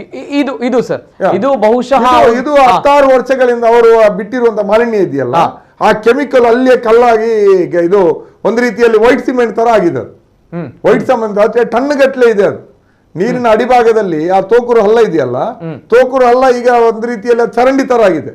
ಮೇಲ್ಗಡೆ ಈ ಮಾಲಿನ್ಯದ ನೀರು ಹರಿಯುತ್ತದೆ, ತಳಭಾಗದಲ್ಲಿ ಆ ಇದು ಕೆಮಿಕಲ್ ಇದು ಗಟ್ಟಿ ಆಗಿ ಆಗಿ ಆಗಿ ವರ್ಷಾನುಗಟ್ಲೆ ಒಣಗಿ ಒಣಗಿ ಒಣಗಿ ಈ ರೀತಿಯಲ್ಲಿ ವೈಟ್ ಸಿಮೆಂಟ್ ತರ ಅದೀಗ ರೂಪುಗೊಂಡಿದೆ. ಅದನ್ನೀಗ ಅಲ್ಲಿಂದ ಎಬ್ಬಿಸುವಂತ ಕೆಲಸವನ್ನ ಕಂಪನಿಯವರು ಮಾಡ್ತಾ ಇದ್ದಾರೆ. ಅದಷ್ಟು ಸುಲಭ ಅಲ್ಲ, ಅದು ಬಹುಶಃ ಇನ್ನು ತಿಂಗಳ ಗಟ್ಟಲೆ ಮಾಡಿದ್ರು ಕೂಡ ಮುಗಿಲಿಕ್ಕಿಲ್ಲ ತೆಗೆದು. ಈಗ ಪಬ್ಲಿಕ್ ಗಮನಕ್ಕೆ ಬಂದಿದೆ, ಆಕ್ಷನ್ ಆಗ್ತದೆ ಅಂದಾಗ ಇದೀಗ ಕಣ್ಣಿಗೆ ಮಣ್ಣೆರಚಲಿಕ್ಕಾಗಿ ಅದನ್ನು ತೆಗೆಯುವಂತ ಒಂದು ನಾಟಕ ಇವತ್ತು ನಡೀತಾ ಇದೆ. ಓಕೆ, ಇದು ಕೂಡ ಈ ಮೂಲಕ ಅದು ಹಾದು ಹೋಗ್ತಾರೆ ಇದು ಅಲ್ಲಿ ನೀರು ಹಾದು ಹೋಗುವಂತದ್ದು. ಇದು ಈಗ ಇಲ್ಲಿ ತೋಕೂರು ಹಳ್ಳಕ್ಕೆ ಹೋಗಿ ತೋಕೂರು ಹಳ್ಳದಿಂದ ಅಲ್ಲಿಂದ ಫಲ್ಗುನಿ ನದಿ ಒಂದು 1/2 ಕಿಲೋಮೀಟರ್ ದೂರದಲ್ಲಿ ಇದೆ, ಫಲ್ಗುನಿ ನದಿಗೆ ಹೋಗಿ ಸೇರ್ತದೆ. ಅಲ್ಲಿಂದ ಮತ್ತೆ ಅದು ಫಲ್ಗುನಿ ನದಿಯಲ್ಲಿ ಈಗ ಮಳೆಗಾಲದಲ್ಲಿ ಮತ್ತು ನೀರಿನ ಹರಿವು ಘಟ್ಟ ಪ್ರದೇಶದಲ್ಲಿ ಜೋರಲ್ಲಿದ್ದಾಗ ಗೊತ್ತಾಗಲ್ಲ, ಅದರಲ್ಲಿ ಹರಿದು ಸೀದಾ ಸಮುದ್ರಕ್ಕೆ ಹೋಗ್ತದೆ. ಈಗ ಈ ಬೇಸಿಗೆ ಶುರು ಆದಾಗ ನೀರಿನ ಹರಿವು ಕಡಿಮೆ ಆಗಿ ಈ ಸಮುದ್ರದ ನೀರು ಇದೆಯಲ್ಲ, ಇದು ಅದರ ಹಿನ್ನೀರು ಅದರ ಇದು ಜಾಸ್ತಿ ಆದಾಗ ಈ ನದಿಯಲ್ಲಿ ಮೀನುಗಳು ಚಡಪಡಿಸ್ಲಿಕ್ಕೆ ಆರಂಭ ಆಗೋದು, ನದಿ ನಾರ್ಲಿಕ್ಕೆ ಶುರು ಆಗೋದು. ಅದರಲ್ಲಿ ಇಂತಹ ಸಂದರ್ಭದಲ್ಲಿ ಬೇಸಿಗೆಯಲ್ಲಿ ಇವರ ಕಲ್ಲಾಟಗಳು ಸ್ವಲ್ಪ ಜಾಸ್ತಿ ಬಹಿರಂಗ ಆಗ್ತದೆ. ನೋಡಿ ಎಷ್ಟು ಚಂದದ ತೋಪು ಅಲ್ಲ, ಈಗ ಎಷ್ಟು ಕೆಟ್ಟು ಕಲರೇ ಚೇಂಜ್ ಆಗಿದೆ. ಇದು ಇವತ್ತಿನ ಸ್ಥಿತಿ. ಇಲ್ಲಿ ಮೀನುಗಳನ್ನ ಹಿಡಿತಾ ಇದ್ದಾರೆ. ಮೊದಲೆಲ್ಲ ಮೀನೇನು ಈಜಾಡೋದು, ವರ್ಷ ಪೂರ್ತಿ ಮೀನು ಹಿಡಿಯೋದು, ವರ್ಷ ಪೂರ್ತಿ ನೀರಿರುವಂತ ಜಾಗ ಇದು. ಮೀನುಗಾರಿಕೆ ಮಾಡ್ತಾ ಇದ್ರು ಜನ, ಯುವಕರು ಹೋಗಿ ಈಜಾಡ್ತಾ ಇದ್ರು, ಮಕ್ಕಳು ಈಜಾಡ್ತಾ ಇದ್ರು, ಏಡಿ ಸಿಗ್ತಾ ಇತ್ತು, ಸಿಗಡಿ ಸಿಗ್ತಾ ಇತ್ತು, ಅತ್ಯುತ್ತಮವಾದಂತ ಮೀನುಗಳು ಇಲ್ಲಿ ಲಭ್ಯ ಆಗ್ತಾ ಇತ್ತು, ಕ್ಯಾಬೇಜು ಅದು ಇದೆಲ್ಲ. ಈಗ ಹತ್ತಿರ ಕೂಡ ಯಾರು ಹೋಗೋದಿಲ್ಲ, ಆ ಮಟ್ಟಕ್ಕೆ ಇವತ್ತು ಕೆಟ್ಟು ನಾರ್ತಾ ಇದೆ. ಅದರ ಜೊತೆಯಲ್ಲಿ ಎಲ್ಲಿಂದ ಕೂಡ ತ್ಯಾಜ್ಯ, ಈ ಡ್ರೈನೇಜ್ ವಾಟರ್ ಎಲ್ಲ ತಂದು ಇಲ್ಲಿ ಟ್ಯಾಂಕರ್ಗಳಿಂದ ತಂದು ಇಲ್ಲಿ ಸುರಿತಾರೆ. ಯಾವುದ್ರ ಮೇಲೆ ನಾವು ತುಂಬಾ ಸಲ ದೂರು ಕೊಟ್ಟರು ಕೂಡ ಯಾರ ಮೇಲೆ ಆಕ್ಷನ್ ಆಗೋಲ್ಲ, ದುಡ್ಡು ಕಟ್ಟರೆ ಎಲ್ಲವೂ ಕೂಡ ಮಾಫಿ. ಇದು ಇಲ್ಲಿಯ ಸ್ಥಿತಿ. ಇದೋಡಿ ಈ ನೀರು ಹೋಗಿ ನದಿಗೆ ಸೇರಿದ ಹೆಂಗಾಗ್ತದೆ? ಇದು ಅಂತರ್ಜಲ ಆದ್ರೆ ಹೆಂಗೆ? ಇದು ಈಗ ಇಂತದೆ ಹಿಂಗಿ ಈ ತೋಕೂರು ಹಳ್ಳದ ಮೂಲಕ ಸುತ್ತಮುತ್ತ ಎಲ್ಲ ಬಾವಿಗೆಲ್ಲ ಹರಡುತ್ತದೆ. ಇದು ಪರಿಸ್ಥಿತಿ. ಮತ್ತು ಇದರಿಂದಾಗಿ ಈ ಕೆಮಿಕಲ್ ಇದೆಯಲ್ಲ, ಇದು ಪರಿಸರವನ್ನು ಸೇರಿ ಗಾಳಿಯ ಮೂಲಕ, ಇನ್ನೊಂದರ ಮೂಲಕ, ಚರ್ಮದ ಮೂಲಕ ಜನರ ಆರೋಗ್ಯವನ್ನು ಹಾಳು ಮಾಡ್ತದೆ. ಶ್ವಾಸಕೋಶ ಡ್ಯಾಮೇಜ್ ಆಗ್ತದೆ, ಚರ್ಮದ ರೋಗಗಳು ಬರ್ತದೆ, ಶೀತ ಸೆಗಡಿಗಳು ಕಂಟಿನ್ಯೂ ಆಗಿ ಬರ್ತದೆ, ಮತ್ತು ಕ್ಯಾನ್ಸರ್ ನಂತ ರೋಗಗಳು ಕೂಡ ಜನರನ್ನ ಬಾಧಿಸ್ತದೆ. ಇಷ್ಟಾದ್ರೂ ಕೂಡ ಅಧಿಕಾರಿಗಳಿಗೆ ಏನೂ ಆಗಲ್ಲ, ಜನಪ್ರತಿನಿಧಿಗಳು ಮಾತಾಡಲ್ಲ, ಜನ ಕೂಡ ಇದು ನಮ್ಮ ಎಷ್ಟು ಮಾತಾಡಿದ್ರು ಅಷ್ಟೇ ಅಂತ ಹೇಳಿ ಸುಮ್ಮನೆ ಆಗ್ತಾರೆ. ಮತ್ತೆ ನೇರವಾಗಿ ಯಾರಿಗೆ ತಟ್ಟುತ್ತದೆ? ಈಗ ತೋಕೂರು, ಜೋಕಟ್ಟೆ ಜನ ಮರವರು ನೇರವಾಗಿ ತಟ್ಟೋದ್ರಿಂದ ಅವ್ರು ಮಾತಾಡ್ತಾ ಇದ್ದಾರೆ. ದೂರದಲ್ಲಿರುವ ಜನರಿಗೆ ಅಯ್ಯೋ ಈಗ ಆಗ್ಬಾರ್ದು ಅಂತ ಹೇಳ್ಕೊಂಡು ತಮ್ಮಷ್ಟಕ್ಕೆ ತಾವು ಹೋಗ್ತಾರೆ. ಇದು ಇವತ್ತಿನ ಸಮಸ್ಯೆ. ಇದೇ ನೀರು ಈಗ ಏನಾಗ್ತದೆ ಅಂದ್ರೆ ಹಿನ್ನೀರಿನ ಇದು ಜಾಸ್ತಿ ಆದಾಗ ಮರವೂರು ತನಕ ಹೋಗ್ತದೆ, ಅಲ್ಲಿಂದ ಲೀಕೇಜ್ ಆಗಿ ಆ ಡ್ಯಾಮ್ಗೂ ಹೋಗ್ತದೆ. ಅದೇ ನೀರನ್ನು ನಾವು ಕುಡಿಬೇಕು. ಬಹುಗ್ರಾಮ ನೀರಿನ ಯೋಜನೆ ಇದರಿಂದಲೇ ಬರುತ್ತೆ, ಫಲ್ಗುನಿ ನದಿಯ ಮರವೂರು ಡ್ಯಾಮಿನಿಂದ. ಅದರಿಂದಾಗಿ ಇದನ್ನ ಎಷ್ಟೇ ಶುದ್ಧೀಕರಣ ಮಾಡಿ ಕೂಡ ಪೈಪ್ಲೈನ್ ಅಲ್ಲಿ ಮನೆ ಮನೆಗೆ ಕೊಟ್ಟರು ಕೂಡ ಅದರ ಪರಿಣಾಮ ನಮ್ಮ ದೇಹದೊಳಗಡೆ ಆ ನೀರು ಬಳಕೆ ಮಾಡಿದಾಗ ಹಾಗೆ ಆಗ್ತದಲ್ವಾ? ಈ ಇದರಿಂದ ಹಿಡಿದಂತ ಮೀನನ್ನ ಹಿಡಿದಾಗ ನಮ್ಮ ರೋಗ ರುಜಿನಗಳು ಬರಲೇಬೇಕಲ್ಲ. ಇದನ್ನೆಲ್ಲ ಸ್ಟಡಿ ಮಾಡೋದು ಯಾರು? ಇದರ ರಿಪೋರ್ಟ್ ಕೊಡೋರು ಯಾರು? ಸರ್ಕಾರ ಅನ್ನುವಂಥದ್ದು ಇದನ್ನೆಲ್ಲ ಮಾಡಬೇಕು. ಆದ್ರೆ ಅದಕ್ಕೆ ಆ ಸೂಕ್ಷ್ಮತೆಗಳೇ ಇಲ್ಲ. ಇದು ಸಮಸ್ಯೆ. ಇದು ಪರಿಸ್ಥಿತಿಯ ಗಂಭೀರತೆ ಯಾವ ರೀತಿ ಇದೆ ಅನ್ನುವಂಥದ್ದು ತಾವು ದೃಶ್ಯಾವಳಿ ಮೂಲಕ ನೋಡ್ತಾ ಇದ್ದೀರಿ. ಯಾಕಂದ್ರೆ ಬಹುಶಃ ಸಾಮಾನ್ಯ ಕೆಸರಲ್ಲ ಸರ್, ಇದು ಗಂಭೀರವಾದಂತ ಮಾರಕವಾದಂತ ಕೈಗಾರಿಕಾ ತ್ಯಾಜ್ಯ, ಒಂಥರ ಮಡ್ಡಿ ತರ ಕಾಣ್ತಾ ಇದೆ. ನೇರವಾದಂತ ವಿಷಯ ಇದು ಡಾಮರ್ ಗಳನ್ನ ನಾವು ನೋಡ್ತೀವಿ ಆ ರೀತಿ. ಇದನ್ನ ಪೂರ್ಣವಾಗಿ ಶುದ್ಧೀಕರಣ ಮಾಡಬೇಕು, ಅದಕ್ಕೆ ಶುದ್ಧೀಕರಣ ಘಟಕ ಬೇಕು. ಈಗ ನನಗೆ ಇವತ್ತು ಅಧಿಕಾರಿ ಹೇಳ್ತಾರೆ, ಹೌದು ಮುನೀರ್ ಅಲ್ಲ ತಗೊಂಡೋಗಿ ಏನ್ ಮಾಡ್ತಾನೆ, ಇಲ್ಲ ಸ್ಟೋರೇಜ್ ಮಾಡಿ ಇಡ್ತಾ ಇದ್ದಾರೆ ಒಳಗಡೆ. ಯಾಕೆಂದ್ರೆ ಅವರು 1.5 ಲಕ್ಷದ ಲೀಟರ್ ಇದರದ್ದು ETP ಪ್ಲಾಂಟ್ ಈಗಲೇ ತಗೊಂಡು ಹೋಗಿದ್ರೆ ಅದು ಜಡ್ಡ ಆಗ್ತದೆ. ಅದನ್ನ ಸ್ವಲ್ಪ ಸ್ವಲ್ಪ ಸ್ವಲ್ಪ ತಗೊಂಡೋಗಿ ನಾವು ಶುದ್ಧೀಕರಣ ಮಾಡಿ ಬಿಡ್ಲಿಕ್ಕೆ ಹೇಳಿದ್ವಿ ಅಂತ. ಎಂತ ನಾಟಕ ಸಾಧ್ಯ ಇದೆಯಾ? ಇನ್ನೊಂದು ಜೋರ್ ಮಳೆ ಬರ್ಲಿ ಮತ್ತೆ ಗೊತ್ತಾಗಲ್ಲ, ಎಲ್ಲ ಒಟ್ಟಿಗೆ ಬಿಡ್ತಾರೆ ಅವ್ರು ಹೊರಗಡೆ. ನಾನು ಅದಕ್ಕೆ ಇವತ್ತು ಬಹಳ ಗಟ್ಟಿ ಸ್ವರದಲ್ಲಿ ಹೇಳಿದ್ದೀನಿ ಜಿಒಗೆ, ಪರಿಸರ ಅಧಿಕಾರಿಗೆ, ಮೊದಲು ಅವರ ಈ ಇದೇನಿದೆ ಕಲ್ಲ ಚರಂಡಿ ಪೈಪ್ಲೈನ್ ಅದನ್ನ ಕ್ಲೋಸ್ ಮಾಡಿ ಅಂತ ಹೇಳಿದ್ವಿ. ಅದನ್ನು ಒಡೆದಾಕಿ ಕ್ಲೋಸ್ ಮಾಡಿ ಅದರ ನೀರು ಹೊರಗೆ ಬರದ ರೀತಿಯಲ್ಲಿ ಮಾಡಿ. ಇಲ್ಲ ಅಂದ್ರೆ ಇವತ್ತು ಮಳೆ ಶುರುವಾದ್ರೆ ನಾಳೆ ಬೆಳಿಗ್ಗೆಯಿಂದ ನಮ್ಗೆ ಗೊತ್ತೇ ಆಗಲ್ಲ ಯಾವ್ದು ಬಂದ್ರು. ನೀರಿನ ಫ್ಲೋ ಜೋರ್ ಇರುವಾಗ ಯಾವ್ದು ಬಿಟ್ರು ಗೊತ್ತಾಗಲ್ಲ. ಇದು ಸ್ಥಿತಿ. ಇದನ್ನೆಲ್ಲ ನೋಡ್ಬೇಕಾದವ್ರು ಯಾರು? ಜಿಲ್ಲಾಧಿಕಾರಿಗಳು ಇನ್ನೂ ಅಲ್ಲಿಗೆ ಭೇಟಿ ಕೊಟ್ಟಿಲ್ಲ. ಇದು ಸಮಸ್ಯೆ. ಮೇಯರ್ ಹೋಗ್ಬೇಕಿತ್ತು, ಕಾರ್ಪೊರೇಷನ್ ಕಮಿಷನರ್ ಹೋಗ್ಬೇಕಿತ್ತು. ಈ ಫ್ಯಾಕ್ಟರಿ ಇರುವಂತಹದ್ದು ಸುರತ್ಕಲ್ ಕ್ಷೇತ್ರದಲ್ಲಿ, ಮಂಗಳೂರು ಉತ್ತರದಲ್ಲಿ. ಆ ನೀರು ಹರಿದು ರೋಡಿನ ಈ ಕಡೆ ಬೀಳೋದು ಆ ಮೂಡಬಿದ್ರೆ ಕ್ಷೇತ್ರದಲ್ಲಿ. 2 ಕ್ಷೇತ್ರದ ಮಧ್ಯದಲ್ಲಿ ಇದೆ. ಗೊತ್ತಾಯ್ತಲ್ಲ? ಈ ಜನಪ್ರತಿನಿಧಿಗಳ ಹತ್ರ ನಾನು ಹೆಸರು ಹೇಳಲಿಕ್ಕೆ ಹೋಗೋದಿಲ್ಲ. 2 ಕ್ಷೇತ್ರ ಮಧ್ಯದಲ್ಲಿ ಬರುತ್ತೆ. 2 ಕ್ಷೇತ್ರ ಈ ರುಚಿಗೋಲ್ಡ್ ಅದಾನಿ ವಿಲ್ಮರ್ ಕಂಪನಿಗಳು ಸುರತ್ಕಲ್ ಕ್ಷೇತ್ರದಲ್ಲಿ, ಈ ರೋಡಿನ ಈ ಭಾಗ ಏನಿದೆ ಅದು ಮೂಡಬಿದ್ರೆ ಕ್ಷೇತ್ರಕ್ಕೆ ಬರ್ತದೆ. ಎರಡೂ ಜನ ಕೂಡ ಇದನ್ನ ಗಂಭೀರವಾಗಿ ತಗೊಳ್ಬೇಕು. ನಾವು ಅವ್ರ ಹತ್ರ ವಿನಂತಿ ಮಾಡ್ತೀವಿ, ಬರೆದು ಸ್ಥಳ ವೀಕ್ಷಣೆ ಮಾಡಬೇಕು, ಸರಿಯಾದಂತ ಕ್ರಮಕ್ಕೆ ಅಧಿಕಾರಿಗಳ ಮೇಲೆ ಒತ್ತಡವನ್ನು ಹೇರಬೇಕು ಅಂತ ನಾನು ಅವರನ್ನ ವಿನಂತಿ ಮಾಡ್ತಾ ಇದ್ದೀನಿ ಈ ಮೂಲಕ. ಇದು ಗಂಭೀರವಾಗಿರುವ ಸಮಸ್ಯೆಗಳು ಆ ದೃಶ್ಯಾವಳಿಗಳನ್ನು ನೋಡಿದಾಗ ಗೊತ್ತಾಗುತ್ತೆ. ಅಂತ ಒಂದು ಸ್ವಚ್ಛಂದವಾಗಿರುವಂತಹ ಒಂದು ನದಿ ನೀರು ಯಾವ ರೀತಿ ಕಲುಷಿತವಾಗ್ತಾ ಇದೆ, ಯಾವ ಮಟ್ಟದಲ್ಲಿ ಅಲ್ಲಿ ಹಾನಿಕಾರಕವಾಗಿರುವಂಥ ತ್ಯಾಜ್ಯ ನದಿಗೆ ಸೇರ್ತಾ ಇದೆ, ಜೀವ ನದಿಗೆ. ನಮ್ಮ ಫಲ್ಗುಣಿ ಯಾವ ರೀತಿ ವಿಷವನ್ನು ಉಣಿಸ್ತಾ ಇದ್ದಾರೆ ಇವ್ರುಗಳು ಅನ್ನುವಂಥದ್ದು ಅಲ್ಲಿ ನೋಡಿದಾಗ ಗೊತ್ತಾಗುತ್ತೆ. ಯಾಕಂದ್ರೆ ಬಹಳಷ್ಟು ಜನರಿಗೆ ಆ ಒಂದು ಗಂಭೀರತೆ ಅರ್ಥ ಆಗ್ಲಿಕ್ಕಿಲ್ಲ. ಬಹುಶಃ ಆ ದೃಶ್ಯಾವಳಿ ನೋಡಿದಾಗ ಗೊತ್ತಾಗ್ಬೋದು. ಅದನ್ನ ಫೋಕಸ್ ಮಾಡಿ ತೋರಿಸಿದ್ರೆ ಏನೊಂದು ಸಣ್ಣ ತೋಡಲ್ಲಿ ನೀರು ಬಿಡ್ತಾ ಇದ್ದಾರೆ, ಹಾಗಾಗಿ ಇವ್ರುಗಳು ಮಾತಾಡ್ತಾರೆ ಅನ್ನುವಂಥ ಅನ್ಕೊಂಡಿರ್ಬೋದು ನಮ್ಮ ಜನರು. ಆದ್ರೆ ಇಲ್ಲ, ಆ ರೀತಿ ಇಲ್ಲ. ವೆರಿ ಸೀರಿಯಸ್ ಆಗಿರುವಂತಹ ಇಶ್ಯೂ ಇದು. ಹೆಂಗಾಗುತ್ತೆ ಮುಂದೆ ಮೊದಲು ಬೆಂಗಳೂರಿನಲ್ಲಿ ವೃಷಭಾವತಿ ನದಿ ಇತ್ತು, ಈಗ ಅದು ಕೆಂಗೇರಿ ಮೋರಿ ಆಗಿದೆ. ಹೌದು, ವೃಷಭಾವತಿ ನದಿ ಹೋಗಿ ಕೆಂಗೇರಿ ಮೋರಿ ಆಗಿದೆ. ಫಲ್ಗುಣಿ ನದಿ ಕೂಡ ಹಂಗೆ ಇನ್ನೊಂದು 10 ವರ್ಷ ಹೋದ್ರೆ ಅದನ್ನ ಚರಂಡಿ ಆಗ್ತದೆ ಅಷ್ಟೇ. ಮತ್ತೆ ಯಾರು ಕೂಡ ಲೆಕ್ಕ ಗಿಡಲ್ಲ ಚಲ್ತಾ. ಕರೆಕ್ಟ್. ಕುಡಿಯುವ ನೀರಿನ ಸಮಸ್ಯೆ ಒಂದ್ ಕಡೆ, ಮತ್ತೆ ಏನ್ ಮಾಡ್ತೀರಾ ಅನ್ನುವಂಥದ್ದು. ನಮ್ಮ ಜೀವನದ ಈ ರೀತಿ ಆದ್ರೆ ಮತ್ತೆ ಇದೇ ಹೋಗಿ ಸಮುದ್ರ ಸೇರೋದಲ್ಲ. ಸಮುದ್ರದ ಮೀನಿನ ಸಂತತಿಯ ಮೇಲೆ ಅದು ಪರಿಣಾಮ ಆಗೋದಿಲ್ಲ. ಆವಾಗ ಸಮುದ್ರ ದಂಡೆಯಲ್ಲಿ ಕಪ್ಪಾದಂತ ಜಿಡ್ಡಿನ ಪದಾರ್ಥ ಪತ್ತೆ ಆಗೋದೆಲ್ಲ ಆಗ್ತದಲ್ಲ, ಆವಾಗ ಹೊತ್ತು ಬರ್ತಾರೆ. ನಾಳೆ ಹೋಗ್ತಾರೆ, ನಾಳೆ ನಾಡಿದ್ದು ವಿಶ್ವ ಪರಿಸರ ದಿನ, ಬೀಚ್ ಕ್ಲೀನು, ಅದು ಕ್ಲೀನು, ಇದು ಕ್ಲೀನು. ನಾವು ಇವತ್ತು ಅಧಿಕಾರಿಗೆ ಹೇಳಿದೆ, ಬನ್ನಿ ಸರ್ ಸ್ಪಾಟಿಗೆ. ಮುನೀರ್ ಅವರೇ, ನಾಳೆ ನಾಡಿದ್ದು ವಿಶ್ವ ಪರಿಸರ ದಿನ ಇದೆ, ನಮ್ಗೆ ಜವಾಬ್ದಾರಿ ಇದೆ, 2 ದಿನ ಅವಕಾಶ ಕೊಡಿ. ಈ ರೀತಿ ಇದು ಮಾಡಿ ನೀವು ಹೋಗಿ ಸಮುದ್ರ ಬೀಚ್ ಕ್ಲೀನ್ ಮಾಡಿ ಏನ್ ಸರ್ ಪ್ರಯೋಜನ ಅಂತ ಕೇಳಿದೆ. ವಿಶ್ವ ನೋಡ್ತಾ ಇದ್ರೆ ಹೌದಪ್ಪ, ಈ ರೀತಿ ಸಮುದ್ರಕ್ಕೆ ವಿಷ ಬಿಡ್ತಾ ಇದ್ದಾರೆ. ಅವರ ಮೇಲೆ ಆಕ್ಷನ್ ತಗೊಳ್ಳೋದು ಬಿಟ್ಟು ನೀವು ವಿಶ್ವ ಪರಿಸರ ದಿನ ನಾಡಿದ್ದು ಇದೆ ಅಂತ ಹೇಳಿ ಇವತ್ತು ಬೀಚ್ ಸುಂದರ ಮಾಡ್ಲಿಕ್ಕೆ. ನಾಳೆ ನೋಡಿ, ನಾಳೆ ಎಲ್ಲ NGOಗಳು ಟೋಪಿ ಹಾಕೊಂಡು ಒಳ್ಳೆ ಕಂಪನಿಗಳಿಗೆ ಸ್ಪಾನ್ಸರ್ ಮಾಡಿದಂತ T-ಶರ್ಟ್ ಹಾಕೊಂಡು ಬರ್ತಾರೆ. ಏನ್ ಪ್ರಯೋಜನ? ನಿಮ್ಗೆ ನಿಜವಾಗಿ ಪರಿಸರದ ಕಾಳಜಿ ಇದ್ರೆ ನಾಳೆ ರುಚಿಗೋಲ್ಡ್ ಎದುರುಗಡೆನೋ ಕೆಂಬಾವಲ್ ಎದುರುಗಡೆ ಪರಿಸರ ಮಾಲಿನ್ಯ ನಿಯಂತ್ರಣ ಮಂಡಳಿ ಕಚೇರಿ ಎದುರು ಬನ್ನಿ, ಕ್ರಮ ತಗೊಳ್ಳಿ ಅಂತ ಆಗ್ರಹಿಸಿ. ಅದು ಪರಿಸರ ಪ್ರೀತಿ. ಬೀಚ್ ಎದುರುಗಡೆ ಬೀಚ್ ಕ್ಲೀನ್ ಮಾಡಬೇಕು, ಮ್ಯಾರಥಾನ್ ಓಡಬೇಕು. ಅದು ಒಂದು ತೋರ್ಪಡಿಕೆ, ಅದೊಂದು ಸಂದೇಶ. ಅದೆಲ್ಲ ಏನು ಮ್ಯಾರಥಾನ್ ಓಡಿದ್ರೆ ಏನಾಗುತ್ತೆ ಸರ್? ಪರಿಸರ ಉಳಿಸಲಾಗ ಆಗುತ್ತೆ? ನನ್ನ ವಿರೋಧ ಇದೆ. ಪ್ರತಿ ಬಾರಿ ಮಾನವ ಸರಪಳಿಗಳನ್ನ ಮಾಡ್ತಾರೆ ಇವರು, ಮ್ಯಾರಥಾನ್ಗಳನ್ನ ಓಡ್ತಾರೆ, ಬೀದಿ ನಾಟಕಗಳನ್ನ ಮಾಡ್ತಾರೆ. ಆದ್ರೆ ಎಲ್ಲಿ ಸಮಸ್ಯೆಗಳಿದೆ ಆ ಸಮಸ್ಯೆಗಳನ್ನ ಬಗೆಹರಿಸಲ್ಲ. ತಾವು ಈಗಾಗಲೇ ಹೇಳಿದಾಗ ವಿಶ್ವ ಪರಿಸರ ದಿನ ಇದೆ, ರೆಡಿ ಮಾಡ್ಲಿಕ್ಕೆ ಏನ್ ರೆಡಿ ಮಾಡ್ತಾರೆ? ಇಲ್ಲ ರೆಡಿ ಮಾಡ್ಬೇಕಾಗಿರೋದು ಇದು. ಯಾಕಂತ ಹೇಳೋದು ಪರಿಸರ ಉಳಿಸೋದು, ನಾಳೆ ತೋರ್ಪಡಿಕೆಯ ಕಾರ್ಯಕ್ರಮ ಮಾಡೋದಲ್ಲ. ನಾಳೆ ಮ್ಯಾರಥಾನ್ ಕಂಪನಿಗಳ ಸ್ಪಾನ್ಸರು ಅಥವಾ ಯಾರ್ದೋ ದೊಡ್ಡ ಉದ್ಯಮಗಳ ಸ್ಪಾನ್ಸರ್ನ T-ಶರ್ಟ್ ಟೋಪಿ ಒಂದಿಷ್ಟು ವಿದ್ಯಾರ್ಥಿಗಳಿಗೆ NGOಗಳಿಗೆ ಕೊಟ್ಟು ಒಂದು ಶೋ ಮಾಡೋದಲ್ಲ. ಆ ವಿದ್ಯಾರ್ಥಿ ಯೋಜನರಿಗೆ ಈ ಕಡೆ ತಿರುಗಿಸಿ ಬನ್ನಿ, ಈ ಕಂಪನಿಗಳ ಎದುರು ನಿಲ್ಲಿ, ಘೋಷಣೆ ಕೂಗಿ, ಮಾಲಿನ್ಯ ನಿಯಂತ್ರಣ ಮಂಡಳಿ ಎದುರು ಬಂದು ಧಿಕ್ಕಾರ ಹಾಕಿ ಪರಿಸರ ಉಳಿಸಿ. ಆವಾಗ ಪರಿಸರ ಉಳಿತದೆ.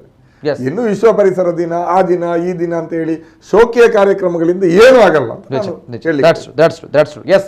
ನೋಡ್ತಾ ಇದ್ರೆ ಸಂಬಂಧಪಟ್ಟ ಅಧಿಕಾರಿಗಳು ನಿಜವಾಗ್ಲೂ ಕೂಡ ನಮ್ಮ ಜಿಲ್ಲೆಯ ಬಗ್ಗೆ ಕಾಳಜಿ ಇದ್ರೆ, ನಮ್ಮ ತುಳುನಾಡಿನ ಬಗ್ಗೆ ಕಾಳಜಿ ಇದ್ರೆ, ಅಥವಾ ಪರಿಸರ ಅನ್ನುವಂಥದ್ದು ಏನಿದೆ ಇದು ಕೇವಲ ತೋರ್ಪಡಿಕೆ ಆಗದೆ ನಿಜವಾಗ್ಲೂ ತಮ್ಗಳಿಗೆ ಪರಿಸರವನ್ನು ಉಳಿಸಬೇಕನ್ನುವಂಥ ಬದ್ಧತೆ ಇದ್ರೆ, ನೈತಿಕತೆ ಇದ್ರೆ, ಎಸ್ ವಿಶ್ವ ಪರಿಸರ ದಿನವನ್ನ ಆ ಒಂದು ಭಾಗದಲ್ಲಿ ತಾವುಗಳು ಮಾಡಬೇಕು. ಈ ಒಂದು ವಿಚಾರವನ್ನ ಪ್ರತಿಭಟಿಸುವ ಮೂಲಕ ದೊಡ್ಡ ಇಶ್ಯೂ ಆಗುತ್ತೆ. ನೋಡೋಟ್ಟು ನಮ್ಮ ಮಾಧ್ಯಮ ಬರುತ್ತೆ, ಹಲವಾರು ಮಾಧ್ಯಮಗಳು ಒಟ್ಟಿಗೆ ಬರುತ್ತೆ, ತಮ್ಮಗಳನ್ನು ಪ್ರಶಂಸೆ ಮಾಡುತ್ತೆ. ಯಾಕಂದ್ರೆ ಅಲ್ಲಿ ತಮ್ಮಗಳ ಬದ್ಧತೆಯನ್ನು ತಾವುಗಳು ತೋರಿಸಬೇಕು. ಇಲ್ಲದಿದ್ರೆ ಎಸ್ ಈಗಾಗಲೇ ಹೇಳಿದಾಗೆ ಬೇರೆ ಬೇರೆ ಕಂಪನಿಗಳ ದೊಡ್ಡ ದೊಡ್ಡ ಟಿ ಶರ್ಟ್ಗಳನ್ನು ಹಾಕೊಂಡು ಅಲ್ಲಿ ಸ್ಪಾನ್ಸರ್ಡ್ ಬೈ ಅಂತ ಹಾಕೊಂಡು ನಾವುಗಳು ಏನು CSR ಆಕ್ಟಿವಿಟೀಸ್ ಅಲ್ಲಿ ಈ ಕೆಲಸಗಳನ್ನ ಮಾಡ್ತೀವಿ ಅಂತ ಹೇಳಿ ಅವರುಗಳಿಗೆ ಬಕೆಟ್ ಹಿಡಿಯೋದಕ್ಕಿಂತ ನಿಜವಾಗ್ಲೂ ಕೂಡ ತಮ್ಮ ಬದ್ಧತೆಯನ್ನು ಉಳಿಸ್ಕೊಳ್ಳಿ ಅನ್ನುವಂಥದ್ದು ನಾವು ಹೇಳ್ತಾ ಇದ್ದೀವಿ.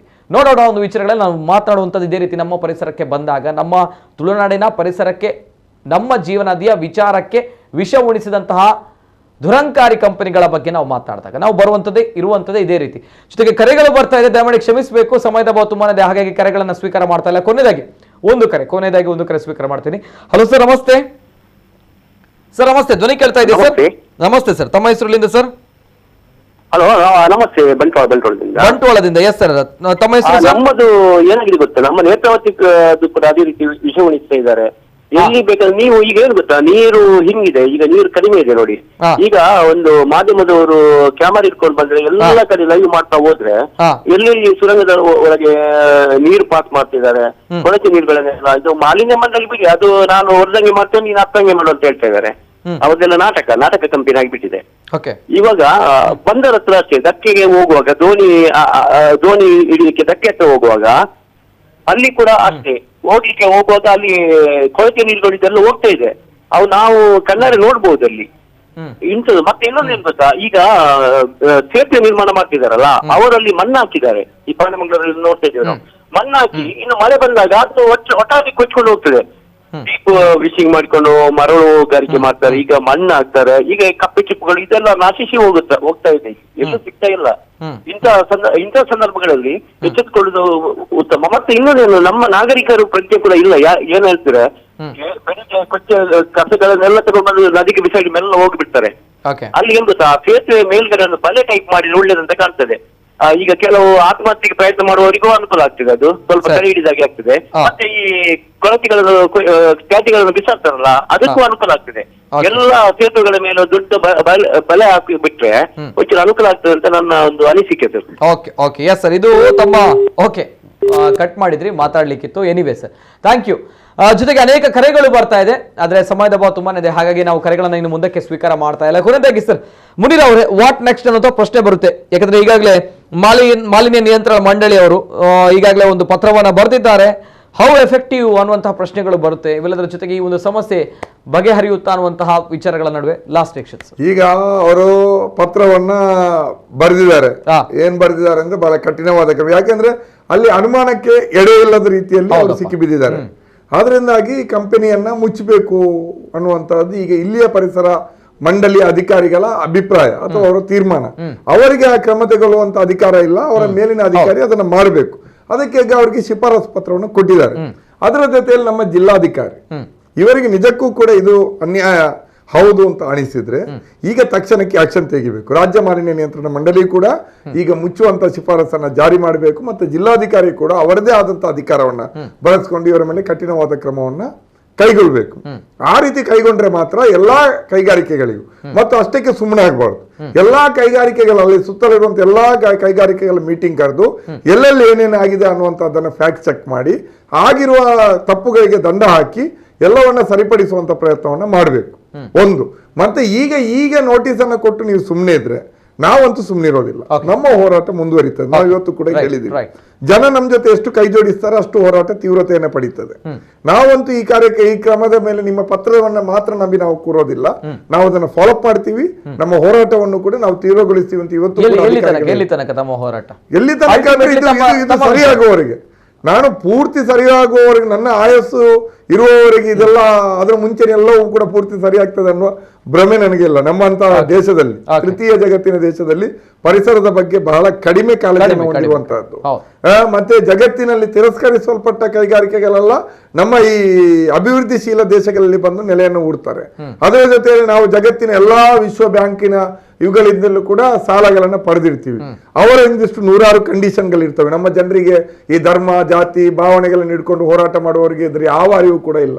ಈ ಅಗ್ರಿಮೆಂಟ್ಗಳು, ಒಪ್ಪಂದಗಳು ನಾವು ಸಹಿ ಹಾಕಿರೋದು, ಇದರಿಂದಾಗಿ ಈ ಎಲ್ಲವೂ ಕೂಡ ನಡೀತದೆ. ಅದರಿಂದ ನನ್ನ ಆಯಸ್ಸು ಇರುವವರಿಗೆ ಇದೆಲ್ಲ ಪೂರ್ತಿ ಮುಗಿತದೆ ಅನ್ನುವಂತ ಭ್ರಮೆ ಇಲ್ಲ. ಆದ್ರೆ ನಾನಿರುವಂತಹ ಪರಿಸರದಲ್ಲಿ ನಮ್ಮ ಒಂದು ವ್ಯಾಪ್ತಿಯೊಳಗಡೆ ಇದರ ವಿರುದ್ಧ ನಮ್ಮ ಹೋರಾಟ ಮುಂದುವರಿತಾನೆ ಇರ್ತದೆ. ನಾವಿಷ್ಟು ಧ್ವನಿ ಎತ್ತಾ ಇರೋದ್ರಿಂದ ಇಷ್ಟು ಕಂಟ್ರೋಲ್ ಇದೆ, ಅದು ಮಾತ್ರ ನಾನು ಹೇಳಬಲ್ಲೆ, ಹೆಮ್ಮೆಯಿಂದ ಹೇಳಬಲ್ಲೆ. ನಾವು ಇಷ್ಟು ಕೇಸ್ ಹಾಕಿಸ್ಕೊಂಡು ನಮ್ಮ ವೈಯಕ್ತಿಕ ಬದುಕು ಅಥವಾ ನಮ್ಮ ಬೇರೆ ರಾಜಕೀಯ ಸಾಮಾಜಿಕ ಚಟುವಟಿಕೆಗಳ ಸಮಯವನ್ನ ಇದಕ್ಕೆ ಮೀಸಲಿಟ್ಟು ಮಾಡಿದ ಹೋರಾಟದಿಂದ ಒಂದಿಷ್ಟು ಅದು ಕಂಟ್ರೋಲ್. ಜನ ಎಷ್ಟು ಗುರುತಿಸಿದ್ದಾರೆ ಅನ್ನುವಂಥದ್ದು ಬೇರೆ.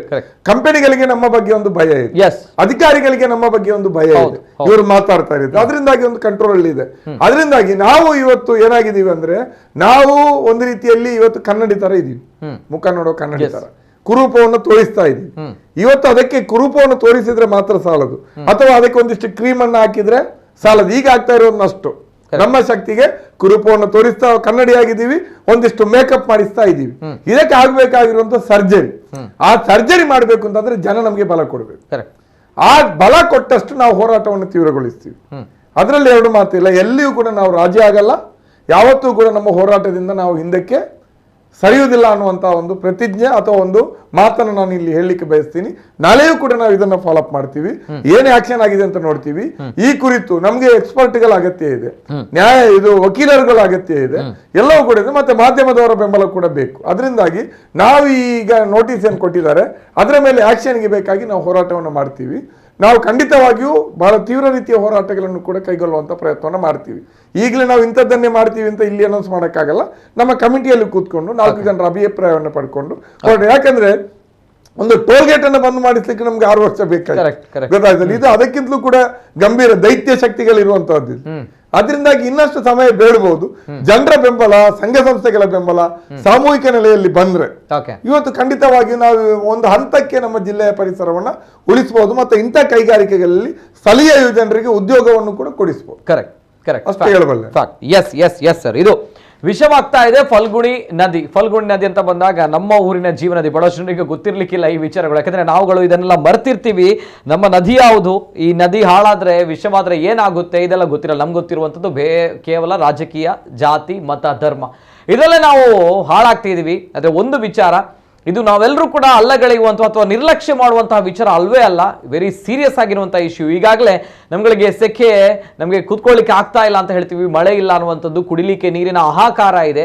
ಯಾಕೆ ಬಂತು ಈ ರೀತಿ ಅಂತ ಬಂದಾಗ ನಮ್ಮ ಪರಿಸರದ ನಾಶದಿಂದ. ಒಂದ್ ಕಡೆ ಎತ್ತಿನ ಹೊಳೆ ಯೋಜನೆ ಬಗ್ಗೆ ಬಹಳಷ್ಟು ಹೋರಾಟಗಳು ನಡೀತು, ಅದೆಲ್ಲವೂ ಕೂಡ ವಿಫಲ ಆಯಿತು. ಜೊತೆಗೆ ಎತ್ತಿನ ಹೊಳೆ ಹೋರಾಟ ಯಾವ ರೀತಿ ಇದೆ, ಜೊತೆಗೆ ಎತ್ತಿನ ಹೊಳೆ ಪ್ರಾಜೆಕ್ಟ್ ಯಾವ ರೀತಿ ಇದೆ ಅನ್ನುವಂಥದ್ದು ನಾವು ಎಲ್ಲರೂ ಕೂಡ ನೋಡಿದವರೇ.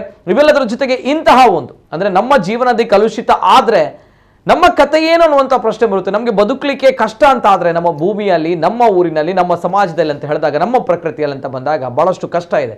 ಇದರ ಬಗ್ಗೆ ಯಾರೊಬ್ಬರು ಕೂಡ ಯೋಚನೆ ಮಾಡಲ್ಲ. ಯಾಕಂದ್ರೆ ಈ ಒಂದು ವಿಚಾರ ಏನಿದೆ 2 ಕ್ಷೇತ್ರಗಳ ಮಧ್ಯೆ ಬರುತ್ತಂತೆ. ಒಂದ್ ಕಡೆ ಸುರತ್ಕಲ್ ಕ್ಷೇತ್ರ, ಜೊತೆಗೆ ಮೂಡಬಿದ್ರೆ ಕ್ಷೇತ್ರ. ಆದರೆ ಇಬ್ರು ಕೂಡ ಈ ಬಗ್ಗೆ ಒಂದು ನೇತೃತ್ವವನ್ನು ವಹಿಸಲಿಲ್ಲ. ಈ ಸಮಸ್ಯೆಗಳನ್ನ ಪರಿಹಾರ ಮಾಡಬೇಕು ಅನ್ನುವಂಥ ನಿಟ್ಟಿನಲ್ಲಿ ಹೋರಾಟ ಮಾಡಿಲ್ಲ ಇಬ್ರು ಜನಪ್ರತಿನಿಧಿಗಳು. ನಿಜವಾಗ್ಲೂ ಕೂಡ ಬಹಳಷ್ಟು ವಿಪರ್ಯಾಸದ ಸಂಗತಿ ಇದು. ನಿಜವಾಗ್ಲೂ ಕೂಡ ಈ ಒಂದು ವಿಚಾರದ ಬಗ್ಗೆ ಜನಪ್ರತಿನಿಧಿಗಳಾಗಿ ಪ್ರತಿ ಬಾರಿಯೂ ಕೂಡ ತಾವುಗಳು ಬೇರೊಂದು ವಿಚಾರದ ಮೇಲೆ ಅಜೆಂಡಾಗಳನ್ನ ರೂಪಿಸ್ತಾ ಇರ್ತೀರಿ. ಅದನ್ನೆಲ್ಲ ಹೊರತಾಗಿ ಜನರ ಒಂದು ಬದುಕಿನ ಬಗ್ಗೆಯೂ ಕೂಡ ಸ್ವಲ್ಪ ಕಾಳಜಿಯನ್ನು ವಹಿಸಿ, ಅವರ ಆರೋಗ್ಯದ ಬಗ್ಗೆಯೂ ಕೂಡ ಸ್ವಲ್ಪ ಕಾಳಜಿಯನ್ನು ವಹಿಸಿ. ಯಾಕಂದ್ರೆ ತಮ್ಗಳಿಗೆ ಮತ ಹಾಕುವವರು ಅವರು. ಯಾಕಂದ್ರೆ ಅವರುಗಳು ಕುಡಿಯುವಂತಹ ಬಾವಿಯ ನೀರೇ ಕಲುಷಿತ ಆಗ್ತಾ ಇದೆ ಅಂತ ಬಂದಾಗ, ಅದಕ್ಕೆ ವಿಷವನ್ನ ಉಣಿಸ್ತಾ ಇದ್ದೀರಿ ಅಂತ ಬಂದಾಗ ಬಹಳಷ್ಟು ಶಾಪ ಒಂದಲ್ಲ ಒಂದಿನ ತಟ್ಟದೇ ಇರಲ್ಲ. ಸೊ ದಟ್ಸ್ ವೈ ಸ್ವಲ್ಪ ಯೋಚನೆಯನ್ನು ಮಾಡಿ ಆ ಭಾಗದ ಜನರ ಬಗ್ಗೆ. ಬಹಳಷ್ಟು ಕುಟುಂಬಗಳಿವೆ ಅಲ್ಲಿ, ಮೀನು ಹಿಡಿಯುವಂಥ ಕಾಯಕವನ್ನು ಮಾಡ್ತಾ ಇದ್ರು. ಆದರೆ ಎಲ್ಲವೂ ಕೂಡ ಅಲ್ಲಿ ಮುಗ್ದು ಹೋಗಿರುವಂತಹ ಕತೆ. ಸ್ವಲ್ಪ ಆ ಒಂದು ಭಾಗದ ಜನರಿಗೆ ಪುನರುಜ್ಜೀವನವನ್ನ ಕೊಡಿ ಅನ್ನೋದು ನಮ್ಮ ಒಂದು ಕಳಕಳಿಯ ವಿನಂತಿ ತಮ್ಗಳಲ್ಲಿ. ಜೊತೆಗೆ ವಿಶ್ವ ಪರಿಸರ ದಿನ 2 ದಿನಗಳಲ್ಲಿ ಬರುತ್ತೆ ಅಂತ ಬಂದಾಗ ವಿಶ್ವ ಪರಿಸರ ದಿನಕ್ಕೆ ತಾವುಗಳು ಒನ್ಸ್ ಅಗೇನ್ ಬ್ಯಾನರ್ಗಳನ್ನ ಮಾಡಿಕೊಂಡು ಅಥವಾ ಪ್ಲೇ ಕಾರ್ಡ್ಸ್ಗಳನ್ನ ಹಿಡಿದುಕೊಂಡು ಅಥವಾ ಬೀದಿ ನಾಟಕಗಳನ್ನ ಮಾಡಿಕೊಂಡು ಅಥವಾ ಬೀಚ್ನ ಸೈಡಲ್ಲಿ ಹೋಗಿ ಕ್ಯಾಪ್ಗಳನ್ನ ಶರ್ಟ್ಗಳನ್ನ ಹಾಕೊಂಡು ಈ ರೀತಿ ಸ್ವಚ್ಛತೆಯ ಒಂದು ನಾಟಕವನ್ನ ಆಡೋದಕ್ಕಿಂತ ಜಾಸ್ತಿಯಾಗಿ ನಿಜವಾಗಿರುವಂತಹ ಕಾಳಜಿ ಇರುವಂಥದ್ದು ಈ ಒಂದು ವಿಚಾರದಲ್ಲಿ. ನಾವು ನೋಡ್ತೀವಿ ಯಾವ ಕಂಪನಿಗಳು ಅಥವಾ ಯಾವ ಏಜೆನ್ಸಿಗಳು ಅಥವಾ ಯಾವ NGOಗಳು ನಾಡಿನ ದಿನ ಈ ಒಂದು ವಿಚಾರಕ್ಕೆ ಕೈ ಜೋಡಿಸುತ್ತೆ, ಮುನೀರ್ ಅವರ ಈ ಒಂದು ಹೋರಾಟಗಳ ಜೊತೆ ಬೇರೆ ಯಾರು ಅಲ್ಲಿ ಜಾಯಿನ್ ಆಗ್ತಾರೆ ಅಥವಾ ವಿಶ್ವ ಪರಿಸರ ದಿನವನ್ನ ಅರ್ಥಪೂರ್ಣವಾಗಿ ಆಚರಿಸ್ತಾರ ಕರಾವಳಿ ಭಾಗದಲ್ಲಿ ಅನ್ನೋದು ನಾವುಗಳು ಕಾಯ್ತೀವಿ ಅಂಡ್ ಆಚರಿಸ್ತೀರಿ ಅನ್ನೋ ನಮ್ಮ ನಂಬಿಕೆ ಇದೆ. ಜೊತೆಗೆ ಇಂತಹ ಒಂದು ಕಂಪನಿಗಳು ನಾಟ್ ಓನ್ಲಿ ನಮ್ಮ ಆರೋಗ್ಯದ ವಿಚಾರವಾಗಿ ಇಂತಹ ಕಂಪನಿಗಳಿಂದ ನಮ್ಮ ತುಳುನಾಡಿನವರಿಗೆ ಯಾವುದೇ ರೀತಿಯ ಕಿಂಚಿತ್ತು ಲಾಭ ಇಲ್ಲ. ಯಾಕಂತ ಬಂದಾಗ ಬಹಳಷ್ಟು ನಿರುದ್ಯೋಗಿಗಳಿದ್ದಾರೆ. ಪ್ರತಿ ಬಾರಿಯೂ ಕೂಡ ತುಳುನಾಡಿನ ಜನರಿಗೆ ಉದ್ಯೋಗ ಕೊಡ್ತಾರೆ ಅಂತ ಹೇಳ್ತಾರೆ, ಆದ್ರೆ ಯಾರು ಕೂಡ ಕೊಡ್ಲಿಲ್ಲ. ಈ ಒಂದು ಕಂಪನಿಗಳಲ್ಲೂ ಕೂಡ 100%ದಲ್ಲಿ 90% ಕೂಡ ಹೊರಗಿನವರು ಇರುವಂತವ್ರು, ಉತ್ತರ ಭಾರತದವರು. ನಮ್ಮ ಕರ್ನಾಟಕದವರು ಇಲ್ಲ, ತುಳುವರು ಬಿಡಿ, ಕರ್ನಾಟಕದವರು ಇಲ್ಲ, ಕನ್ನಡಿಗರೇ ಇಲ್ಲ ಅಂತ ಬಂದಾಗ ಬಹಳಷ್ಟು ಕಷ್ಟ ಇದೆ. ಸ್ವಲ್ಪ ಯೋಚನೆ ಮಾಡ್ಕೊಳ್ಳಿ. ನಮ್ಮ ಊರಿನ ನೆಲ ಜಲ ಎಲ್ಲವನ್ನ ಕೂಡ ಬಳಕೆ ಮಾಡಿಕೊಂಡು ನಮ್ಗೆನೆ ವಿಷವನ್ನ ಕೊಡ್ತಾರೆ ಅಂತ ಬಂದಾಗ, ಅವ್ರಗಳ ಸಪೋರ್ಟ್ ಅನ್ನು ನಾವುಗಳು ಮಾಡ್ತೀವಿ ಅಂತ ಬಂದಾಗ, ಅದನ್ನ ಅಪೋಸ್ ಮಾಡಿದಾಗ, ಪಕ್ಷದ ವಿಚಾರವಾಗಿ ಮಾತಾಡ್ತೀರಿ ಅಂತ ಬಂದಾಗ ಅವ್ರು ರಾಕ್ಷಸರು. ಅಂತಹ ಮನಸ್ಥಿತಿ ಹೊಂದವರು ವಿಕೃತಿಗಳು, ರಾಕ್ಷಸರು, ನೋ ಡೌಟ್ ಆ ಒಂದು ವಿಚಾರಗಳಲ್ಲಿ. ಆದರೆ ಜಾತಿ ಮತ ಧರ್ಮ ಇದೆಲ್ಲವನ್ನ ಬಿಟ್ಟು ಇದೆಲ್ಲವನ್ನ ಬದಿಗಿಟ್ಟು ನಮ್ಮ ತುಳುನಾಡಿನ ಅಸ್ಮಿತೆಗೋಸ್ಕರ ನಾವುಗಳು ಹೋರಾಟವನ್ನ ಮಾಡಲೇಬೇಕಾಗುತ್ತೆ. ನಮ್ಮ ತುಳುನಾಡಿನ ಜನರಿಗೋಸ್ಕರ, ಆರೋಗ್ಯವಂತ ಸಮಾಜ ನಿರ್ಮಾಣಕ್ಕೋಸ್ಕರ ಅನ್ನುವಂಥದ್ದು ನಮ್ಮ ಒಂದು ಆಶಯ, ಕಳಕಳಿಯ ವಿನಂತಿ. ಪ್ರಜ್ಞಾವಂತ ನಾಗರಿಕರಿಗೆ ಮಾತ್ರ conditions apply. And thank you, ಧನ್ಯವಾದಗಳು. ಇವತ್ತಿನ ಕಾರ್ಯಕ್ರಮದಲ್ಲಿ ನಮ್ಮ ಜೊತೆ ಸಾಮಾಜಿಕ ಹೋರಾಟಗಾರರು ಮುನೀರ್ ಕಾಟಿಪಳ್ಳ ಅವರು. ಸೊ ಥ್ಯಾಂಕ್ ಯು, ಅಭಿನಂದನೆಗಳು. ಈ ಒಂದು ಹೋರಾಟ ಒಂದು ಹಂತಕ್ಕೆ ಬಂದಿದೆ ಅಂಡ್ ಸಂಪೂರ್ಣವಾಗಿ ಯಶಸ್ವಿ ಆಗಲಿ ಅಂತ ನಮ್ಮ ಹಾರೈಕೆ. Thank you so much Munir Katipalla ಅವರು. ಇದು ಇವತ್ತಿನ ವಿಶೇಷ. ನಿರಂತರ ಸುದ್ದಿ ಹಾಗೂ ಮನರಂಜನೆಗಾಗಿ ನೋಡ್ತಾ ಇರಿ ನಮ್ಮ ಕುಡ್ಲ ನ್ಯೂಸ್ 24/7.